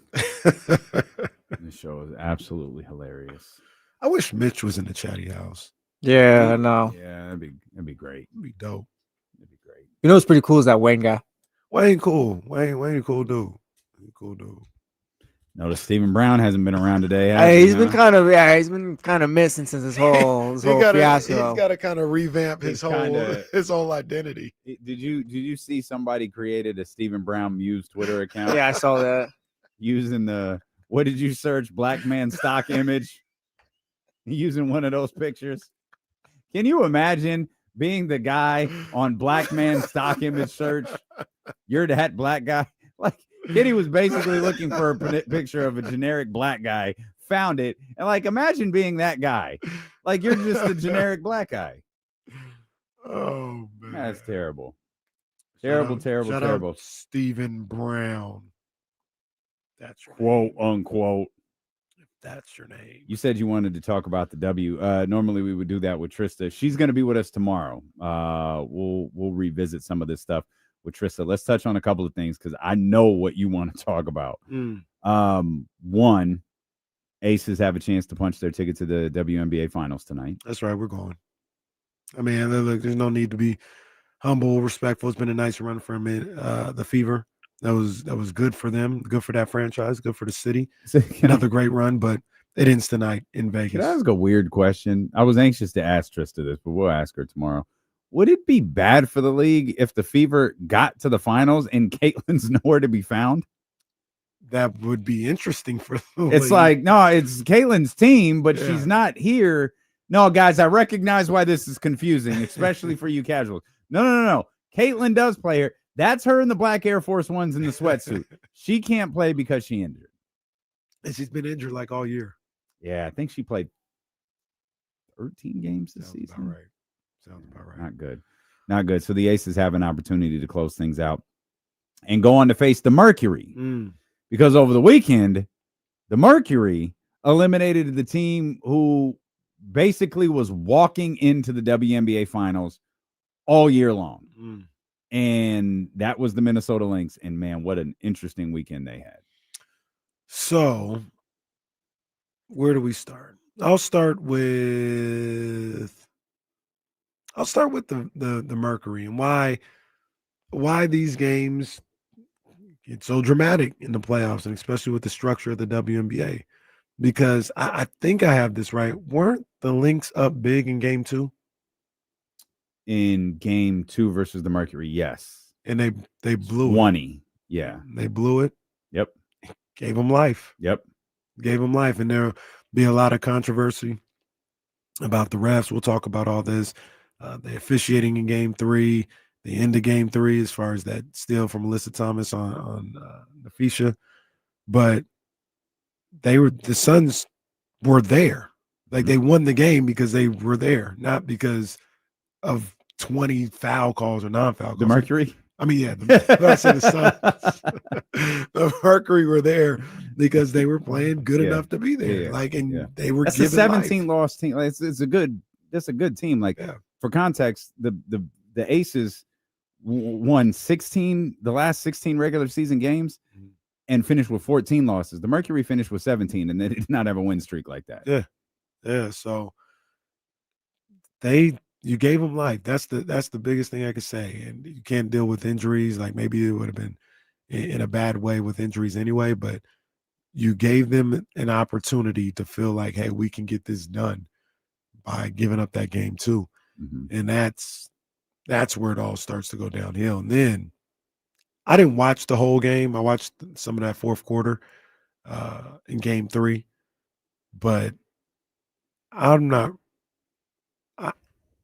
don't really care what is going on in that game. Cheryl Reeve cannot behave the way she did at the end of that game and in the post game. Like that is unacceptable. I can't figure out, like I've watched that clip so many times trying to figure out, because Cheryl has never, like, she's never held her tongue. I honestly think she didn't think they'd suspend her. Like her behavior was so over the top. It was like, okay, she's really kind of pushing the boundaries of what they're going to allow a coach to do. And clearly she pushed too far, and they said, we're not moving. You're suspended. She was completely out of pocket. We talked about this a little bit on Sunday. And you cannot, in the playoffs, with your season potentially on the line, be in a situation where you get suspended. Right. If the roles were switched and a player had behaved like that, Oh, the my star God. player had Yeah. behaved like that. Yeah. I always think back to the Heat and the Knicks and Alonzo fighting Larry Johnson. And Pat Riley was pissed off at Alonzo. Mm-hmm. He said, "What are you doing? You're going to be suspended. We've got a winner go home game 5 in 2 days, and you can't play. What are you doing? What would make you fight somebody when we're trying to hold on to our season?" And obviously, Schroder didn't fight somebody. She came pretty close, and then saying whatever she said. Like you as a coach, you would look at the player crazy for doing that. I got to look at Schroder the same way. Like, what are you doing? And maybe she just snapped. Like maybe the last 2 years and the pressures and the disappointments, and she saw it all unraveling again, and she snapped. Still not a good reason. You let your team down when the season was on the line. And like you said, maybe you would have got away with it with the on-court stuff and the ejection. Maybe. But then to go to the podium and speak the way you did, like you said, you're challenging them at this point. Yeah. That was ridiculous. You're hitting them with the Bill Simmons. Oh, fire me. Mm-hmm. And they did. the NBA was like, okay, right, you're suspended. And my man Eric Tebow had to go out and coach that game. It looked like they look so flat. Like I'll never forget game 5 of the WNBA finals in 2006. The Monarchs had a chance to win here. And there is something I can't imagine from a player's perspective. I can tell you mine. Before the game, you're getting there really before the game, they're telling you, hey, so if we win, the parade's Tuesday. And if this happens, here's what we're going to do. And you're going over all of these scenarios because once the game starts, it starts, and that's it. When you are walking through the back, navigating all of that, the confetti cannons are right there. It's not like they're rushed to some, back room. You literally are looking at them because they're on the home side of the thing. And I think it's safe to say this now. Kara was leaving. She goes, I don't think we stand a chance. I think everyone's beat. No one wants to fly back to Detroit. They weren't even playing at the Palace. They were playing downtown at the Joe Louis Arena. I think Mariah Carey was at the Palace. And it was like, she said that day, she was like, I think we already lost. And you get there, and like the team played well in the first half. I think they were up 6 at halftime, or 8. Tisha airballed 2 jump shots. I have never seen an 8-point lead disappear as quickly as that one did in game 5 at the Joe Louis Arena, and that was it. It felt like that's what happened to the Lynx the other day. They lost that game, and for them, they were done. That series and everything that happened with Cheryl, it just snowballed. The whole thing. It was like, yeah, this is over. And you're right. A player acting the way Cheryl did, they would have gotten eviscerated. They would have gotten absolutely destroyed, especially with where the league is right now. They would have gotten destroyed for it. Right. A player the likes of an Asia or a Caitlin or Nafisa, like someone of that tier, they would have gotten destroyed. And of course, Nafisa didn't play. She got hurt at the end of that game, and which is I think Cheryl's overall gripe, wasn't that foul call or lack thereof. It was the way that she was officiated in that game and through the better part of the series. Cheryl just has to recognize at this point, and she's been in the league long enough. I know everyone thinks, I know NFL fans think, God, these officials are the worst. I know NBA fans think, God, these officials are the worst. No, very literally, the WNBA officials are the worst. They're terrible. And now they have a bigger spotlight on them. And, buddy, they're not handling it well. And so, and again, the Mercury deserved to be there. We'll just see if the Aces can close things out and get things done tonight. Speaking of Nafisa, well, Nafisa had some things to say today. And she made public everything her And WNBA, I always forget if it's commissioner or president. It used to be president. I don't know if it still is, but Kathy Engelbert. And it makes Kathy Engelbert look so bad. We have been screaming on this show, you have to replace her for at least 3 years, 2 years. Mm-hmm. You have to get her out of this position. She is not fit to lead this version of the WNBA. And it appears one of the best players in the entire league feels the exact same way. Isn't Nafisha the WNBA PA president? Vice? Maybe. I think not NECA, Arika Ogunbowale. I think she's the president. Okay. Unless it just changed, I think she's the president. It's Nafisha's there, and that is Satu. Is she? I feel like I always see her. She's probably in the committee. Yeah. Yeah. I feel like I see those two speaking a lot, but yeah. But we've got this collective bargaining agreement coming up. We've got the most critical CBA negotiation in the history of this league. Like the survival of this league very much depends on this, in my opinion. Mm-hmm. That might be extreme. I don't think that it is, because I think a work stoppage would be absolutely devastating to the momentum that they have right now. I agree. And you're entering the most critical collective bargaining agreement negotiation this league has ever had. And now you have to start asking the questions that Trista Crick has been asking for a few months now. And it's how many people are actively working against the league, working against the players, meaning, because if the people at the highest level of this league you feel like are working against you, that sure adds a lot of credence to what Trista's been saying, where it feels like the NBA is working against the WNBA, meaning the highest of the higher ups, the Adam Silvers, the Marks, those guys are working against the league. And pretty much every player on that committee and every player who takes time to understand what this collective bargaining agreement means is going to have to come out swinging the same way Nafisa did this morning. Yeah. Underdog WNBA with a couple of takeaways from Collier's extra interview. Collier said Kathy Engelbert told her, quote, only losers complain about the refs. Collier also said Engelbert told her that Caitlin Clark should be grateful for the WNBA because the league is responsible for her sponsorship deals. Collier said she tore a couple of ligaments in her ankle during the game 3 against Phoenix. And then she also says, quote, we go to battle every day to protect the shield for a league that doesn't value us. Just the Cliff Notes. Yeah. She's right with everything. Yeah, absolutely. She's right.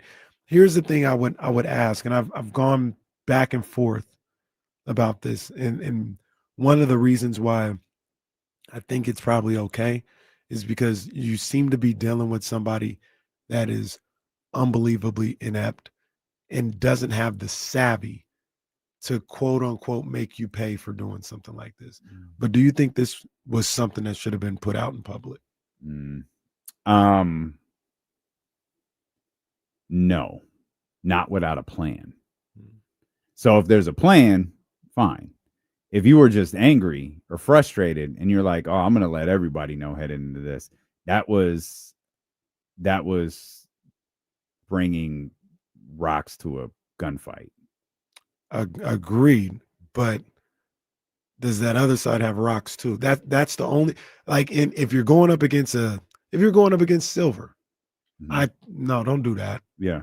Because he's going to make you pay for everything that for embarrassing him and putting him in that light in public on private negotiating topics and conversations. I don't know if Adam would. David Stern would. David Stern is a better example. David Stern would injure existence. Yeah, he going to make you pay. Yeah. Maybe you can get away with it with Engelbert. Maybe. Yeah, maybe. I think you better know how many people are on her side and how many people aren't. In general, though, I'm with you. That's the first thing I thought. I was like, you shouldn't be saying this stuff. If you have a plan and it involves like your union and all that, like, all right, execute it. But if it was, lack of a better, if it was a hot-headed response, this is going to be tough, man. It's going to be tough because in the end, if nothing comes about of this, that's your commissioner or your president or whatever. Like, that's still running this organization. She's going to be looked at funny. She's going to be booed. It doesn't care. Rob Manfred's one of the biggest dingbats in sports. Like, Rob Manfred is awful. Doesn't matter. Still there. He's still there. Oh, we've got an exit strategy. It's going to be time for me to move on. No, man, you suck. You're awful. But it doesn't matter what I think or what you think. It doesn't matter what every A's, Giants, Dodgers, Padres fan, Cubs fan think. None of that matters. What's his relationship with the other owners in the league? What's her relationship with the other owners in the league? The WNBA has not found a commissioner to lead them in this version. They had Val Ackerman to start, which was a great. She was a perfect person who knew the game of basketball, who knew all of the players in women's basketball to start the league. She was perfect. She's headed up USA basketball, or had headed up USA basketball for a very, very long time. She was perfect in 1997. I think it went from Val to Donna Orender. Donna came from the PGA. I really like Donna. She was very business savvy. The growth of the league was never going to grow under her. And then they just went, and I can't remember the I think it was something Roberts. I can't remember the last one's name. She was, God bless that woman, useless. Just useless. And now you have Kathy Engelbert, who I don't have a clue what her strong suit is. She just walks around and I can't think of one thing she's done that's good. I mean, maybe you can talk about expansion, but I don't know who the right person to lead this league is, because this league is in a position it has never, ever been in before. So I have no idea who the right person is. Maybe, I mean, Michelle Roberts, the woman who she was the head of the NBA Players Association. I don't think she is now. Maybe she still is. I don't think she is either. Maybe she could do it. There had been a rumor for years that Condoleezza Rice wanted to do it. I don't know what she's doing now, but call her. Hell, Michelle. Kamala's got nothing going on. Kamala, Michelle. Somebody needs to, somebody with it. And there is a certain level of governing to being a commissioner. And man, they're lacking. Bad. I keep thinking about what you said or somebody told you. I think this was your own original thought with the game that had gotten broadcast on Twitter from somebody's IG Live or something like that. And it was like, the league is just moving too fast. No, you know who that was? Way to bring it all full circle. Was Cheryl? It was Cheryl. Yeah, it was Spot Cheryl on. Reeves. That she was like, I don't think this league is equipped to handle the growth that it's experiencing right now. And it's happening. That was Angel Reese's first game, and they forgot to broadcast. Like, think about that sentence. It's crazy. The league forgot to broadcast it. That's inexcusable. And some courtside fan caught wind of it through social media with all of these players looking for the game. And she was like, all right, I got you. And you had Caitlin Clark and like the biggest stars in the NBA watching this person's Twitter feed to see Angel Reese's preseason debut because the league forgot to flip the switch on. That's crazy. And imagine Adam Silver going, I forgot. Cooper Flagg's I don't know. first- Yeah, I don't know. Imagine Roger Goodell just telling NBC, guys, my bad. I don't even think Rob Manfred would do that. No. He'd do 50 other stupid things, but I don't think he'd do that. He'd get that one right. So yeah, I just don't know if I shouldn't say I don't know. I'm convinced the people who are running the league right now are not equipped to deal with. They're not. What's going on, because this is happening lightning fast as far as the growth goes. Like usually you would say, oh, over 10 years, like we've seen crazy growth. This is happening in like 3 years. Yeah. Like it's gone from an afterthought to the forefront. And These people aren't ready to deal with it. And that's why we say it's the most critical collective bargaining agreement negotiation this league has ever had. Like, imagine, NBC putting Michael Jordan on TV, 30 times, and then the league just stops. Mm.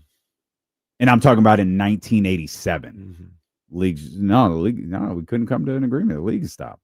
Do you think they got Magic, Larry, Michael, it's just stopped. And this is another reason why maybe Nafisha shouldn't have said that, because regardless if she's right or not, I don't know if you can get this done without Engelbert. Like, I don't think they're going to get a new commissioner in the middle of this negotiation. They might not. It might be a play for after. If you remember, I don't think anybody ran David Stern out of the league. I don't think that's what happened. But in the last collective bargaining agreement that Stern had, I think it beat his ass. And he's like, I'm good with this. I'm done. And he wrapped up his time. I think it was the following year. It might have been that year, but I think it was the following year. Mm-hmm. And that's when Adam Silver stepped in. Mm-hmm. They might be hoping it like, hey, we're gonna get through this, but you're our next order of business.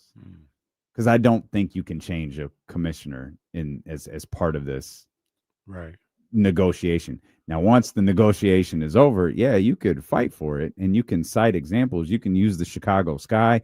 You can use, and I feel like this becomes this. I say this a lot, and I feel like it's disrespectful to the city. I'm not trying to disrespect Portland, Cleveland, some of these cities that are trying to land. Or, I mean, Portland obviously has landed an expansion team. You guys have tried this, and you failed. Mm-hmm. And literally, it's the most incredible thing I've ever.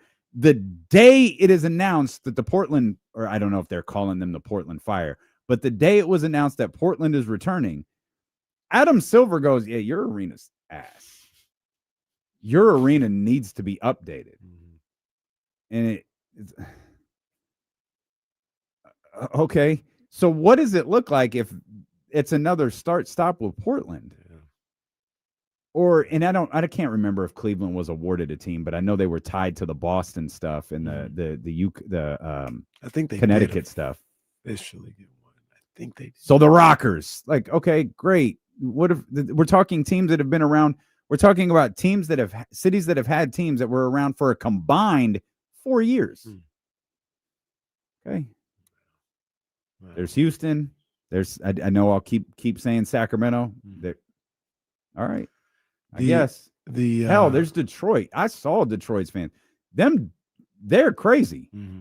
They were legit. Detroit's. I still don't understand why Detroit moved.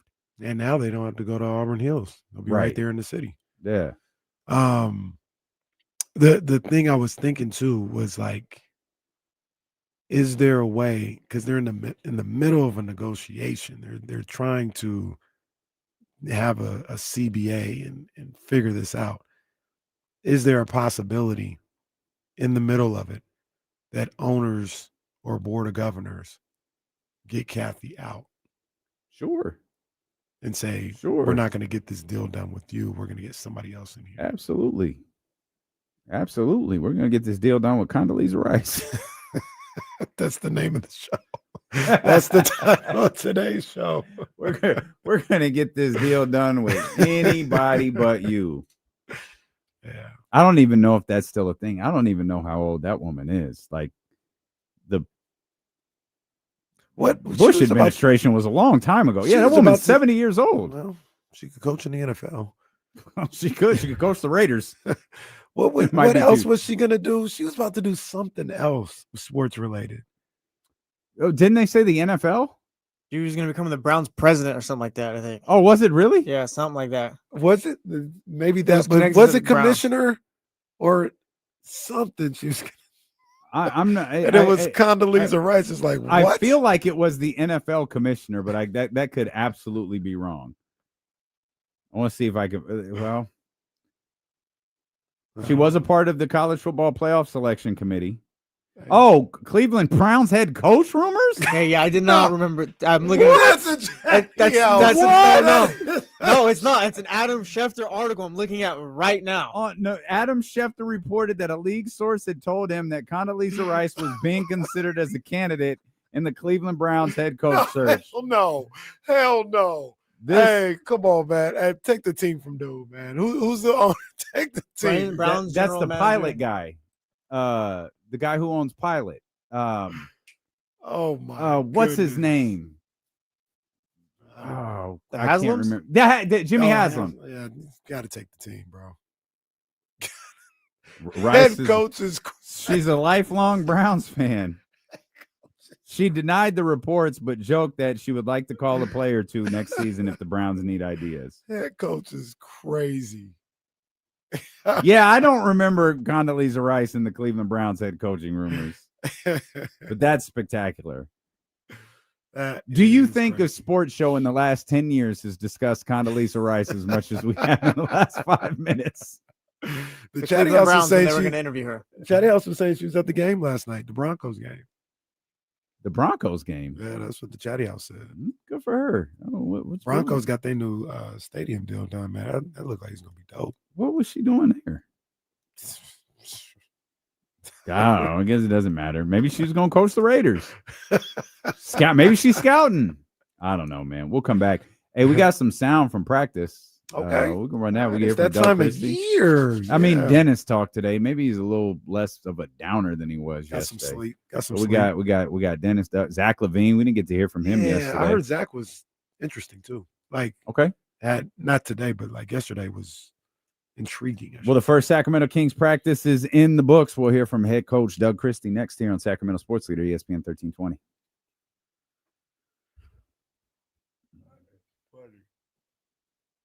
Shout out Condoleezza Rice.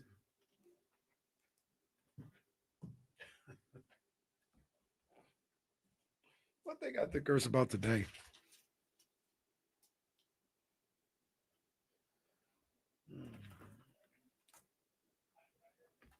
So I'm going to talk about this more tomorrow on the 13th round. Yeah, I'm going to talk about it more tomorrow. But this Zuffa thing is Stupid. it's stupid. It is awful. Like this. We're not going to work with anyone else. We're going to have our own belts. We're not going to acknowledge anything else. Like, okay, then why are we going to watch? Bro, he's legit trying to make the UFC of boxing. It's not going to work. And but if he can get this Ali Act changed or modified or whatever, it opens the pathway for it to happen, which would be, I think, I do believe that if that happens, if Zuffa boxing becomes the UFC of boxing, it will kill boxing. I'm joked about it since we started the show. Boxing will never die. If that goes into play, boxing will die. Like he will effectively kill the sport on a professional level. It is just doing more research. It is the worst idea I've ever seen for boxing. It is the worst, absolute worst case scenario I've ever seen for boxing. Is if he's able to get this off the ground and get that new Ali Act thing amended.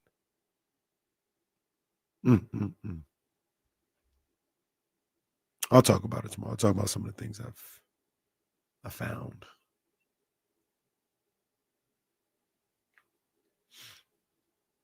Steven, I never said boxing was dead. I don't know what other 13 round you're even thinking about.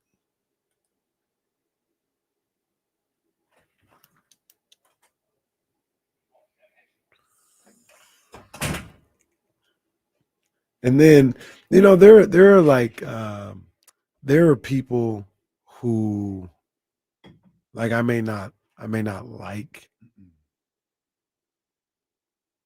but like they're pretty smart. Like they're pretty smart. Dana White is not one of those people I look at that way. He's been successful in his business, and he was cunning enough to tap into a certain style of how to go about building that business. So I can say that. But I really do think Dana White is dumb as rocks. Like, I think he's stupid. The more shot at rocks. The more I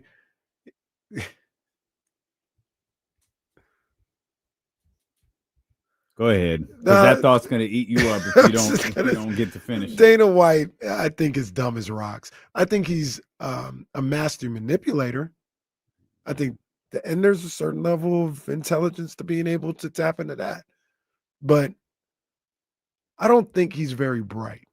I just don't think he's very bright. So we'll talk about this on the 13th round tomorrow, but this whole thing, Zuffa boxing, is going on, and they want to change the Ali Act, which was something to put in place for fighters, basically so monopolies can't happen in sports. The UFC has essentially a monopoly on their fighters and their league. Mixed martial arts. And that's why they can operate the UFC the way they do. Mm-hmm. They can pay them the way they pay them, and they have them in contracts that doesn't allow them necessarily. It's absurd. Fight. Yeah. It's the worst, because MMA fighters, when the Ali Act was made, MMA wasn't a thing, so they weren't included in that. Mm-hmm. Some fighters have been including this push for, like, hey, it's combat sports, we should be included in the Ali Act, but it hasn't happened because they have people in high places to make sure it doesn't happen. Dana White is trying to basically get rid of the Ali Act for boxing for his new promotion, and I did some research on it, and it is the worst thing that could ever happen for boxing. Like, it will kill boxing. It will be over. He wants to make the UFC model in boxing. And, I always fight back with, like, boxing will never die, never die. It will die if this happens. And there's a couple different reasons why. Like I said, I'll talk about it before. But Dana was doing interviews yesterday, and he goes, like, people have been like, hey, man, like, leave the Ali Act alone. Why do you want to do this or whatever for months? And he goes, I want to be perfectly clear. We are not going to change the Ali Act at all. We're not going to change it at all. What we're going to do is we're going to add to the Ali Act. Stupid ass. That's changing the Ali Act. Do you think I'm dumb? That you can just say, we're not going to change it at all. We're going to add to the Ali Act. That's literally changing the Ali Act. We're not going to change the Civil Rights Act. We're eliminating it. Guys, relax. But there's people that listen, there's people that buy into everything Dana says, and I just don't think. I think Drew Down is one of those. Drew Down, who sent me the most hilarious Joe Shasky video last night. Joe was fuming at the 49ers this weekend. Like, fuming. He told Trent Williams he wanted a refund. It was absolutely. He said, "Where's my refund, Trent?" It was amazing. But Drew says Dana's so dumb, he's turned the UFC into $1 billion company. He's dead. Like, he was the head of the company when it sold to, what is now TKO and all of that. Mm-hmm. Do you remember the moment that UFC mattered? Do you know when it was? Because there is someone to thank for it. I'm not sure it's Dana White, though. Who you think? It's Vince McMahon. That's what I was thinking, too. And the reason it's Vince McMahon is because when he was on, was it TNN that became Spike during that weird USA hiatus that Raw went on? They came to him and said, hey, Dana White, whatever that production company is, wants to do a reality show about the UFC. And we feel like it would be the perfect show to put on after Raw. And Vince, they were like, but it's up to you. If you'd rather us air Pacific Blue reruns, like we can, but we think your show would be the perfect lead-in. And Vince said, okay, you could do it. So the Ultimate Fighter launches, and it did well. And then that final happened with it was Forrest Griffin and missing the other name. One of the most like legendary moments in the history of the UFC, where Dana, you're competing for a contract, and Dana, who and I guess no one cared, trashes the whole show in a split second by saying, "You both get contracts." So they had a fight that was so good, they wound up both getting, contracts, and that threw the UFC into a different stratosphere because that was a live event. They had dug themselves out of the Stephen Bonner. Thank you, guys. They had dug themselves out of the kind of circus that it was, with the Gracies and everyone talks like these Shamrock Severin things where like these were like 35-minute fights where guys were just lying on the ground, not moving because they were grappling for position. Like it was ass. Mm-hmm.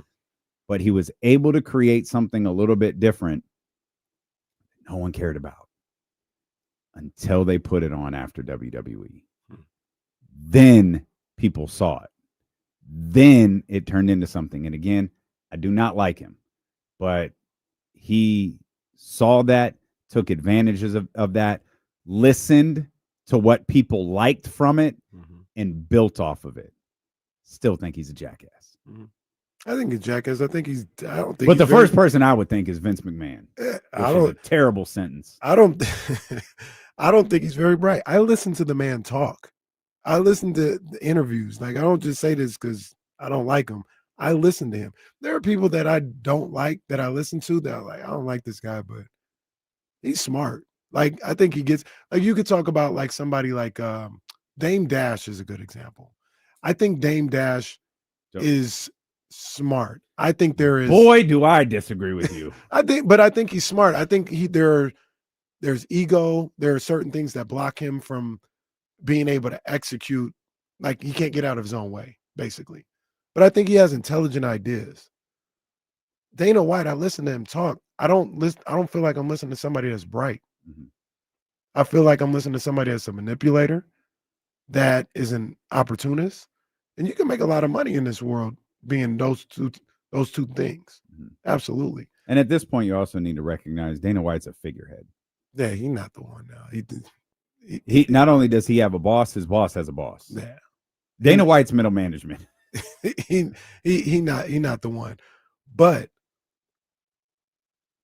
I listen to him speak, and I just like, this guy is just not very bright. Like, I wouldn't go to him for advice on what to do in certain things. But we'll see what happens with this. Like I said, this idea is awful. And the other thing about him too is he's a master manipulator. He's found a way to manipulate all those fighters in the UFC not to rise up. There's only one person that rise up and be like, Dana, no. No, you're going to do what I say. And, every time that happens, Dana buckles. And you talk about, I can't say something nice or think about an unbiased opinion for somebody I don't like. It's Conor. Yeah. Connor's the one. Conor became bigger than. Connor's the one that said, you're not going to pay me like the rest of these guys, or I just won't fight. And every time he does that, guess who says, all right, I'll give you what you're asking for. He's the only one. Everybody else like, oh, I made $200,000 and I got a $50,000 knockout bonus. Let's go. All right, bro. Do you know they just made $10 million off this event? There's only one person that says, nah, I know the math and I'm not getting paid what I'm worth. And if you don't do that, I'm not going to fight. You want me to make this even worse? You know why those guys, the Connors, the John Joneses, why those guys started getting paid so much more? This is great. It was Brock. When Brock Lesnar came to the UFC. Why?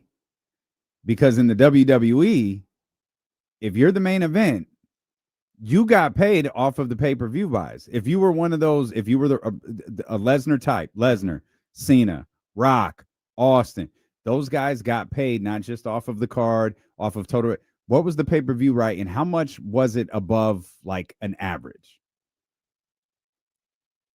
Brock was the first UFC fighter to get that. So forgive me if this goes back to Vince McMahon for a second time. Vince McMahon changed the way that fighters in the UFC get paid because Brock came in and said, what? Oh, sweetie, do you know who I am? I'm not fighting for that. No, you're going to pay me a percentage of the pay-per-views. And then guess who got a percentage of the pay-per-views? John Jones got a percentage of the pay-per-views. Conor McGregor got a huge percentage of the pay-per-views. What's her name? Ronda got a huge percentage of the pay-per-views. That didn't exist before Brock Lesnar. Conor was the one. This has been the weirdest out. We transitioned from the WNBA to Condoleezza Rice, the Cleveland Browns head coach, to Dana White and Vince McMahon. Conor was the one who said, not only will you give me a percentage, but you're going to give me a flat fee that I want too. And I'm going to get the percentage. Oh, yeah. And you know what? Or I'll go box. Because your Bud Light sponsorship isn't paying me, I'm going to drink this Coors in the ring or whatever beer thing it was that he drank at UFC 100, which was absolutely hilarious. And then Dana cusses him out and says, you can't do that. And he's like, oh, no, great. I'll drink this beer at the press conference that no one is watching to make you feel better. And Drew Down, that's my boy. If you haven't heard these people talk, though, that's the thing. That's what I do. I don't necessarily just listen to their comment. I listen to what they're saying, and I listen to how they speak. And when I used the two examples. When I listen to Dame Dash, I listen to Drew. I don't like Dame Dash. I think Dame Dash. I don't like him either. I think Dame Dash is a con man. I don't like him either. But I think he has intelligent thoughts that his ego doesn't allow him to see all the way through. That's why he's jumping from project to project, and he burns bridges because of his ego and all that other stuff. But his thought process gets him to a certain place. He just can't carry it out. I listen to him talking. I'm like, yeah, this guy, he just can't get out of his own way. I listen to Dana talk, and I just hear a buffoon. But once again, I do my homework. I listen to these people. I don't just go off the fact that he puts on a good fight, and I think he's great, which is something that maybe Drew Down might do in others. After all of this, I'd like to hear from Doug Christie. he's smart. Doug Christie knows what he's talking about. Kings first practice is in the books. Shout out to our man Matt George for multiple reasons. One being this ABC 10 video here with Doug Christie. The other one I'll share with you in a second. Here's Kings head coach Doug Christie. Our narrative from myself and Scott P. is we're going to be the best conditioned team in the NBA. One of the top ones for sure. So trying to figure out and them buying into that has been a message that they've received, since I took over and Scott was the general manager. So it's just all about us being willing to give of ourselves, and it's tough, man. Conditioning is not for everybody. And then being in the conditioning to be the best conditioned team in this league definitely ain't for everybody. But it's what a Sacramento King is about. How do you see Dennis fitting acclimated with everything? Man, Dennis looked like he's been here his whole life. It's not hard when you're that good. I mean, the kid, he understands how to play. He's a winner. He plays the right way. He moves the basketball. He plays defense. He's not afraid to talk to his teammates. Like I told you guys yesterday, like everything that I was looking at him to be is what I'm seeing out there on the floor. So I'm really, really pleased. Speaking of that, 2 days. Why you all in my business, man? If you come back tomorrow and we had two-a-day, then we had a two-a-day. I guess it was building up to week to week, with conditioning in mind, I guess. How conditioning isn't about two-a-days. It's about getting at it when you get on the floor. So, tonight we have a two-a-day, and then we'll see from there, Sean. Yeah. Okay. Do you see an evolution of what you want to implement for these coming weeks? Like, will it look similar each week, or do you anticipate adding little wrinkles as camp goes on? Yeah, part of, in my opinion, like I continue to evolve too, because you have a vision in your mind of like what you think, but then when they get out there, it's like actually what is. I always think like get good at something before you move on, and sometimes I think that you move on too fast. So it's about mastery and how much mastery can we get before we're gonna put in stuff, but at the same time we need to understand the principles of slipping and setting splits and timing and those type of things. And that's where I always say I want to teach them how to play, not how to run a play. You mentioned Dennis and defense. And when you talk about picking up 94 feet, like how much do you expect that? Or are there other guys you want to see it from? And how just disruptive can you guys be, for other teams in that way? Yeah, I listen, that is hard, first of all. But, we expect it from everybody, because sometimes they're going to send their point guard down the floor, and then he's smart enough to figure it out. But at the same time, we want to get our defense set. So, scoring the ball is good. We're going to have to get to the free throw line, because when you get to the free throw line, you can get your defense set. So, on misses, it's a little bit harder, obviously, to pick up, but we still want to make sure that our pickup points are extremely high. When we have an opportunity, dead balls, free throws, anytime that there's an opportunity to pick up 94 feet, we should be talking to the person in front of us. I'm going to hit pause right there. There's more to hear from Sacramento Kings head coach Doug Christie, which we will hear in just a heartbeat. Didn't take long for 94 feet to be referenced. That is clearly something they are talking about regularly over the course of the last couple of days. Doug acknowledged they had so yesterday was media day, so I think they had a dinner on Sunday night. They obviously have had conversations about picking up playing defense. You heard it yesterday with Keon. Heard a little bit about it with Dennis Keegan. 94 feet is something Doug is at the very least attempting to ingrain in their head right now. Yeah, that seems to be part of the foundation of the way that Doug Christie wants these guys to play. Almost a representation of how he wants these guys to play. Mm-hmm. Picking up 94 feet is, I'm here to defend you every inch of this court, every second of the game, and we're going to do that from baseline to baseline. So, yeah, I'm picking up full court, whether it's Schroder, whether it's Keon, Monk, Devin Carter, whatever. This is what we're doing. And when you get to the other side of the court, we still right here. It's just kind of a microcosm for how they want to approach the game. I love it. I love it. And if you can get a handful of guys to lead the charge and set the tone like that on the defensive end, it does trickle down. At least I believe it trickles down to the rest of that roster. That's a good callback to your love of Ronald Reagan right there. I have no love. KC trying to start this trickle down defense philosophy. You know what I love that he talked about was when Sean asked him about two-a-days. Clearly, Doug didn't want to divulge it for some reason. But there was some talk at the beginning of that about conditioning, and Scott, Perry, and Doug wanting this to be the best conditioned team in the league, and Sean pressing him a little bit on practice and how much they're going to practice this week, and Doug saying, yeah, we're going to practice tonight, but it's not about how many times you practice. It's about getting after it. Mm-hmm. When you get out there, it's about practicing hard when you're in practice, whether you have one or two of them. If you practice hard the first time, like that's going to do what you need to do for conditioning. Doug, there is not a greater person to have at your disposal when it comes to the body and recovering than Doug Christie. That man soaks in seaweed. Like he drinks apple cider vinegar. He snacks on blueberries. Like he will give you contrast therapy, hot therapy, cold therapy, massage therapy. Like Doug has done it all.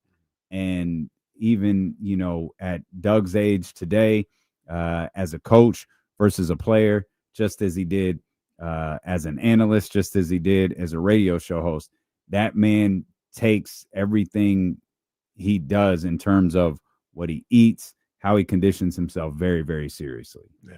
And there's if he's pushing you to do something, there's no better person to have by your side to go like, hey, you need to go do A, B, C, and D. You'll be ready for tomorrow. Trust me. Facts, 100%. You got that guy right there at your disposal that can teach you some of the things that he learned and give you, at the very least, give you all the information. It's up to you to actually do it or not. He's a grown man. You can follow what he's saying or not, but he can say, I'm living proof that these things help. These things can help you as a professional athlete recover, have energy, all the stuff that we're asking you to need. I don't believe that coaches have to be former players, but there are instances where I feel like it really, really helps. And this is one of them. One other thing I love that he said is, I want to teach them how to play, not teach them plays. Mm-hmm. That's a bar. That's something. It's a shot too. Hey, if you listen closely, I think there's quite a few shots that might be out there from media day to today. If you listen closely. If you listen close, you don't really even have to use your imagination that much. More from head coach Doug Christie. You almost mentioned yesterday that you guys will be utilizing him in some different spots and some different ways. What's It'd be that? great if you didn't cuss this time, Deuce. Was it state secret? No, it's not, man. But I'm just wondering where you get all your info from, bro. Like, okay. No, seriously. Previously he's been in the dunker. He's been at the top of the floor. And in my opinion, that leaves the big that's guarding him in the dunker and in the middle of the floor. And I just want, like, Domantas is talented, man. And, Drew and those guys, they can play make. Max can play make. Like, the ability to move a big around the floor and play to his tendencies. What's the tendency of a big? The tendency of a big is to be in help defense. That's just most bigs. That's who they are. So if Domantas is out in the quad, his guy is probably not guarding him. So that allows him to be a little bit more free and catch and uphill and downhill DHO. And then if his big is on him, well, then damn, the lane's clear. So now we got a guy who can wiggle and get downhill. So, just moving the chess pieces around the floor. And when you have somebody that has the ability to do the things that Domas does, I think that you try to take advantage of it. And to his credit, he's willing to, it is just basketball. Let's be clear. It's just being in a different position and the possibilities that come with that position. As they are, Dennis Schroder in particular, he sounds like a coach. So, I know that's what you want out there on the floor. When y'all have those conversations, they come across to you.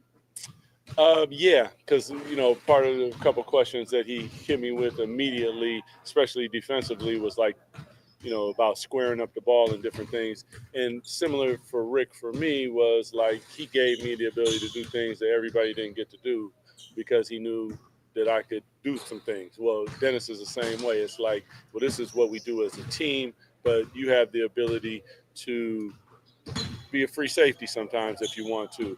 But previously we closed out like on the high side and different stuff, and we weren't a great defensive team, and you're closing out to give an advantage, in my opinion. I don't want no advantages. We closing out square right in front of the person. And now you have to, my point to him was, you have to be able to understand where your help's at and all that. I get that. But we're not trying to give up no advantages. When that time comes, there'll be game plan specific and different things, but we want to close out right in front of people and be there on the catch. You reacted to that a couple of times. Why? Not trying to stir up anything. We joke about shots and all this. Well, shots really do get taken, but right before he said that, I was trying to figure out, I wonder what some of the differences are going to be with him as a head coach now compared to the philosophy that Mike Brown had. And like right on cue, no, we ain't doing all that shading to here, nothing like that. Like the first priority is always, we stopping you. That person that is guarding the ball is going to stop you. We're not funneling you nowhere. We're not doing all that. That's not what this is about. When you are guarding the ball, it's mano a mano. Like he said, there are moments when you use team defense and we're going to, maybe shade them in this particular situation to the baseline or something. But it all starts with you're guarding the ball, you keep that man in front of you. That's where it all starts. Don't be looking for help. Don't rely on help.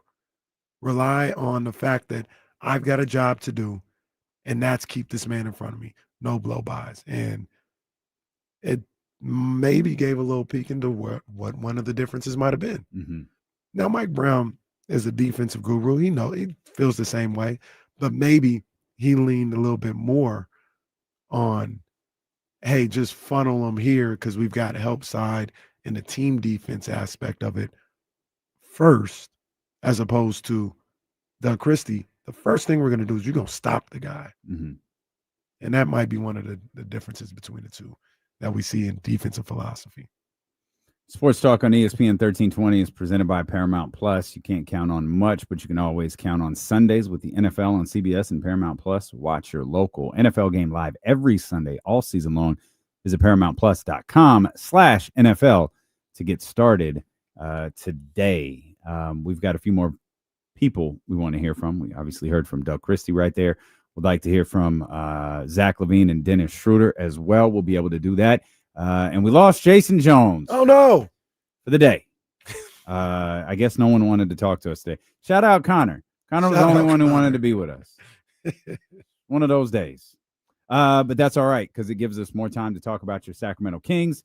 And it gives us more time to just talk and hang out and have fun and open up the phone lines for you as well. 916-909-1320. Stilo and KC brought to you by Sky River Casino. Get in on the action. Sky River Casino is the place to play with 2,100 of the newest slot machines and over 80 table games. Sky is the limit at Sky River Casino. Driving like flies is good. Yeah, right.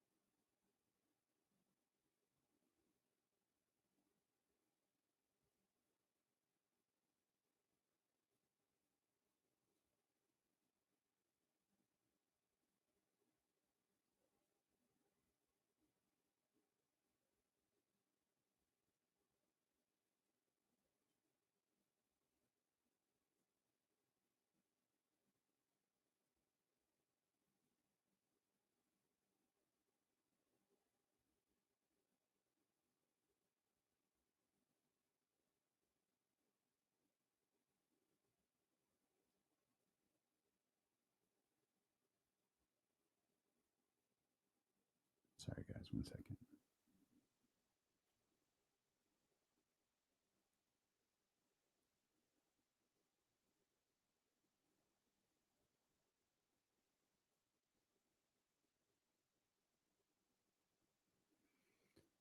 Oh, man. Where's my that was hilarious. Absolutely hilarious.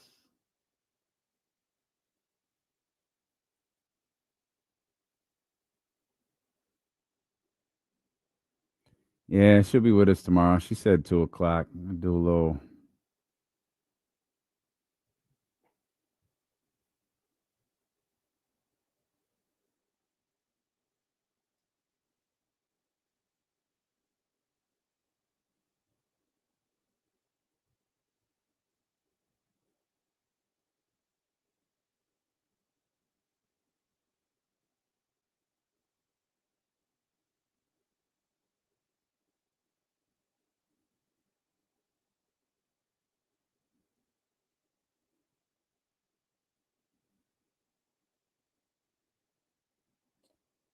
Oh, it's October tomorrow. You need a whole new prep sheet. October 1st.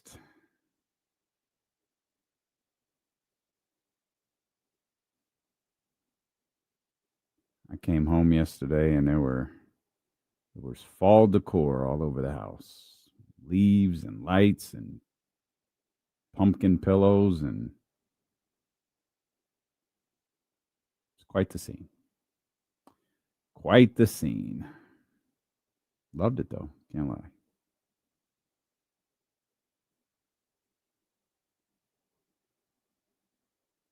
Shoot.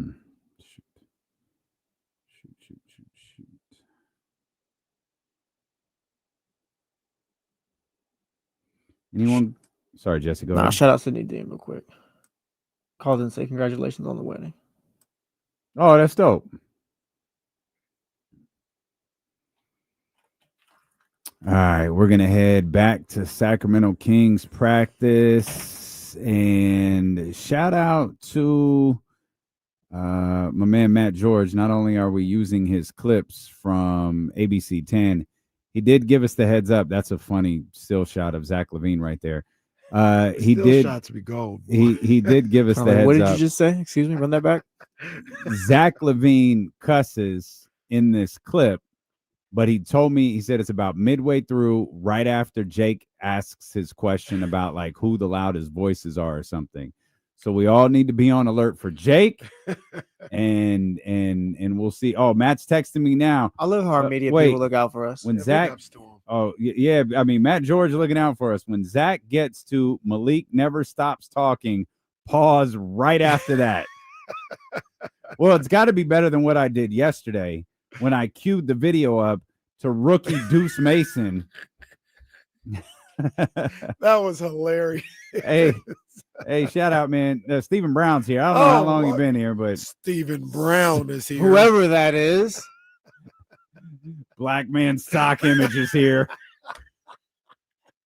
BMSI.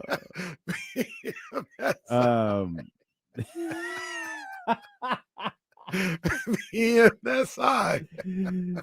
Oh man, that's great. Real quick though, before we hear from Zach LaVine, let us remind you to head over to bakerfamilywines.com. Join Dusty's Clubhouse. That way you don't miss out on any of the amazing events like the one we just did this past weekend. It was a harvest festival. They're launching their new wines, man. It was an incredible time. We had so much fun out there playing games. We had so much fun out there watching the football games, even though none of them went the way that we hoped. We still had a great time. Food truck was out there. The charcuterie cups were absolutely terrific. They even paired some chocolate and wine together. It was just absolutely marvelous. So head over to bakerfamilywines.com. If you haven't picked up a bottle of Baker Family Wines, you could do it at the Nugget in Granite Bay. I've asked my man Chick and Dusty to get us a list of the different, because I know some Rayleighs have them, which means some Bel Airs have them. So when you're in the wine section, just look for the baseball stitch. If you see that rosé, grab it, chill it, and you will be very happy. That rosé was flowing in the heaviest manner possible this past Sunday. It is the truth. My man Bill and I had opened up the 755, so we were in good shape. But Katie, Casey, Katrina, Coach Molly, they all had the rosé. And so once we got through the 755, we were onto that rosé. So head over to bakerfamilywines.com and be on the lookout for that wine bottle with the baseball stitch at the Nugget in Granite Bay, or whatever Nugget, Rayleigh's, or Bel Air you go to. All right, back to practice. And for the first time this season, we'll hear from our man Zach LaVine, who, by the way, Kimberly Snack Shack has a pretty significant crush on. Really? Yes.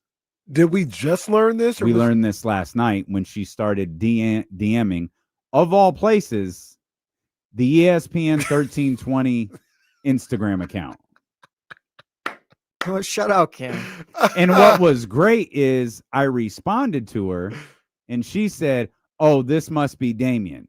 And then immediately, and it was, and then immediately Leezy responded with something and said, "Oh, it's Leezy." And then live from Hawaii, Kyle chimes in and goes, "Hey, just letting you know Kyle is here too." Here's Kimberly's future ex-husband. That's hilarious. Zach LaVine. Did not care that this man, he's married, right? Yes. Didn't care. I mean, we did a good job. Everybody was engaged, intense. Like we said yesterday, singular focus of those pillars that Scott was talking about. So it was really fun. I'm so nervous because he's gonna cuss, and we just got to be quick with it. I'm nervous. Dude, we have a dump button. We're fine. No, I understand that. You gotta have that tat. That's what it is. All right, Zach LaVine. That was a quick answer from Zach LaVine, by the way. That was quick. It was 13 seconds. Yeah, he's all about business. Yeah, Dennis is a pro. He's been playing professional basketball since he was 16. So, he caught on real fast. He's super smart. Gets the ball up the court fast. So it's gonna be a really easy transition. Doug wants you guys to be the most conditioned or one of the best conditioned teams in the NBA. Is that the dog days of summer right now where you guys run a bunch and try to get into that conditioning? Yeah, I mean, individually, I always feel like I've always been one of the best conditioned guys. So it's never something hard for me. I think it's something that you take on as the type of player you want to be. You got to be conditioned. But for the entire team, we have to be if they want us to be picking up 94 feet. So I think 94 feet reference. 94 feet reference. Every player, every 53, time. 53 seconds into the conversation, and 94 feet reference. Everybody's going to be. Coach JT's merchandise is about to go crazy. Everybody's going to be in good condition. What does that first day of a training camp kind of look like? Maybe a common thread. I mean, you guys are all working out over a month for each other mainly now. And is there a big shock to the system when you come into the first week?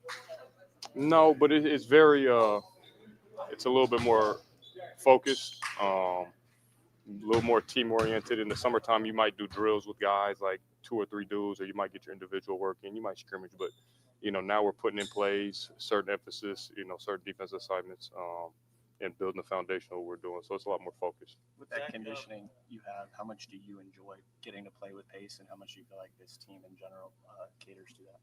Yeah, I mean, put me in space. I've always been pretty good. So, we're getting out wide. If we get stops on the other end and we get out and we play with pace to get easy threes or easy baskets at the rim, it's gonna be that's the type of game that we want to play. So we don't have to play to that. When you look at the things that is it this collection of talent, with a lot of guys that are really established? I'd never make it. I would never make it. I'd lose it. Who was that got cut off? Was that Brendan? Oh, was it? Hold on. Let's not Brendan. like Brandon. First. I thought it might have been Brandon. Our guy. Yeah, Benitez. So we don't have to play to that. When you look at the things that is it I'm not this sure. collection of talent, Why is everybody's talking so goddamn soft? Like they're whispering to Zach. You know how people take on the tone of the person they're talking to? That's what they're doing with Zach. A lot of guys that are really established in the league as stars. That's and young guys that have No, that's made their Jeremiah. way than even That younger is guys who Jeremiah. are trying to make their way. Is this a little bit of a unique group in your experience in the NBA, and how exciting is that to kind of have guys in totally different journeys of their careers all coming together on one team? I've played in every situation, from rebuilding teams to teams that we were number one in the East, and the teams that were a little bit worse than that and rebuilt. So this is just another situation where you got to play with what you're given, and we got to play to the identity of our team. We got guys that are established, have been all-stars, and are going to go on and continue to play and have great careers. And we got rookies that haven't played before and guys that are fighting for contracts. So, I think that's a good mesh, and it's going to be on everyone to uplift everyone as well. It's Doug's first day of training camp as a head coach. Played for a number of coaches. How do you assess just how he's doing with the job and taking care of business? Doug's been great, man, and he has a great supporting staff as well. I think that's what means the most to him, is he has a bunch of guys that he trusts, to the left and right of him, to where he might even not have to do as much talking and as much of the heavy lifting, and he can use his voice in areas that he wants to. So I'm just glad he's comfortable and he's he's not looking over his shoulder. That's always a great feeling. when you look at the things Dennis does defensively, how important is it for him to set the tone, and can that kind of influence like the rest of the group right from the start? Yeah, I mean, Dennis has always been, a guy that gets after it defensively. And with him being the point guard of the team, his voice, speaks volumes. But, I think it's not just him. It has to be on all of us. For me to Domantas, DeMar, all the way down. If we take an emphasis on that side, everyone has to follow. Vocally, who was big today? Who was speaking up vocally? I think everybody was. I know you guys always want to pick out somebody like who has the best voice and who's the leader. It's unless you have somebody that's a big talker on the team, everyone has used their voice individually, and I don't. I speak up when I need to, obviously, and then DeMar speaks to the group. Doug talks, Dennis says some stuff. Malik doesn't stop talking. So stop. That's it right there. Pause. But you kind of want to keep playing it. Yes, don't you? I kind of want to hear Like, what else nah. he says. He says, I think I gotta let me go back to see what Matt says. So what he says is Malik never stops talking. He says, shoot, paraphrasing, shoot. Even Keegan talked. Well, now that is great. That's the news of the day. Well, now we can't hear it. Yeah, we're gonna cut that off. Yeah, we just learned today. Keegan Murray talks, and we're not gonna hear it. My guess is he's gonna like grin when he says it. Look, he just did it. That's what he just did. That was, yeah. That's absolutely what he just did. Keegan said something today, so I think it was good.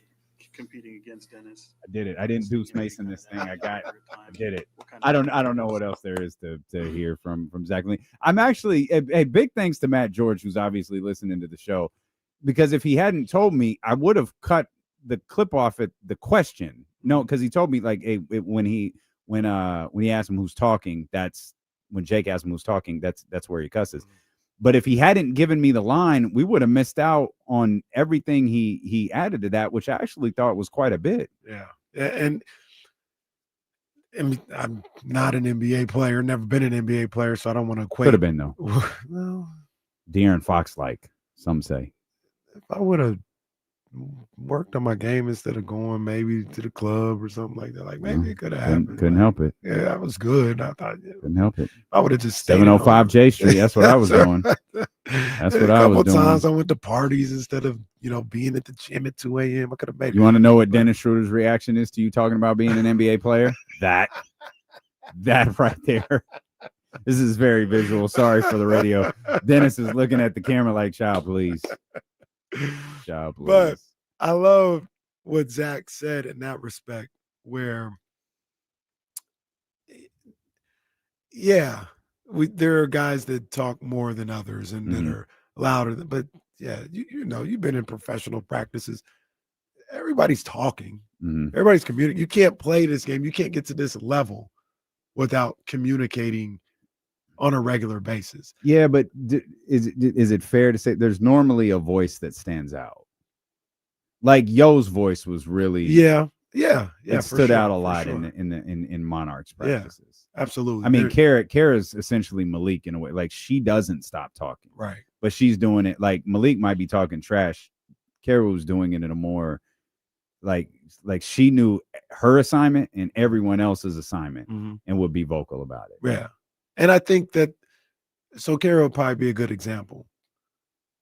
There's I think Keon is talking a lot. Right. Yeah. Right. Like I think Keon is communicating constantly and telling people where they're supposed to be and saying this is where I'm at or whatever. To your point, though, there are players who do it to another level, and maybe that's what people are looking for or whatever. But I also think, like I said, Zach said, there's a lot of veterans out there. They're communicating. They're talking to somebody's in the wrong spot, dead ball. Hey, remember, you need to be over here because when that ball's on that side, I'm gonna be helping here. Like I think that happens often, especially at this point in time. Does it happen that way in April?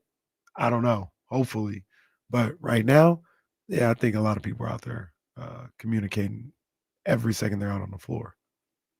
Communication is the key to the defensive side of the ball, no? Communication and effort? Yes. Yes, 100%. I saw Anthony Slater. ESPN wrote, it was like, I think it was like questions for all 32 teams or something like that in the league. And Slater, who obviously is continuing his role of covering both the Sacramento Kings and the Golden State Warriors, asked the question, can the Kings offense, and I'm paraphrasing a little bit, but this is the gist of it, can the Kings offense hide their serious flaws on defense? Which is it's a tradition unlike any other. The Kings defense, long before they step on the floor, is going to be criticized, and their offense is going to ask to excel. Mm-hmm. And Ant-Man said, and credit to Anthony, and I really appreciated this about what he wrote. He actually acknowledged the Kings were talented. Wow. Yeah, he's like, yeah, there's a lot of talent on this team, which is so unusual for someone to actually acknowledge, because you would think this team was compiled of a bunch of scrubs, the way that people talk about them. But he said it would take a top 10 offense to they would need a top 10 offense to overachieve to make up for their defensive flaws, because they're going to be if they're a bottom 10 team defensively, they're going to have to be incredible on offense. Mm-hmm. And I want to point something out really quick. Last year, what were they ranked as an offense? Different metrics, but I think in points per game they were like 8th. You know what they were as an offensive rating? What was that? 7. So you got to excel. You got to be top 10. Got it. If you're a bottom 10 defensive team, do you know what they were last year? 29. They were 22nd. Better than I thought. I'm begging somebody to come up with something different for this basketball team. Like, and I understand. And we learned it must have been Beam Team one year that the running joke was, maybe it was power rankings, because I think that's the only time we've ever paid attention to power rankings. Mm-hmm. Is every year the paragraph would end with, yeah, but can their defensive woes? It would be like the last sentence every week would be something about the Sacramento Kings defensive struggles, woes, whatever. Yeah. And I get it. You have to be better defensively. They have to be better defensively. This is already a good offensive team. I think there's ways to make. Obviously, Scott Perry feels like there are ways that this team could be better. Domantas, Sabonis, Malik Monk, all of Keegan Murray, all of those guys feels like DeMar DeRozan feel like there's ways that this team could be better, because at the end of last season, everyone said the same exact thing. Again, depending on the metric you use, top 8, top 7. Great. They all acknowledged they needed a point guard. And I don't know who the point guard was that everybody wanted, but you could put it on my tombstone. They got a pretty good one. Yes. I think Dennis Schroder is really good. And I think he's going to be great in this role. And I think now you have the opportunity, similar to De'Aaron, not as a scorer, but as a facilitator, and perhaps a one-of-its-kind in Sacramento organizer.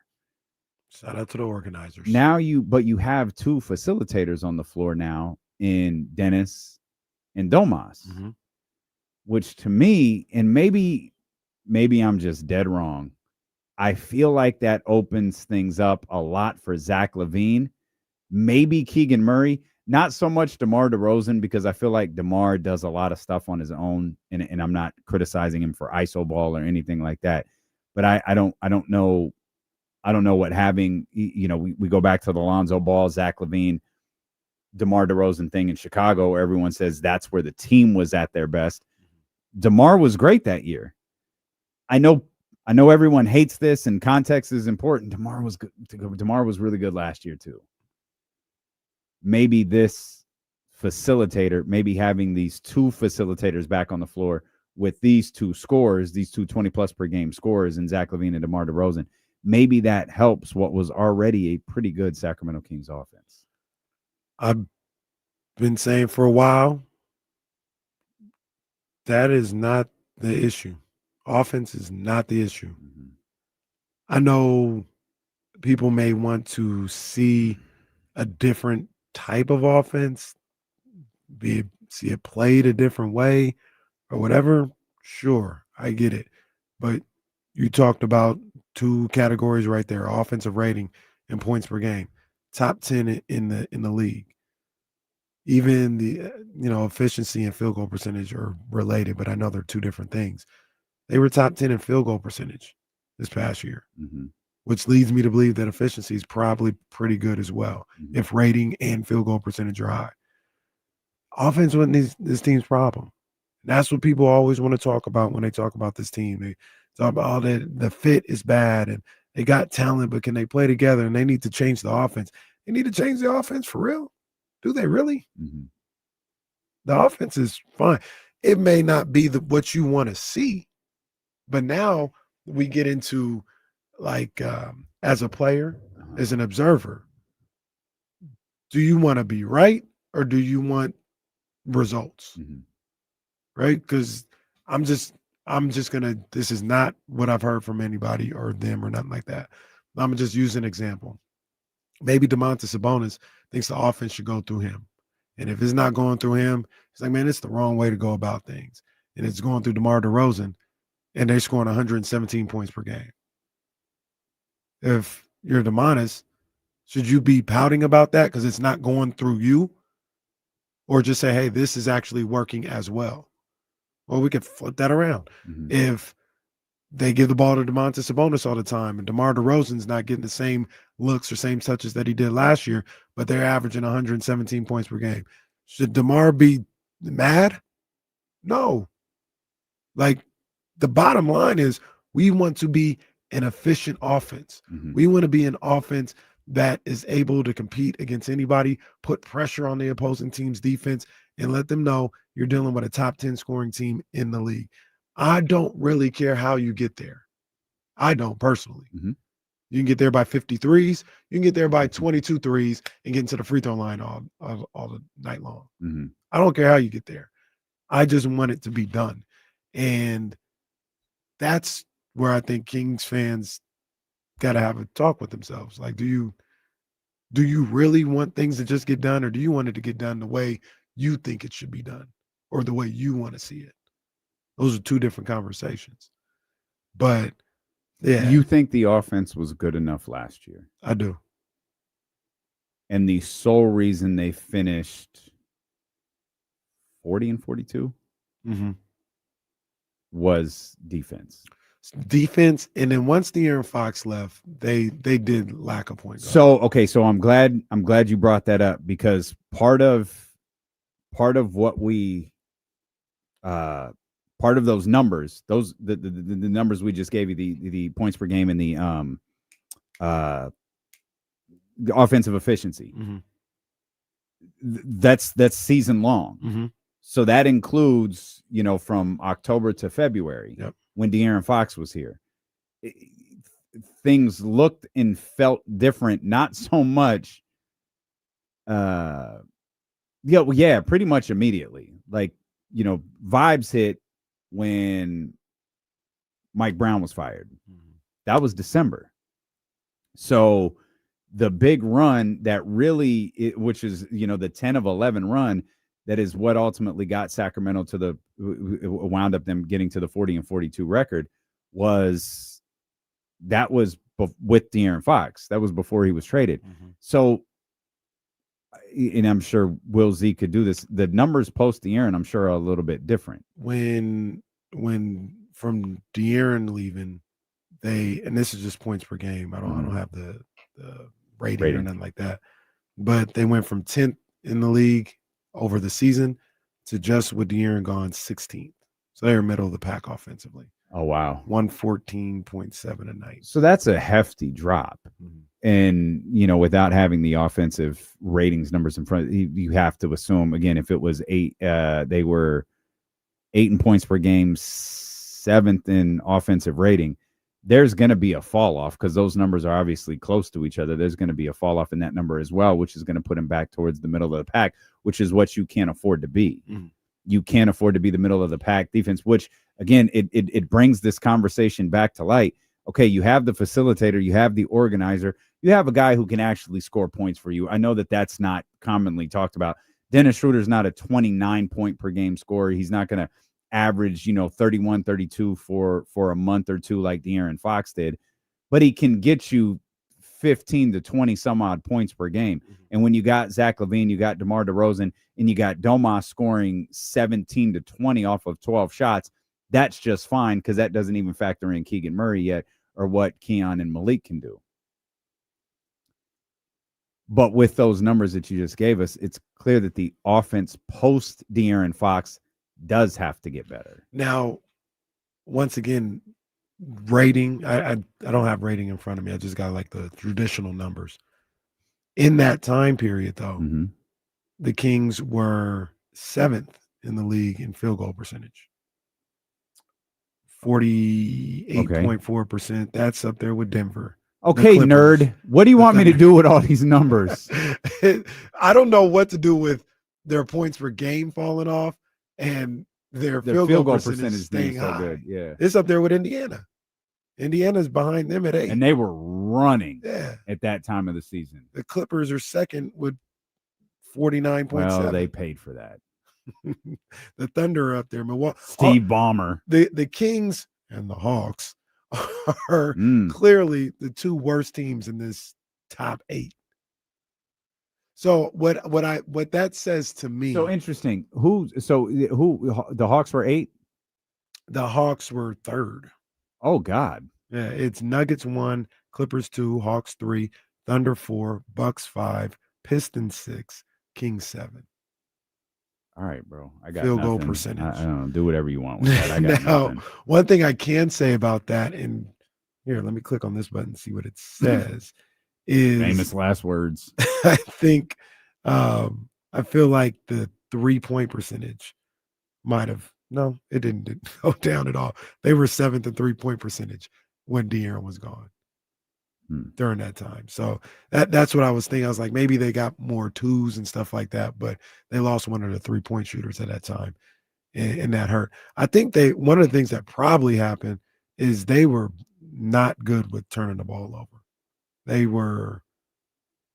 When not having that point guard there really hurt them. I think they ended up being middle of the pack, but all the numbers and everything else like that. I just think that the symmetry that they were lacking without a point guard is something that Dennis Schroder being there now can kind of help with.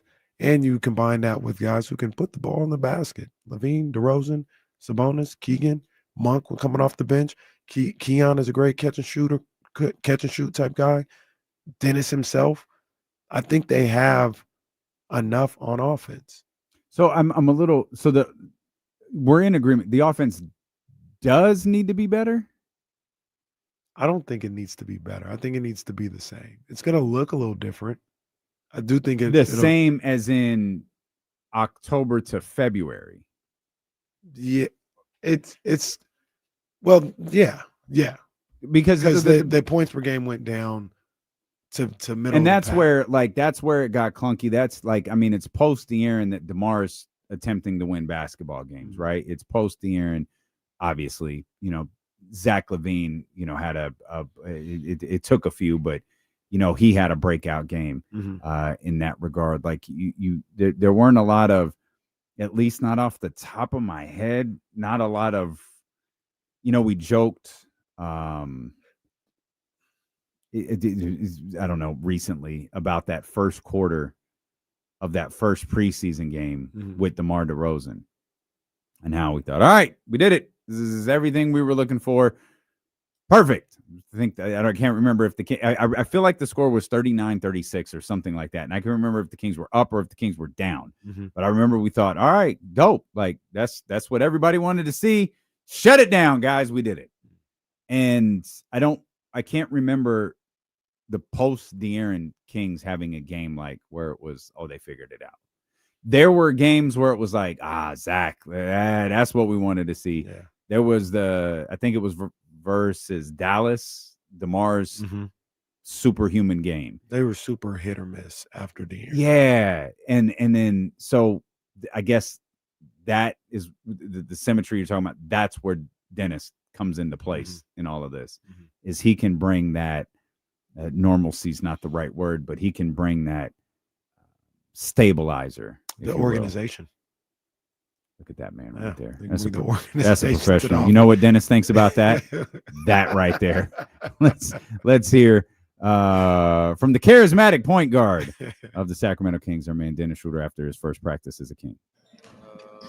offensive and defensive Oh, principles. buddy, go you're through gonna it. have to speak up. Played a little 5-on-5. Yeah, it was great first day. What stood out to you about the way that Doug runs things? He's direct. Want that dog mentality that we pressure full court. Wants it, to be together as a team, as a unit. And yeah, we got to work on those things.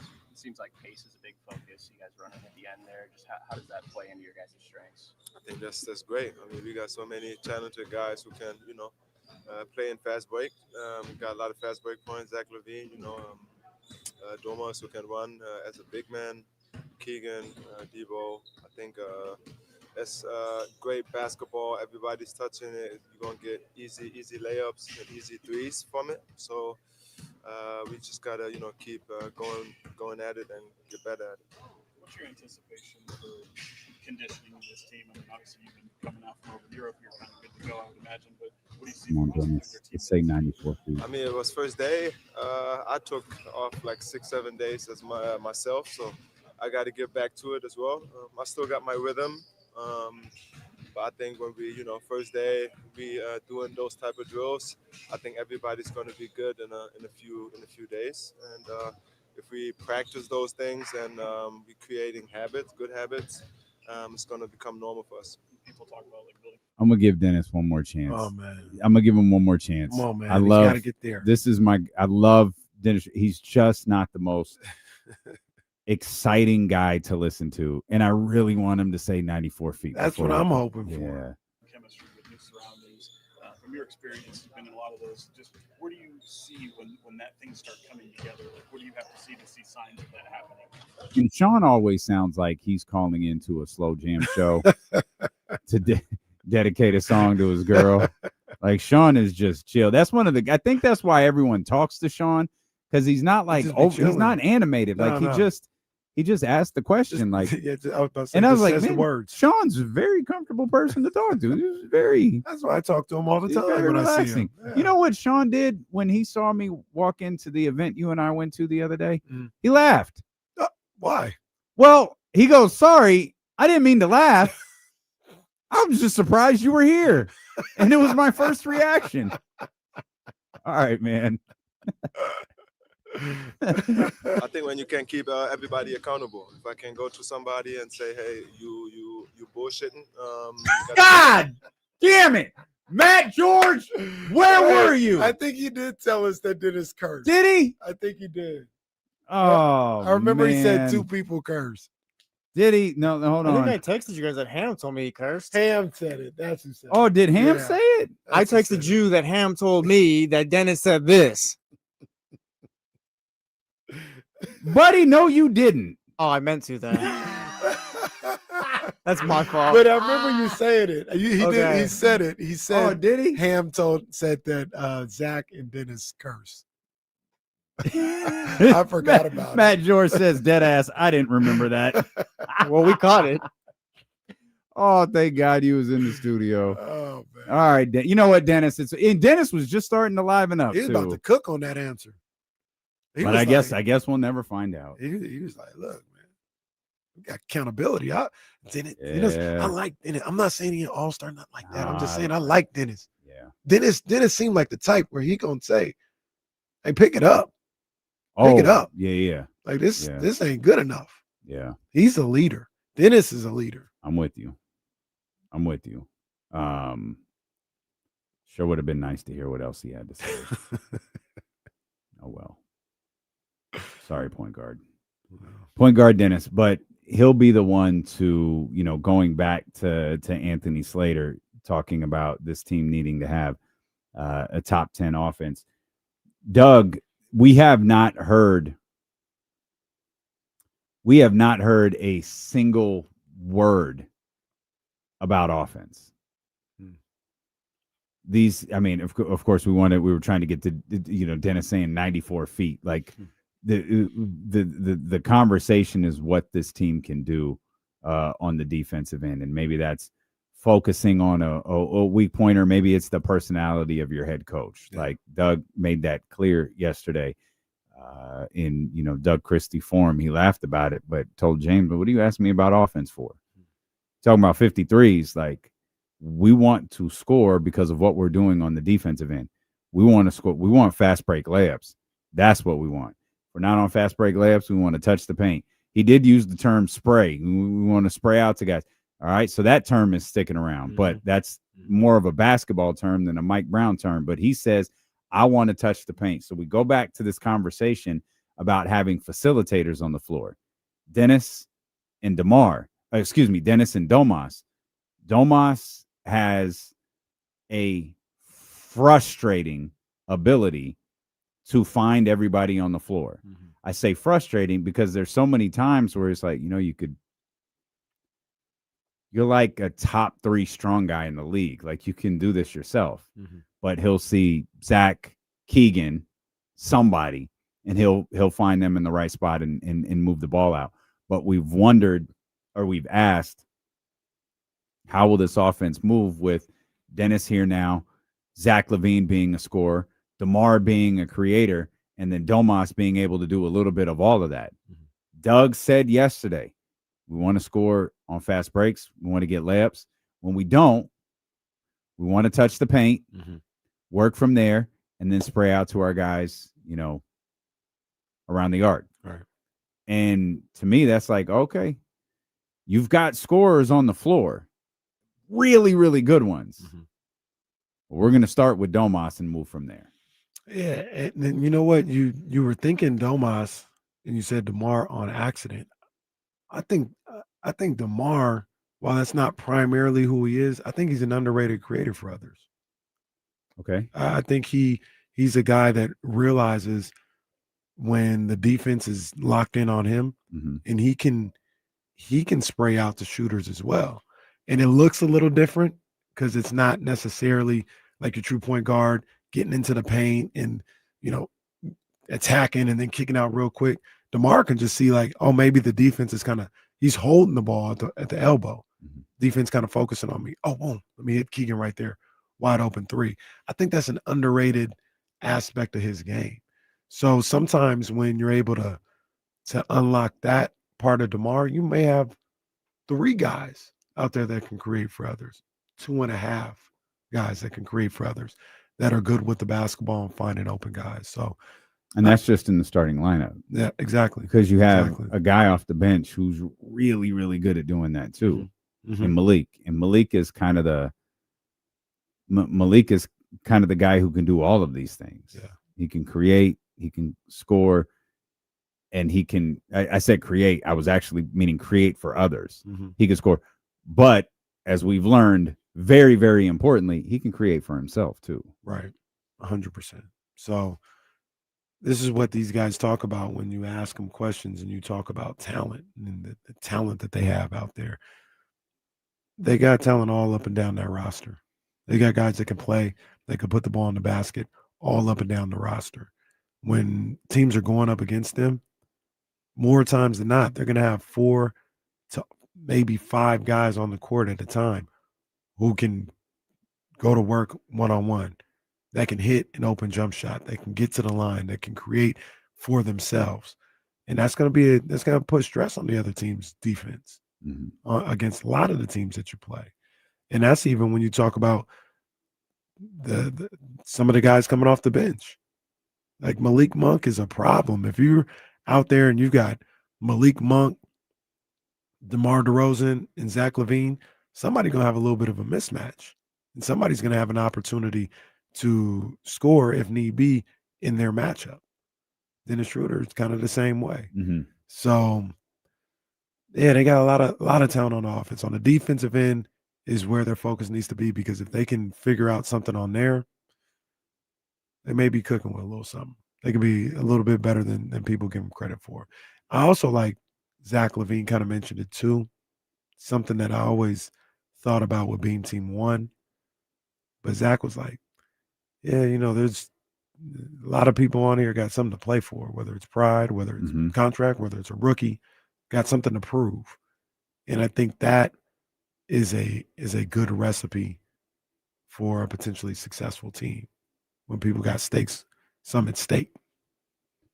I also think it's not the worst thing in the world to have guys or, as we learned yesterday, at least a guy being a little pissed off. Mm-hmm. And that goes back to DeMar DeRozan and what DeMar said yesterday. DeMar, not only I know because of the nature of the way he was talking, Jesse had to edit the audio of that clip. Mm-hmm. The video exists. You can see it out there. DeMar looked agitated discussing the way people talk about this basketball team. He looked agitated discussing last season. Mm-hmm. You don't want that energy to live in you, but having that energy right now, that don't bother me a bit. Not at all. Yeah, that don't bother me a bit. I love that. Yeah. I love that. I'm with you on that one. I need that type of energy in this locker room and on this team. It's healthy. Mm-hmm. There's a point where you've got to put it aside. Like, I don't want DeMar shouldn't have to reference last season again.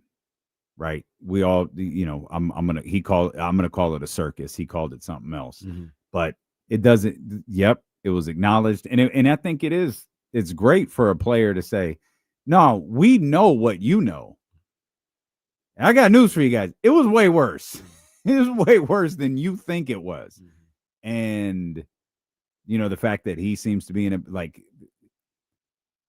he feels like everything is in a healthier place right now. Mm-hmm. It gives me, and I know this is what media day is for. I know this is what training camp is for. Fresh starts are for. It gives me hope for this season because, and I feel like we have been very consistent. This team wasn't a 40. This team was better than 40 and 42. And we could argue whether it was a 50-win team or not, but they grossly underachieved at 40 and 42. I agree. And finding the happy medium between maybe overrating what they might be and them underachieving is why I keep landing on I think they could easily win 40-something games this year. I'm with you. And I'm talking 44, 45, somewhere in that vicinity. And then we'll see what that winds up being in terms of that's almost certainly a play-in spot, but we'll see what that means in terms of playing at home, playing on the road, and what they're able to do from there because they've been in playing games now 2 years in a row and haven't been able to go anywhere. We'll come back. We'll talk a little bit more about your Sacramento Kings and maybe even discuss the San Francisco 49ers a little bit as they get ready to play on Thursday night against the Los Angeles Rams. It's Steeling with KC, brought to you by Sky River Casino and Sacramento Sports Leader, ESPN 1320. I'll run this in the commercial break. I don't think we'll play it during the show. Kyle Shanahan. I have a pretty important question. What NFL coaches do you think could beat up Robert Saleh? Just me. That's about it. What about Dan Campbell? Yeah, I would probably bet on Dan over a lot of people. Saleh's too nice usually, but it seemed like someone struck a chord later. I mean, the other day, but I don't think there's any fights going on. It was kind of comical now to look back at it. That's pretty So funny. somebody brought up something that I wasn't aware of, and things start to make a little sense. Mm-hmm. Maybe you saw this. Mm-hmm. Robert Saleh and Liam Cohn. Some people believe, and maybe Saleh believes, he would have got the Jags job if Liam Cohn didn't, like, at the last minute spurn the Bucks. Remember, he was in line to be the Bucks coach. Right. Yeah. And at the last minute, he jetted out. Right. Got the Jags job. And I think I remember Saleh was like the front runner. And then Liam came out of nowhere and they went with Liam. I didn't put that together. And that makes sense as to why Saleh out of nowhere on Wednesday starting mentioning this guy by name. Yeah. And has some type of maybe issue with him. Sure. Also, I feel like Saleh's remarks didn't come off like he talked today. Like he said, he was giving him props. That's how I took it initially too. He's like, yeah, he's not dissing him or trying to like, I guess, rat on him. Just more so like, nah, he does this thing really well. Now I would have took that as I might have taken. Yeah, I would have taken that way. some type of way. I might have taken that. I would have said, keep my name out your mouth. I would have done it in a different way than Combe did it. I would have took that some type of way. Like, what are you doing? Like, what are you doing? Like, why are you? Yeah. All right, wait, are the Yankees Red Sox on? That's on now? Yep. ESPN. Do you know how long? Because I just saw this graphic when I was watching this game. Do you know how long I only remember this because Jesse was pissed off about it. Sorry, go ahead. You know how long the Major League Baseball season was? It Really was long? 6 months. Oh, 6 months was how long the Major League Baseball season was.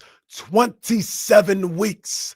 We've gotten here to the postseason. We're here. We're here. It took a while. It only took 6 months, but we're here, and it's playoff time. Go see the Smashing Machine.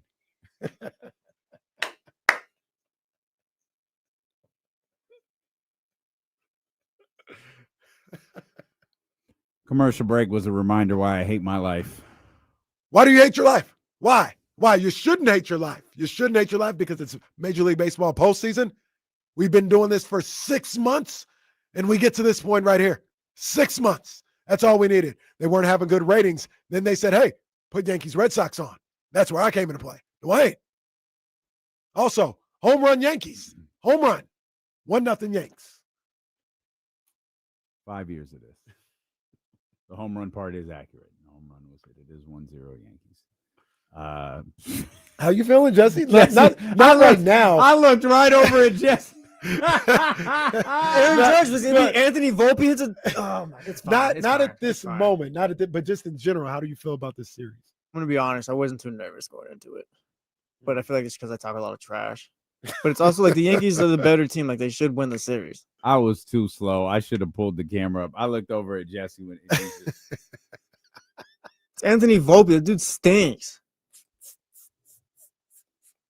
You say we got Leezy here at 916-909-1320. It's the Elk Grove Kia Talk line. Go buy an EV today because it's going to be more expensive tomorrow. Like today. No, like right now. Drive to go get one right now. Leezy, what's up, man? Yo, D-Lo, Casey, Jesse, my three brothers. What's going on, y'all? What's going on, man? That's copyright infringement right there, but that's okay. Hey, it's good. TC, that's my cousin. It's good, man. He ain't tripping. Kinfolk. Yeah, that's right, kinfolk. Hey, guys, I know I'm super late, man, but I just want to say, hey, thank y'all for everything. Hey, Media Day yesterday was awesome. Saw my boy Malik Monk. We got the same cut now. That's my twin. Max dapped me up. Yo, vibes are up, man. That's what's up. Great pictures too, man. Great shots. Great job, Leezy. We're trying to get Leezy out to cover King stuff this year. He's doing a great job. You hear Leezy? He sounds like hell. Yeah, because he's running around. And I assume, I assume Leezy.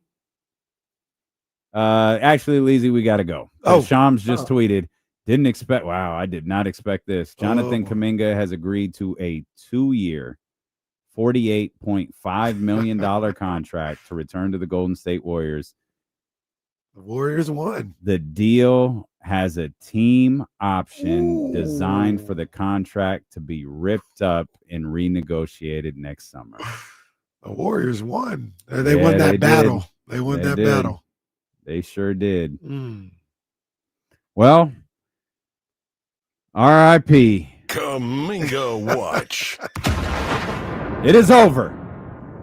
It is finally over. Jonathan Kuminga has agreed to a 2-year, $48.5 million contract to return to the Golden State Warriors. The deal has a team option designed for the contract to be ripped up and renegotiated next summer. That's what Shams wrote. The team option is designed so he can be traded, and the other team can remain in control of what they do with Jonathan Kuminga. Yeah. Now, who? Oh, man. Okay. Now, I mean, okay, I'm tripping. It's clearly the team that can invoke the rip-up clause. The team option, yeah. Yeah. Mm-hmm. More from Shams Charania here. Through negotiations between Mike Dunleavy Jr. and Aaron Turner from July to September, Golden State ultimately increased its offer by a total of $8 million to the 2-year framework and guaranteed Kuminga approximately $15 million more than his qualifying would offer this season. Kuminga chose this 2-year deal over 3 years and $75 million so he can maintain a higher level of control over his immediate future.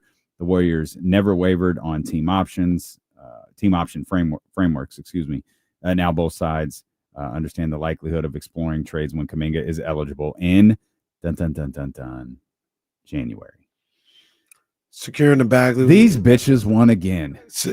They seriously never lose in this. We'll see. They won again. Well, let's find this out, because Securing Bagley says he thinks they still have he has a no trade clause. I don't know where he might get that, but no, I'm okay. Let me read that last tweet again. Let me go. Shams. Kuminga has chose this 2-year deal over 3 years and $75 million, so he can maintain a higher level of control over his immediate future. The Warriors never wavered on team option frameworks. Now both sides understand the likelihood of exploring trades when Kuminga is eligible in January. Unless I'm missing something. No, you're not. And that's from Shams Charania. That's not working off of my memory or understanding of the collective bargaining agreement. That is directly from Shams Charania. You're not missing anything. The only So way he would have control over his future in any way is if he has a no trade clause. That wording that you said, yeah, I understand that will be the only way. Everything else is with the Warriors. The line. Let's see. Kuminga chose his 2-year deal over 3 years, so he can maintain a higher level of control over his immediate future. The only I take that as a 2 years versus 3 thing. Maybe I'm a basic bitch and I'm being too simplistic. Jesus, but that's how I took it. Yeah, maybe that's the case too. If that's the maybe I'm wrong. If that's the case, that's not a lot of control. Now both sides understand the likelihood of exploring trades when Kuminga is eligible in January. I again, this is a James Ham question. For the no trade clause to be waived, it has to be waived now. It can't be waived in January. It's not a LeBron James no trade clause. It's a no trade clause built into a contract structure. So if memory serves me correctly, didn't Hammer say that the no trade clause stayed in effect with the 2-year deal? That's what I thought. That's what I'm trying to think of. So one now we're trying to navigate a convoluted conversation here, but Charania tweeted this with credit to Aaron Turner. I didn't read that part because it's not relevant, but he said agent Aaron Turner told ESPN. Maybe in the tweets we're leaving out the part where he's waiving the no trade clause that is afforded to him by the collective bargaining agreement, because he acknowledges. Let me see if I can see some. Kuminga is eligible in January. I'm sure Bobby Marks will have something on this any second. We talked a lot about what we would do if we were in this position, but the fact is, we were asking a young man to turn down 15 in this case, at least $15 million. He did turn down money by not taking the 3-year deal. But tweeted 1 minute ago from Bobby Marks, Jonathan Kuminga has a January 15th trade restriction. Golden State retains flexibility to sign a 15th player, but not until the early part of the regular season. They will be hard capped at the second apron after Al Horford signs for the 5.7 tax mid-level. That's from Bobby Marks again just moments ago. So Jonathan Kuminga can be traded beginning January 15th. Also, we reported on it. There were things to talk about. There were scenarios that were out there that we were talking about, all this other stuff. I think every single time we were asked, whether we asked each other, Kyle Madsen asked us, anybody asked us, like, what do you think is going to happen? We said every time he's going to sign with the Warriors. Mm-hmm. I wasn't sure if he was going to sign a deal or it was going to be the qualifying offer, but I didn't think the Warriors were going to trade him. That was the biggest thing. I always thought the Warriors, and they end up getting a deal that worked out for him to a certain degree. But I always thought the Warriors were going to just go to hell with this. Like they weren't going to trade him. I didn't believe. Yeah. I thought if we just going to be on the qualifying offer and lose him for nothing, then that's just what we're going to do. But we're not trading him. That's what I always thought was going to happen. He'd be a Warrior. I definitely thought he would be a Warrior. I didn't think they'd win this one. I didn't. I mean, hey, credit to Mike Dunleavy and his team because they didn't blink. And whether we understand, turning down $15 million, all of that, they did. Mm-hmm. And they have told anyone who would listen as recently as 2 weeks ago, he'll sign the qualifying offer. He wants to maintain flexibility. He wants to do this. He wants to do that. He will sign the qualifying offer. They didn't.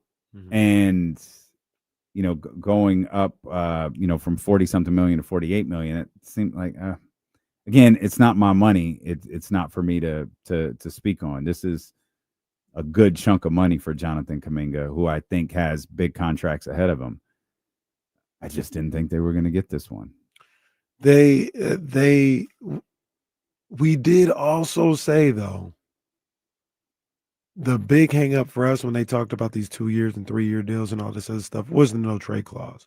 I think that was more important than the player or team option. And when we would discuss this, it's like you cannot give up the no trade clause.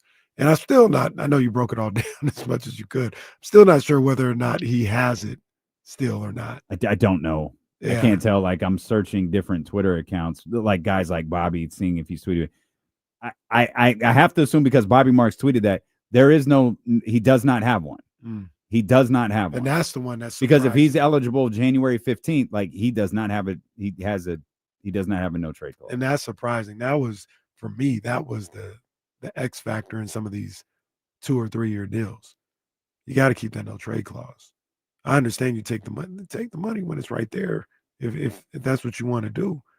But if your concern was your future and having flexibility to not have to be stuck with the Warriors if you want to, then you gotta make sure you have that no trade clause. And if he doesn't, I'm surprised that he let that go and signed a deal.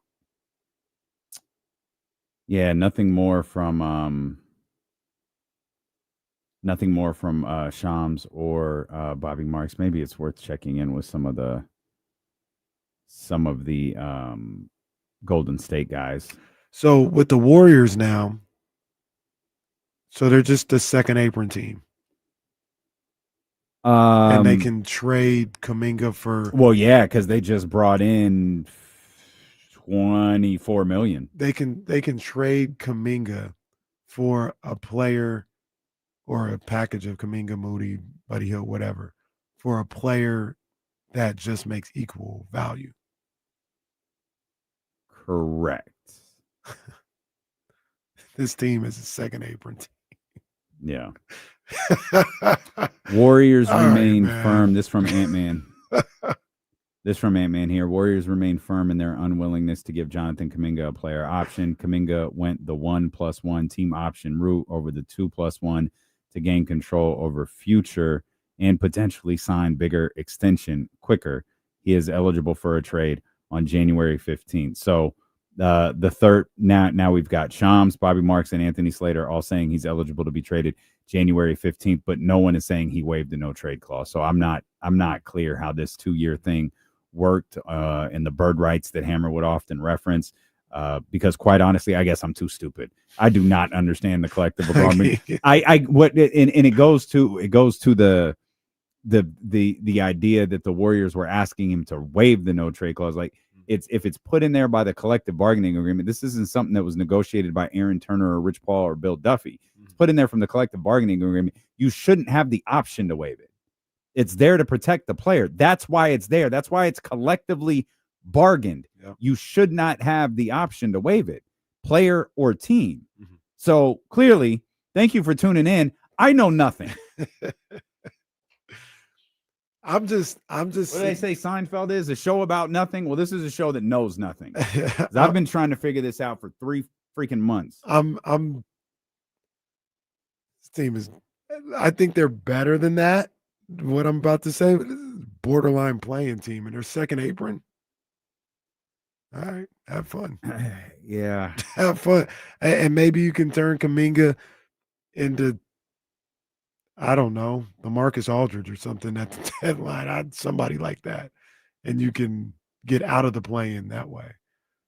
But Thunder, Rockets, Nuggets, Clippers, Timberwolves, and now you start to talk about the Lakers and the Warriors. We're at 6, 7. God damn it, man! Really, really. After the Minnesota, that's 5. And now we're talking Lakers, Warriors, 6. And there's second apron. Okay.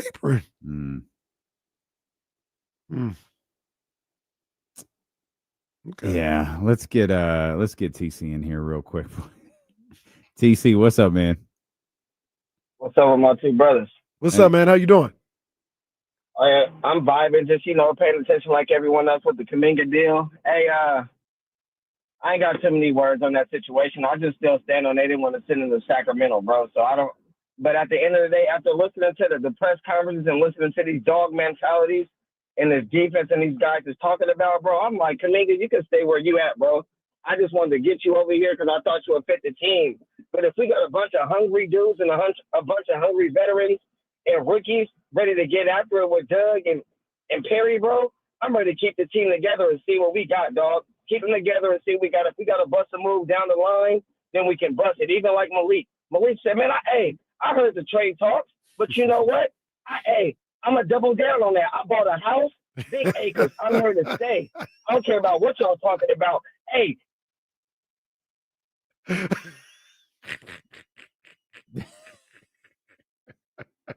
I never slid him down. I don't know what happened. This Sopranos episode right now. That was an epic dropout. Hey, and then he gone. Shout out TC. Always shout out TC. TC sounded a little. TC went from sad to angry. But Jonathan Kuminga will be a Golden State Warrior at the very least until January 15th. Now, this will spark questions of will the Sacramento Kings re-engage in conversations coming up in January? My guess is they don't, because now, it's you essentially signed the contract, but you have $24 million.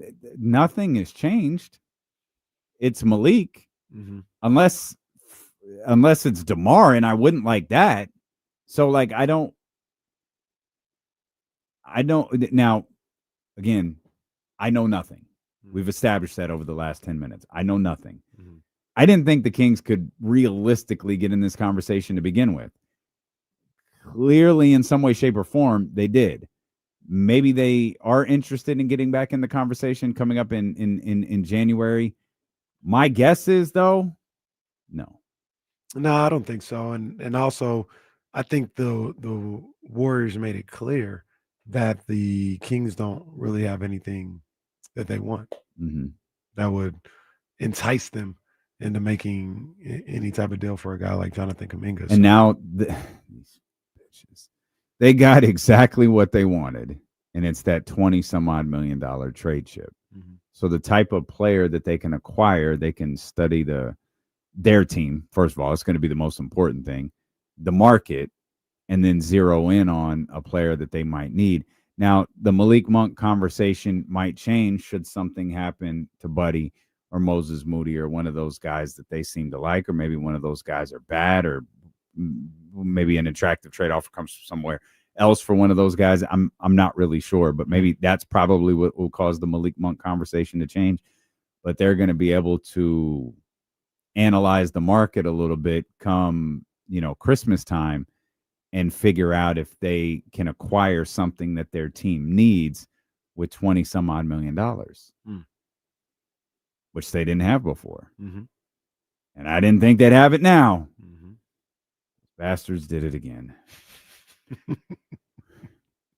Jesse asked yesterday, I thought it was a good question. Was it the Warriors who have mastered this, or was it Bob Myers?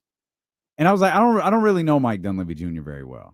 I reckon, like, I don't know Bob Myers at all. Like, I know Bob Myers, the ridiculous television personality, but I also know Bob Myers was a very wealthy man before he ever stepped foot into an NBA front office. And part of that is because he is brilliant at navigating relationships and business deals. And it's great to be a general manager who understands basketball. That's fine. Again, I don't know what type of person Mike Dunleavy Jr. is, but I did ask the question, does he understand basketball versus understanding how to navigate relationships, people, and business dealings? A lot of business dealings are manipulation. Yeah. And it not in a devious, underhanded, hurtful way, but you want everybody to feel like they're coming out with exactly what they wanted. You're navigating these. Scott Perry is the smoothest talker in any room he steps into. And I don't mean this in a mean, malicious way. Monty McNair was a nerd. It's different. Monty McNair serves a great purpose in a front office. He probably has it now with the Los Angeles Clippers. He probably had it with the Houston Rockets. He did not have it here. Wes Wilcox is not likable. You have to navigate relationships. One conversation with Scott Perry and you get it. One. And you get it. Right. That was Bob Myers. Yeah. One conversation with Bob Myers and you get it.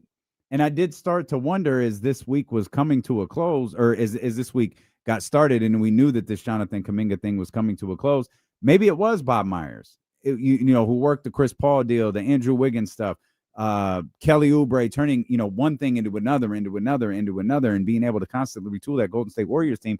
Was it because not only did he understand the market, did he understand dollar figures, did he understand collective bargaining agreements, but he understood relationships and people and how to manipulate them into feeling like they got exactly what they needed. Wow. Clearly, Mike Dunleavy, if nothing else, he has a strong poker face. He waited this thing out, and he won. He did.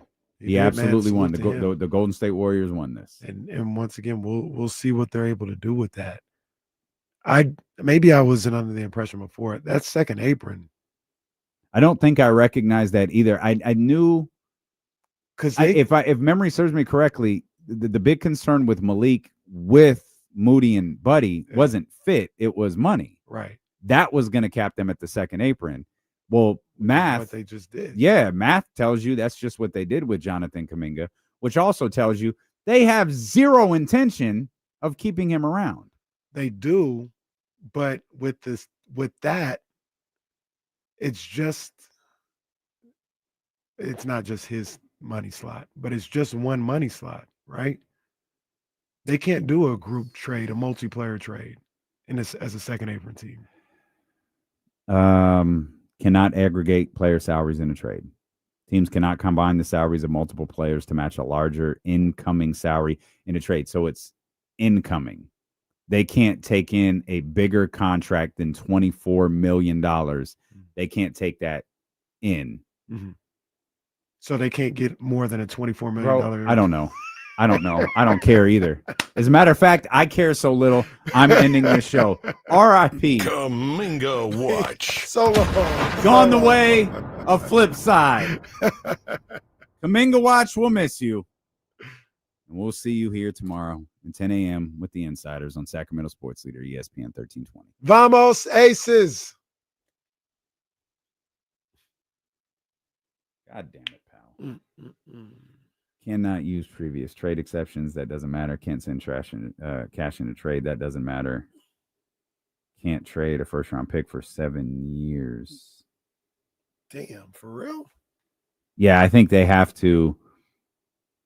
So Pick I swaps think there's maybe, or- no. I think there's something to that. I think they can't. I think if they're a second apron team for multiple 2 seasons. years, Gotcha. yeah. Got you.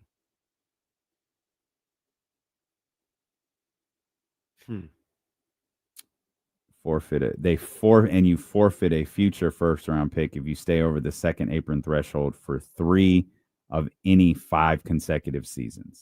So with this setup that they currently have, maybe Buddy is going to be a free agent. Do they have anybody on Buddy just expiring? signed, didn't he? Do they have anybody? Maybe Moody just signed too. Golden State. Do they have Warriors. anybody on an expiring deal? Stand by. They'll be second apron next year. Payroll. Unless they can make a trade. Let's see. We got Pods as a team option. We got Trace Jackson. So he's a 5.6. Trace Jackson Davis is a 2.4. You got Buddy under contract next season for 9.6. You got Moses Moody under contract next season for 12.5.